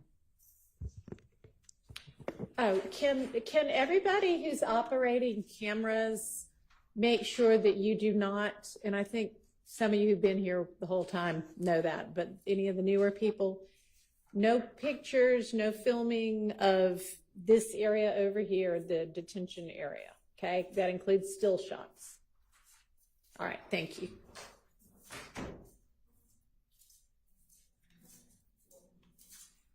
All right, Mr. Zachary, I know from your attorney that you had a couple of questions about sort of what happens next, and as long as we finish your testimony today, the direct and cross and whatever anybody of the attorneys wants to ask you, then yes, you can go home today. What did I finish that? If you don't finish, then we haven't quite worked out where you're going, but it will not be you're free to go, have a great life. It will not be Rice Street, but it will also not be bye, have a great life. It'll be something short of that, because you will, we'll just need to make sure that Put me on house arrest. My grandma's funeral tomorrow. we'll sort out. Your attorney and the state are working on potential conditions right now, so we'll sort that out. What do you mean conditions? I don't know what they're going to be. I mean, I may end up needing to impose them, but if they can work something out, then we're going to go with that. Also, when any of these attorneys is asking you a question, I want you to try to listen carefully to what specifically it is they're asking you, and then answer just that question, and you can explain it, but try not to just go off on something else entirely, okay? All right. Okay. Are we ready for the jury? Yes. All right. Let's get the jury out.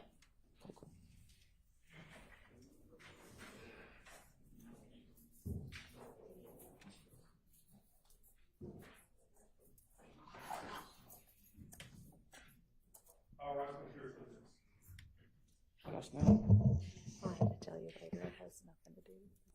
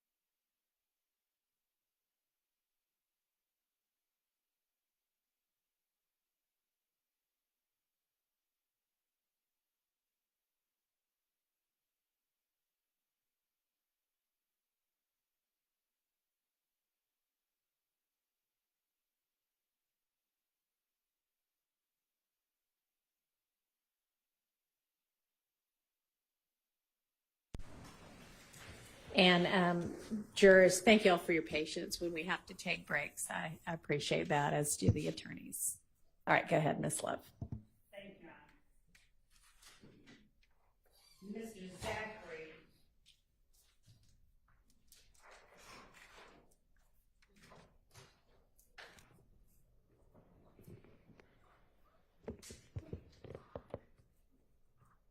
When just before we broke on the break, and you told the jury who you are saying today was in the car with you, on April 28th, 2015, who is it that you are saying now was in the car with you? Me, Garlington, and Sledge. Okay. You, Garlington and Garlington, Sledge. and Sledge? Yeah. All right. Today, is it your testimony that you three were the only people in that car? Yes. Okay. Now, you spoke about talking to detectives Gaither and Dennis back in August of 2015. Do you remember that? Yes. And before you spoke to them, you said that you had not spoken to them outside the room where you were interviewed, correct? No. Okay. No, you hadn't spoken with No, I them. haven't. Okay. So, had either one of them told you or given you any indication that they wanted you to do anything other than give them information that they could confirm or deny? What you mean by that? I'll change it. When you talked to detectives Gaither and Dennis, did they ask you about shootings that had happened in the city of Atlanta between January 10th, 2015 and the time that you were talking to them in August? Yes. And when you talked to them, did you tell them information about those shootings? Yes. All right. Which shootings did you tell them information about? About April 28th. Uh-huh. Yeah. Okay. And as it related to April 28th, who did you tell them was, first of all, what did you tell them happened on April the 28th? I don't know. I was just making up stuff as I go. Okay. Now, is it your testimony today that you just made up everything that you told them about April 28th? Yes. And do you know whether, did they confront you with anything after you gave them information about April the 28th? What you mean confirm me with? For instance, if you said a light was red and it was green, would they ask you or challenge you? I had already knew what had been said before. So What I are knew you what to talking say. about? You somehow, them, the police, I had already knew what was said to them before I even said something to them. Okay, let's talk about that. What do you mean you already knew what was said before to them? I had Your already Honor, knew. I'm going to object. This is potentially opening the door for hearsay, I believe. Your Honor, I Potentially.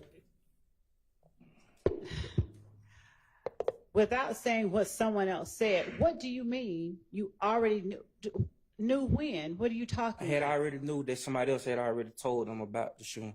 Okay. So how, I'm sorry, let me ask you this. Were you present when someone else told them about a shooting? No, someone told me. All right. When did someone tell you? When they got out of jail. All right. I'm asking, do you know a month or a year? I told you, 2015. Okay. And is the person who told you something they told police about the shooting Demekion Garlington? Yes. All right. Now, is there a time frame that you believed Demekion Garlington told police these things? I just know he got out of jail. He told. Don't tell what he said. Just, do you have a time frame? 2015. Do you know when in 2015 he supposedly told police certain I things? just know it when he got out of jail. Okay. Now, did those things that he told police, that you believed he told police, did they involve you? Yes. All right. So when you first told police about the April 28th shootings, were there more than one? Yeah. How many shootings were there? I'm like 2, 3. How many? Tell the jury where you all went after you got picked up. For clarity's sake, I'm just going to ask you all. Judge, he's already Ask. Go ahead and clarify. Are we talking about the same people you just told the jury was in the car with you that picked you up? It's not the same people you asked me about. Okay, and what people are they? Garlington and Schlid. Okay, so where is it that you are saying today that you all went after Garlington and Sledge picked you up? To get my girlfriend car. To get my girlfriend. Okay. To get your girlfriend from what location? My cousin's house. Where? Campton. All right. And did you do anything between the time from leaving where you were on Cleveland Avenue at the BP to your girlfriend's house or to your girlfriend's location on Campbellton? No. All right. How long did it take you to get from the BP to Campbellton? I don't know. All right. Generally speaking, is it like an hour or more like 15 or 10 minutes? Like 20 minutes. Thank you. When you got to Campbellton, did anyone else join you in the car? No. Where did you all then go after leaving Campbellton?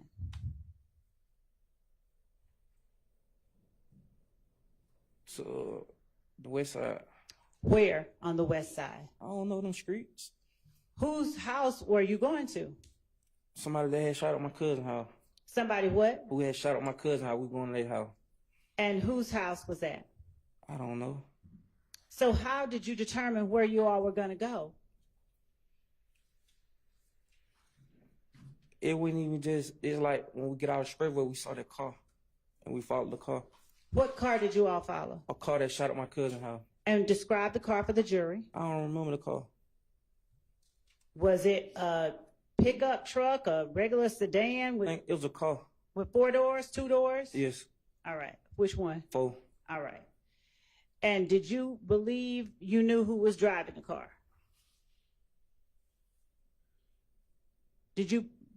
Are you thinking? Yes, I'm thinking. Okay. I don't remember who was driving the car. Okay. At the time, did you know or believe someone in particular was driving the car? I can't remember. Okay.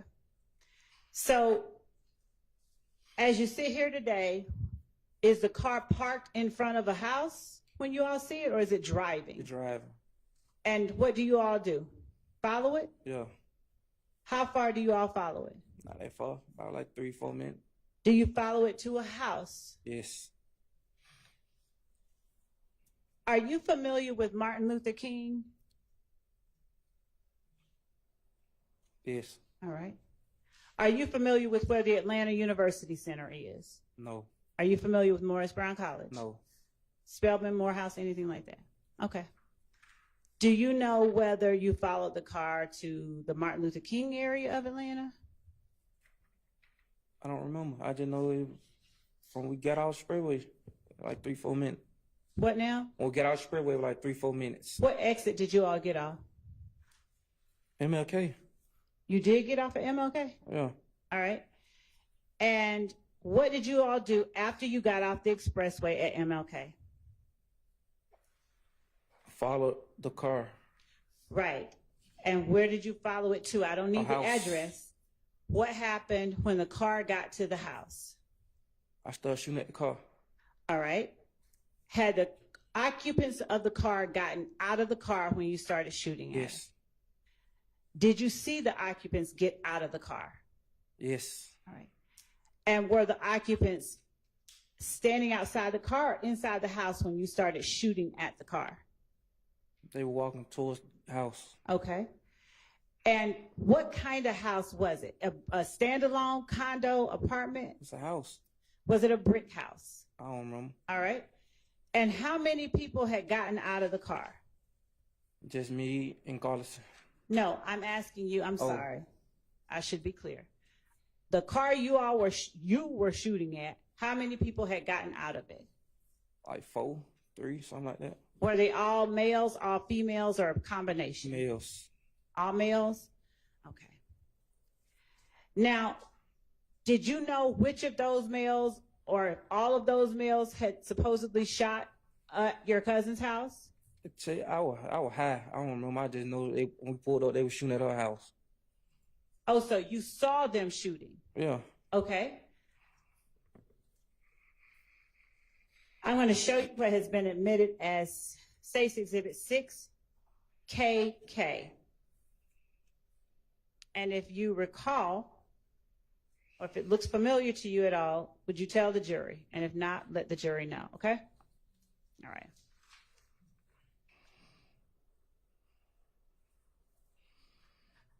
Does any part of that house in front of the white car look familiar? I don't remember. Okay. So what kind of gun did you use to shoot at the car? Did you shoot at the house too? Shoot, I shot. I just know I shot. Okay. What kind of gun did you use to shoot? I don't remember. I just know I had a gun. I got Okay. 3 on.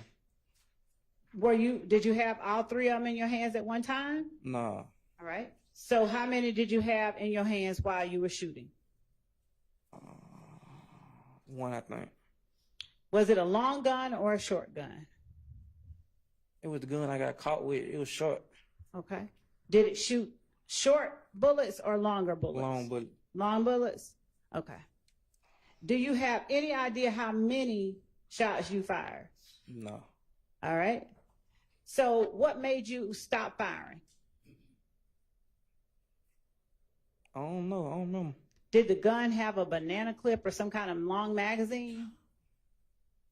I don't remember what kind of clip it had. And then what did you do after you stopped firing? Got in the car and pulled off. What color was the car you were in? I don't remember. Okay. And where were the other occupants of the car when you got out and started firing? Oh, what car? The car that you were in. Me and Garton got out. Shalette stayed in. All right. So did you and Garlington both shoot at the house? Yes. All right. Did he have the same kind of gun that you had? I don't remember. I was high. Was he shooting, would you all switch guns or did you all have different guns? Yeah, they own gun. Okay. Where did you all go after that? I don't remember. What now? I told you I was in and out of it at night. Okay. Do you know Darren Mills? No. Do you know the name Darren Mills? No. Do you know the name Philip Collins? No. Do you know the name Philo? Yes. All right. How long have you known the name Philo? Not that long. When you say not that long, did you know Philo the name Philo in 2015? Yes. Did you know the name Philo on April 28, 2015? Yes. Did you know whether Philo had a child? I don't know. Did you know whether he had a girlfriend? I don't know. Did you know where Philo lived? No. All right. Now, how would you describe how you felt about Philo? Were you cool with Philo? No. Had you had conflicts with Philo? No. All right. Describe for the jury Philo best you can. You don't have to be too specific. I don't remember him. All right. Do you remember whether he was taller than you or shorter than you? I don't remember me, Lord. Okay. How did you know Philo? I don't remember. Well, why do you remember Philo?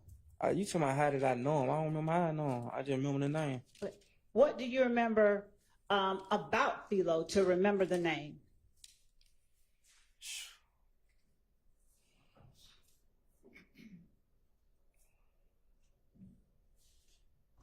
I don't remember. I don't remember exactly how I remember nobody. Okay. Now, when you said that earlier, did you say that you all shot up maybe more than one house, maybe one or two? We probably think we shot up 2 years. Was one of them an apartment complex? Yes. Now, why did you go shoot up an apartment complex? Told you. I was in and out of it that night. I was on drugs. What now? I was in and out of it that night. I was on drugs. Okay. So what did that have to do with your going to shoot up an apartment complex? I believe that whoever apartment complex, they shot up my cousin's house. But I thought you said you followed the people that you saw shooting at your cousin's house to the standalone house that y'all shot up. Like 3 or 4 of them in the car. But I thought you said the car went to a house that you shot up. They pulled off when we pulled off. Okay. So they got back in the car and pulled off. And did you follow them to another place? I think we bumped into them some late on that night or something. Okay. And where did you bump into them later on that night? I think it was still in the same area. Okay. Was it the apartment complex or the house? It was in apartments. It was in apartments. Okay. I'm going to show you 62 CC, which has already been admitted as evidence. And I'm sorry, Lima. 62 Lima, LL. And see if you remember or if this area looks familiar to you. Okay. It's already been admitted. So just look at it. All right.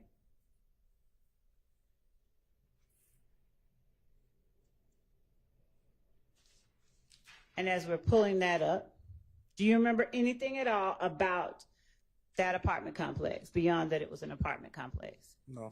Okay. Now, when you say that you told Detectives Gaither and Dennis about that, when you first started talking about it to them, did you tell them that you were involved? Shoot, I told them I was in the car. Did you tell them at first that you were in the car?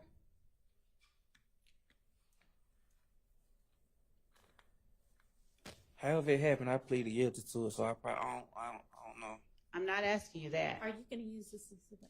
Yes, and this is the exhibit 62 Lima that's on the screen. Does that area look familiar to you? No. Okay. You can take it down. All right. So when you told the jury a moment ago that you told Detectives Gaither and Dennis what you did because you knew that Garlington had told them something? I told you that already, though, before. I understand. When you said that, do you know or did you believe that Garlington had said you shot up somebody's house? He told me that he said I did. Okay. Garlington, the one that you've been friends with for 20 years? No. All right. Did he tell you why he would say that? I ain't asked him. I just laughed. Oh, you did? Okay. So if you believe that Garlington told them that you did it, why did you deny doing it initially? Because you're supposed to deny it. Okay.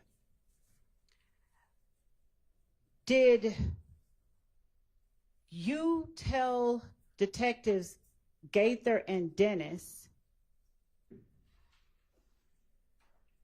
what you believed that Garlington had told them? Yes, I put a mixer to it, though. A what? I twisted up a little. What do you mean? Shit, I added on what I wanted to add on. What does that mean? Try to make myself look innocent. Okay, fair enough. So, who else did you believe that Garlington had told shot up these people's houses? What you mean? Your Honor, that calls for hearsay. I said, you can, I'll rephrase. Okay. All right. Who else did you tell detectives Gaither and Dennis shot up these homes on April 28, 2015?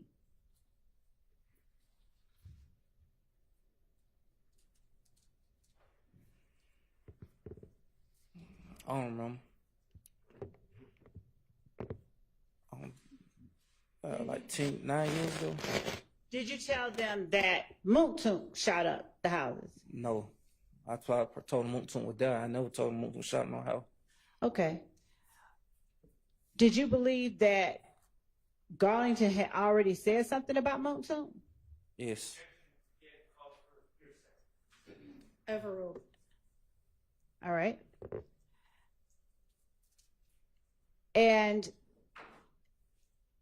you, Moontoon, and Garlington were all equally close to one another during this time? No. Okay. Then describe if you all weren't Me and equally. Moontoon closer. You and Moontoon were closer? Okay. And so when you believed that Garlington said Moontoon did something, how did you confront him about it? Front who, Garlington? Yes. No. Okay. Now, if Garlington said that you and Moontoon shot up these houses, along with Garlington, was Garlington conveying something that actually had occurred? Can you use a word I understand? Which part didn't you understand? Conveying. Okay, thank you. Was he saying something that had actually happened? Yes. Okay. So then you just went in and told Gaither and Dennis what happened because you believed or knew that Garlington had already done it? I knew, yes, I knew. Okay. Now,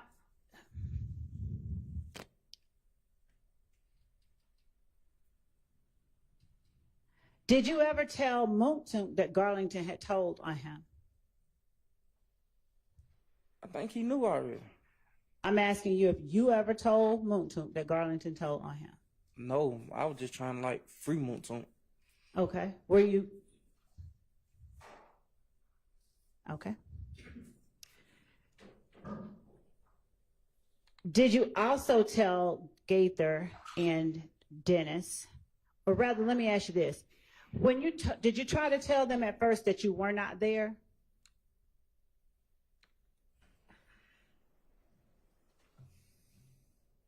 Probably did. I don't remember. I think I did probably. Do you remember whether they told you you were there? I have your phone records. And then I think I told them that. But yes or no, just that part first, okay? You can explain, I promise. Just, do you remember whether Gaither or Dennis told you, we know you were there because we got your phone records? I think they did say that. Okay. Now, did you want to say something else after that? Yes, but when the phone came back, it went in my name, so they didn't have my phone name. And I already knew that. Okay. What do you mean when the phone came back, it wasn't in your name? When they tried to see whose name the phone was in. Did they tell you they tried to see whose name the phone was in? Huh? Did they tell you that they tried to see whose name the phone was in? I think my lawyer had already knew. What? Somebody told me. Did they tell you before that interview? Yes, when I got locked up for the May the 6th, when I got caught with a gun, I think they had said in the open court. Okay.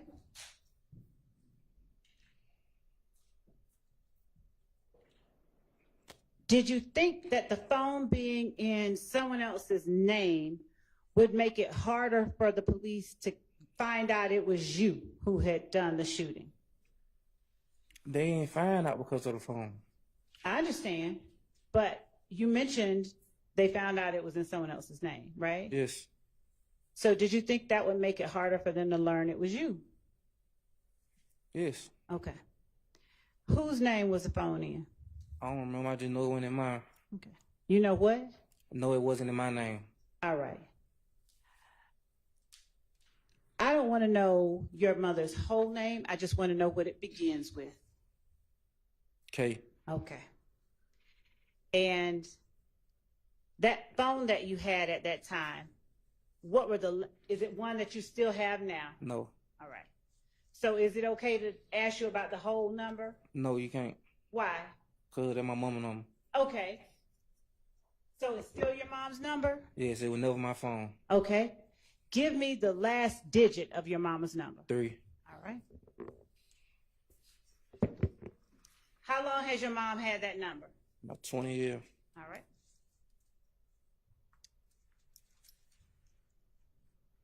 And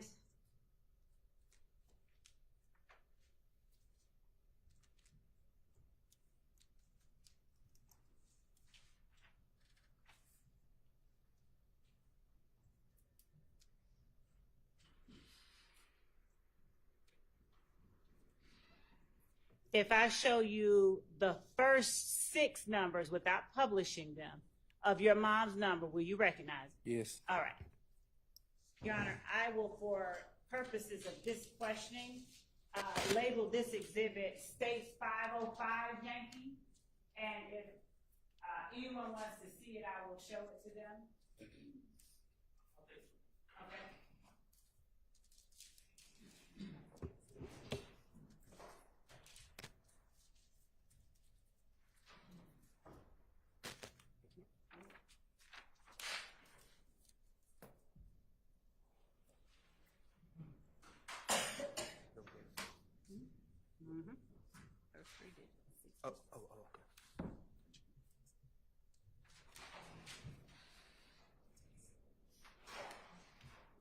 All right.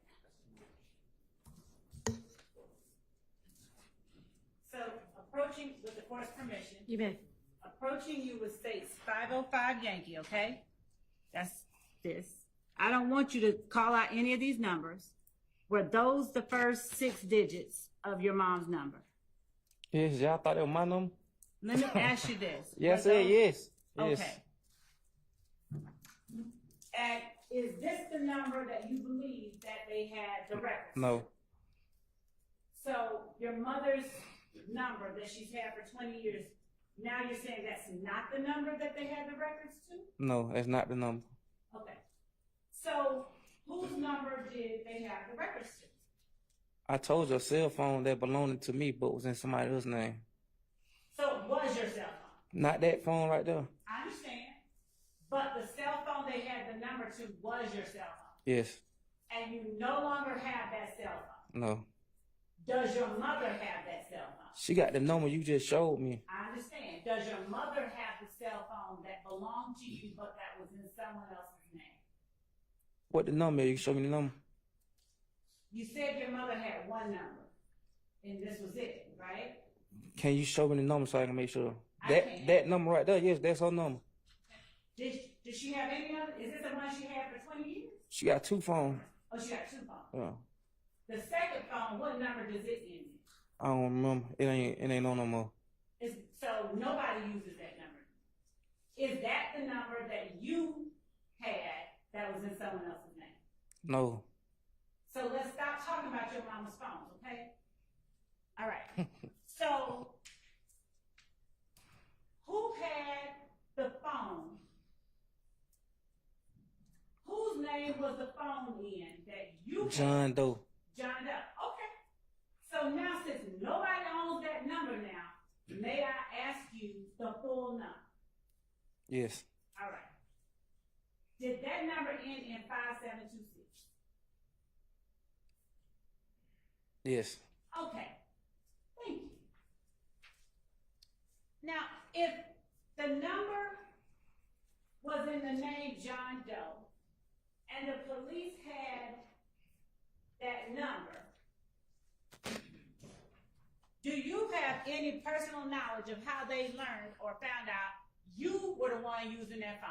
No. All right.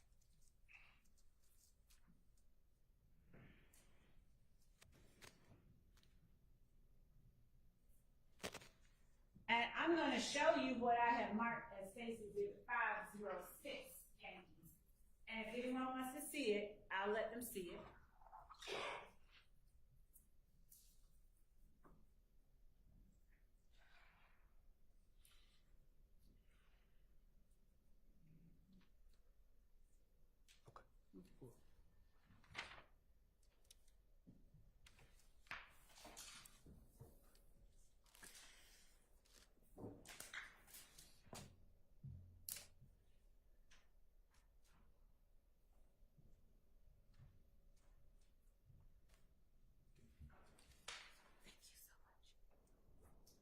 All right. I'm showing you 506, Yankee, and I'm asking you, is that the number that you had that was in the other? Yes. Okay, thank you. And the number is at the top line of 506, Yankee? Is on the top line? Yes. All right.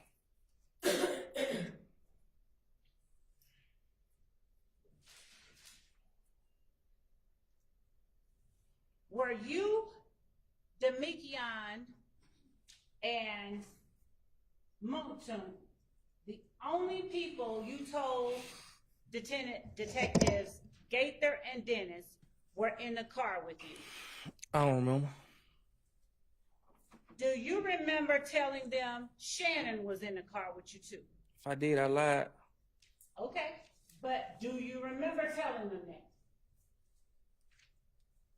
Yes. What good would it have done, or did it do you to tell them Shannon was in the car with you? Because Garlison told him Motum was in the car. So what does that have to do with Shannon? That's his homeboy. If Garlington told them Moulton was in the car, and you told them Moulton was in the car, why did you? I told them Moulton was in the car after I tried to free Moulton. It's your testimony that you said that Moulton was in the car only after you told them Shannon was in the car? No, I had already knew. I was a steps ahead of y'all already. Okay, so I'm sorry. I'm slow. Would you tell the jury, are you saying that you told the police? I told the police that Shannon was in the car because I was mad because Garlison said Moulton was in the car. Okay. And did you tell the police that Moulton was in the car before you told them Shannon was in the car? How I supposed to know? 10 years ago. I don't remember. You remember why you told them, you said? Yes, but how I know what I said first? Okay. Did you give them any details about what happened?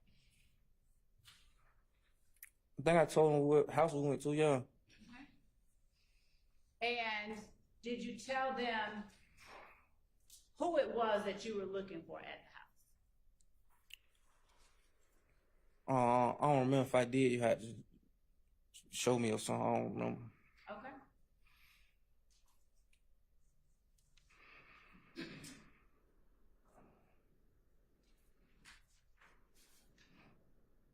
Do you remember telling detectives Gaither and Dennis that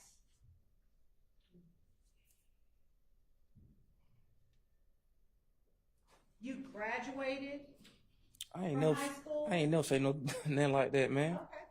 I'm asking you if you did or not. Do you remember giving them your mother's number?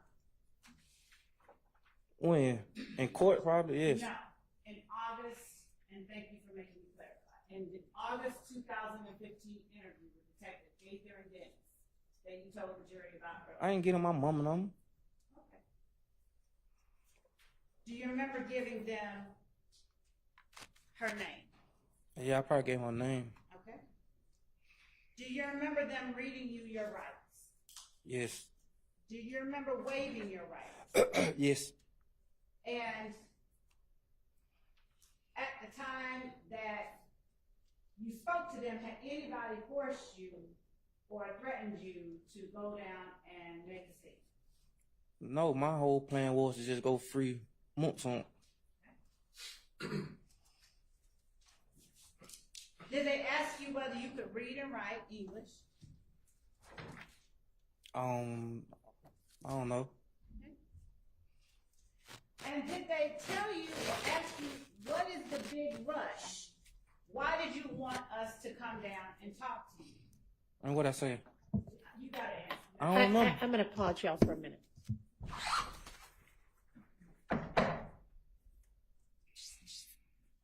There's a juror that's feeling sick.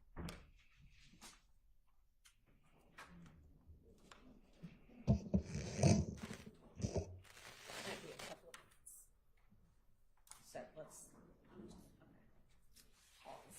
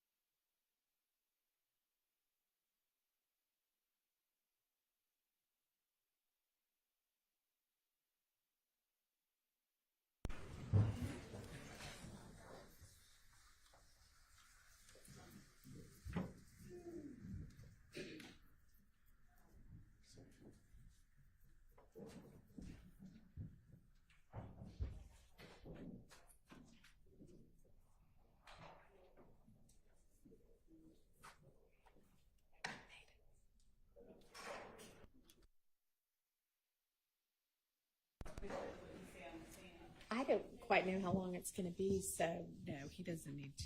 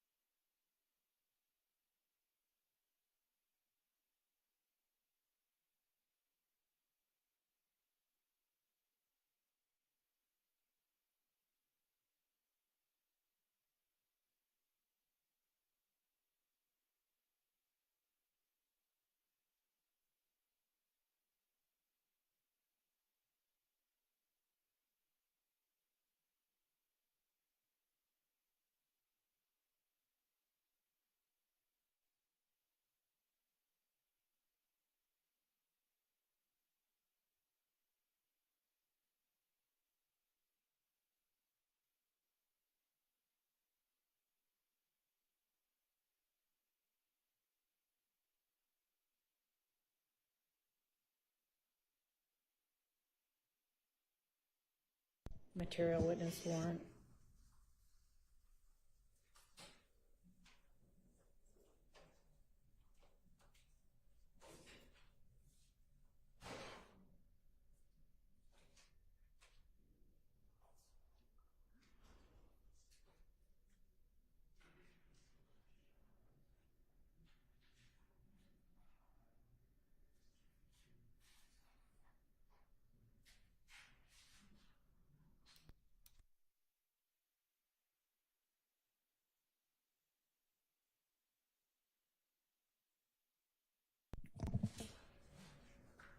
Miss Love,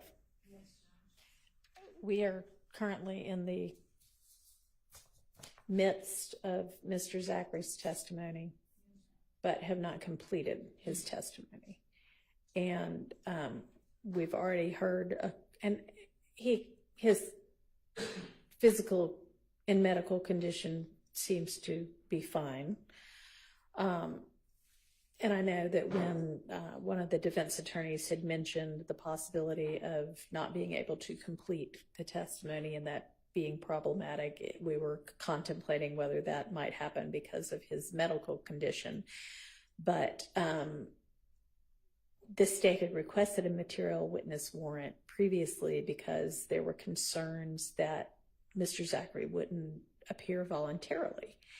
And I'm not quite sure what has suddenly assuaged the state's concerns in that regard, because if he doesn't end up coming back, then we're going to be in the same problematic boat we would have been in otherwise, just for a different reason. So I need some assurances that whatever the concerns were before have disappeared before I am going to release him from the material witness warrant.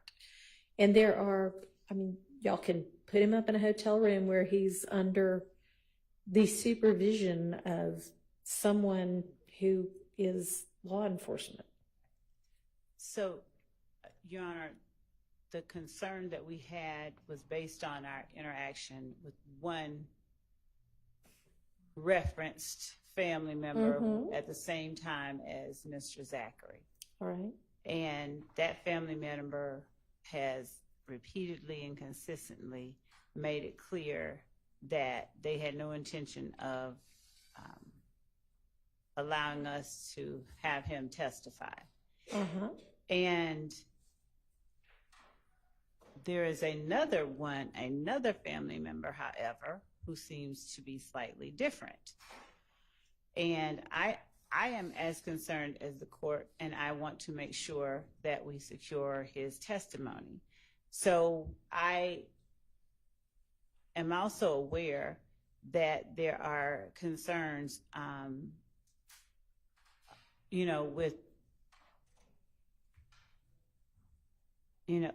with his condition deteriorating and all of that at the jail and whatnot. Yeah.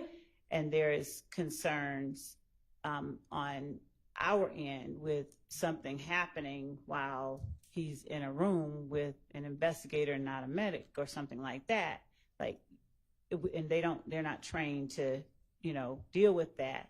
But I am trying to combine. Okay, then put up the witness and the family member whom you do not have concerns about, but who you were willing to put into Mr. Zachary into the care of. Put them both up, and that way it seems to all be taken care of. And I will. But if we're just leaving it up to the family members to battle it out amongst themselves, whose position wins out, that doesn't seem like a very good plan. Okay. Yes. So let me go try that.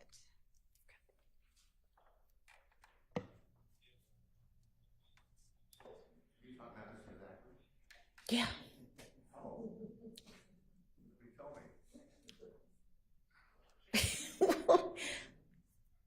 I thought it was kind of obvious.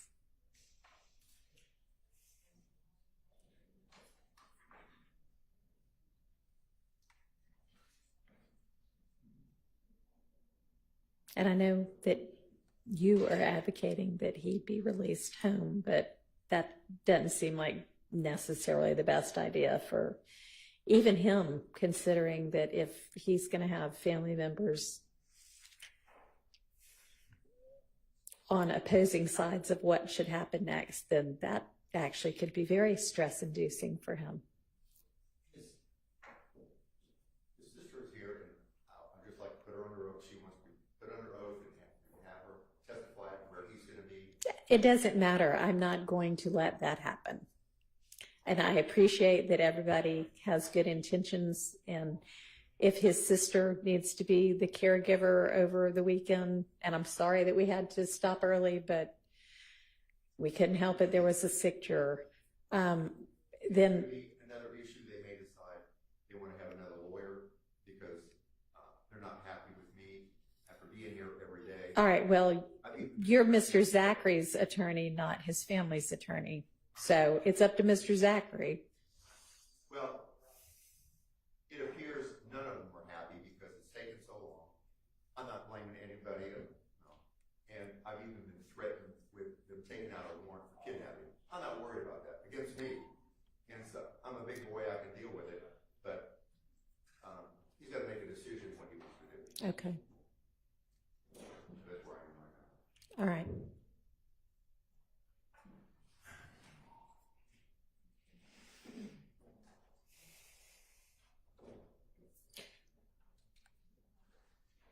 You're not by chance the attorney referenced in the warrant who told him that he could.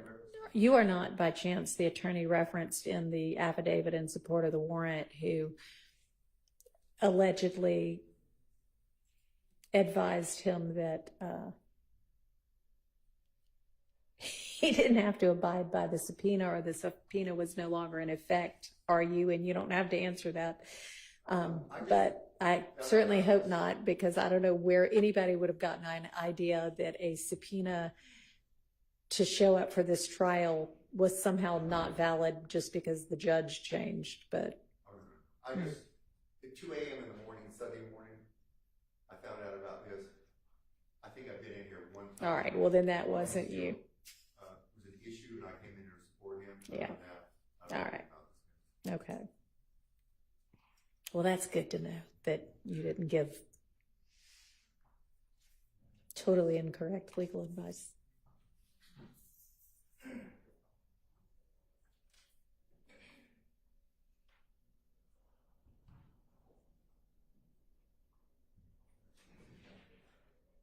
But I would respectfully submit if we're gonna, the DA is gonna have a conversation, and you and I are gonna have, we need to have him out here because he's really upset about what's happening, where he wants to tell the court.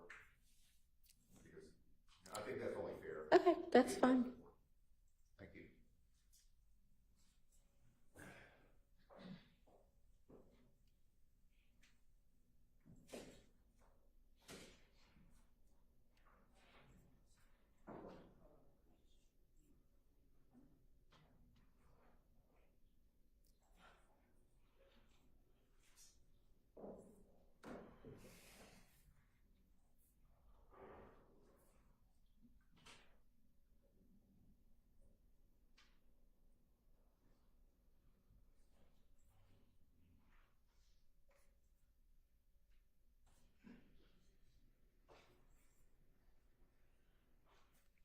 We can get him out.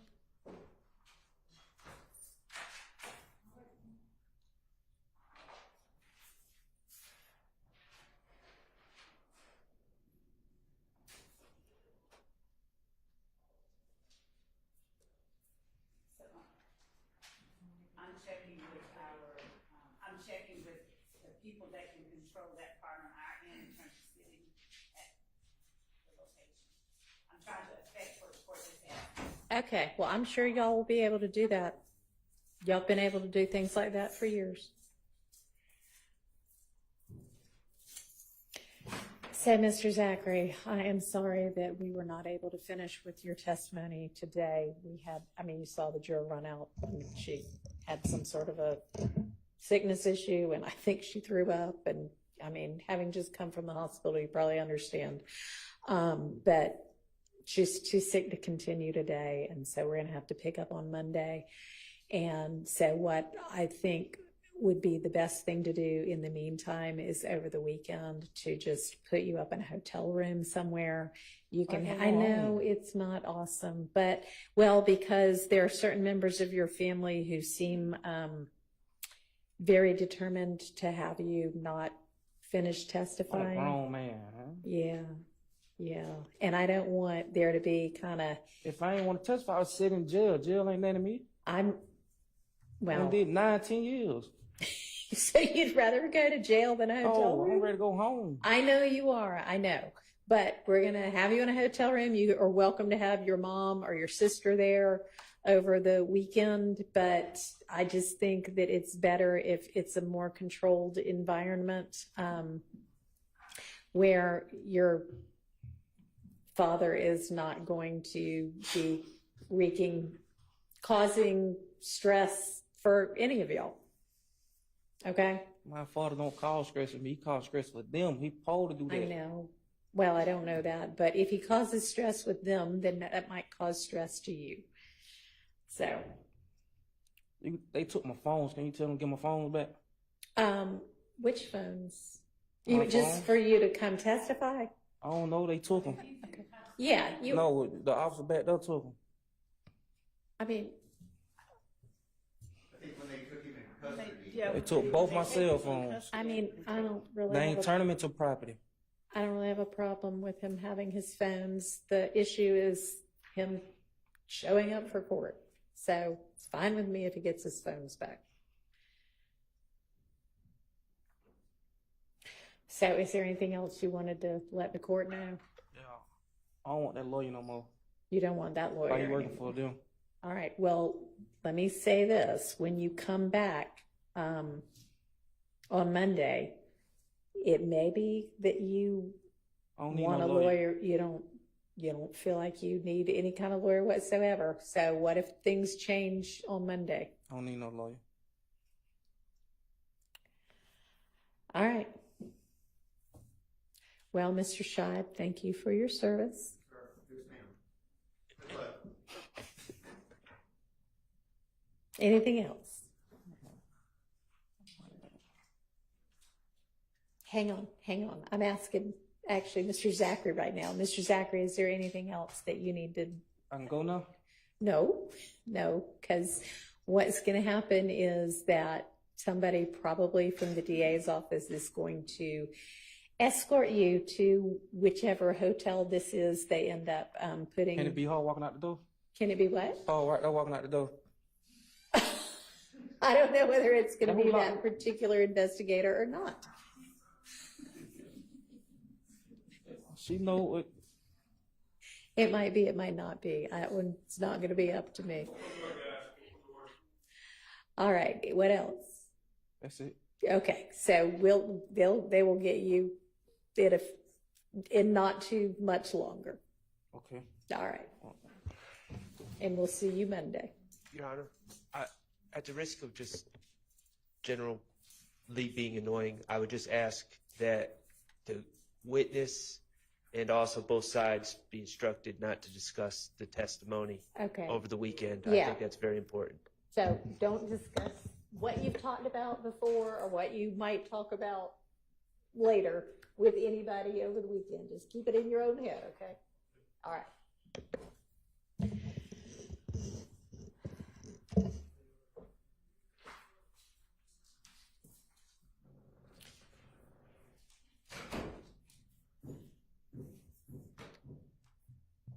Okay.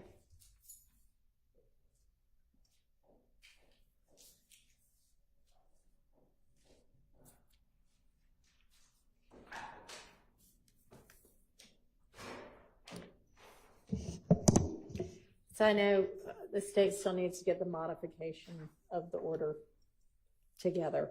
Are there other things we can deal with right now?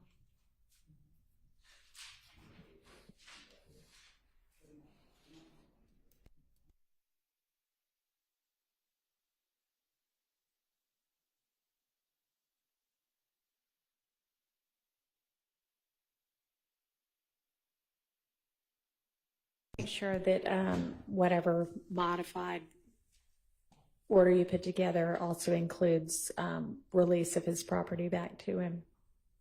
Okay.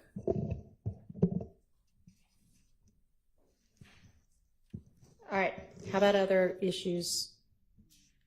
So would the plan be finish with Mr. Zachary on Monday, and then if he doesn't go through the whole day, pick back up with Mr. Sprinkle? Okay. And that certainly would take us through the full day because okay. So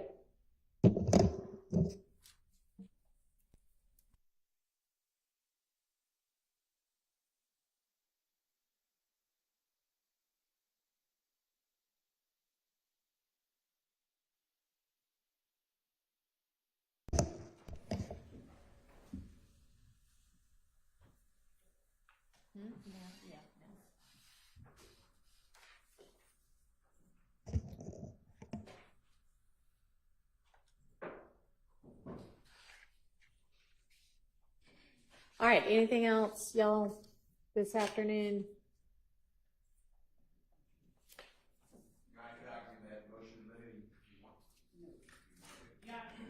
Allow us to handle the matter that we're handling and to deal with any other.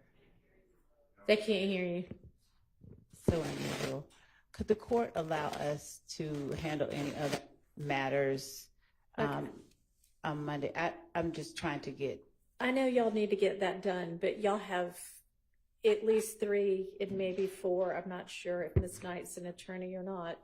Attorneys at council table right now. So you ought to be able to delegate something to somebody else.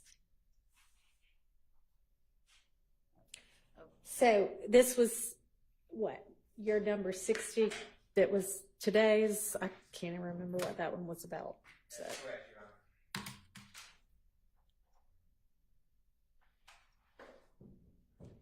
Give me a second.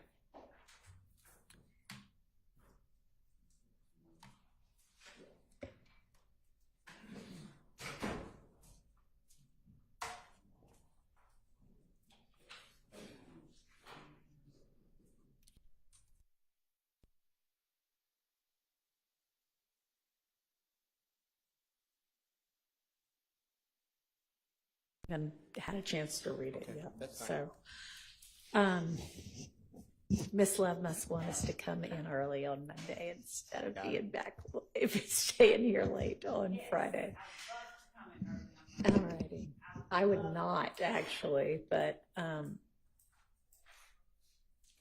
that's not even when we have to argue on Monday. So, all right. We'll just do our regular old 8:45. So I will adjourn us for the day, but Ms. Love, I'll stick around to sign that order, obviously. Thank you, Judge. Okay. Thank you. Yep.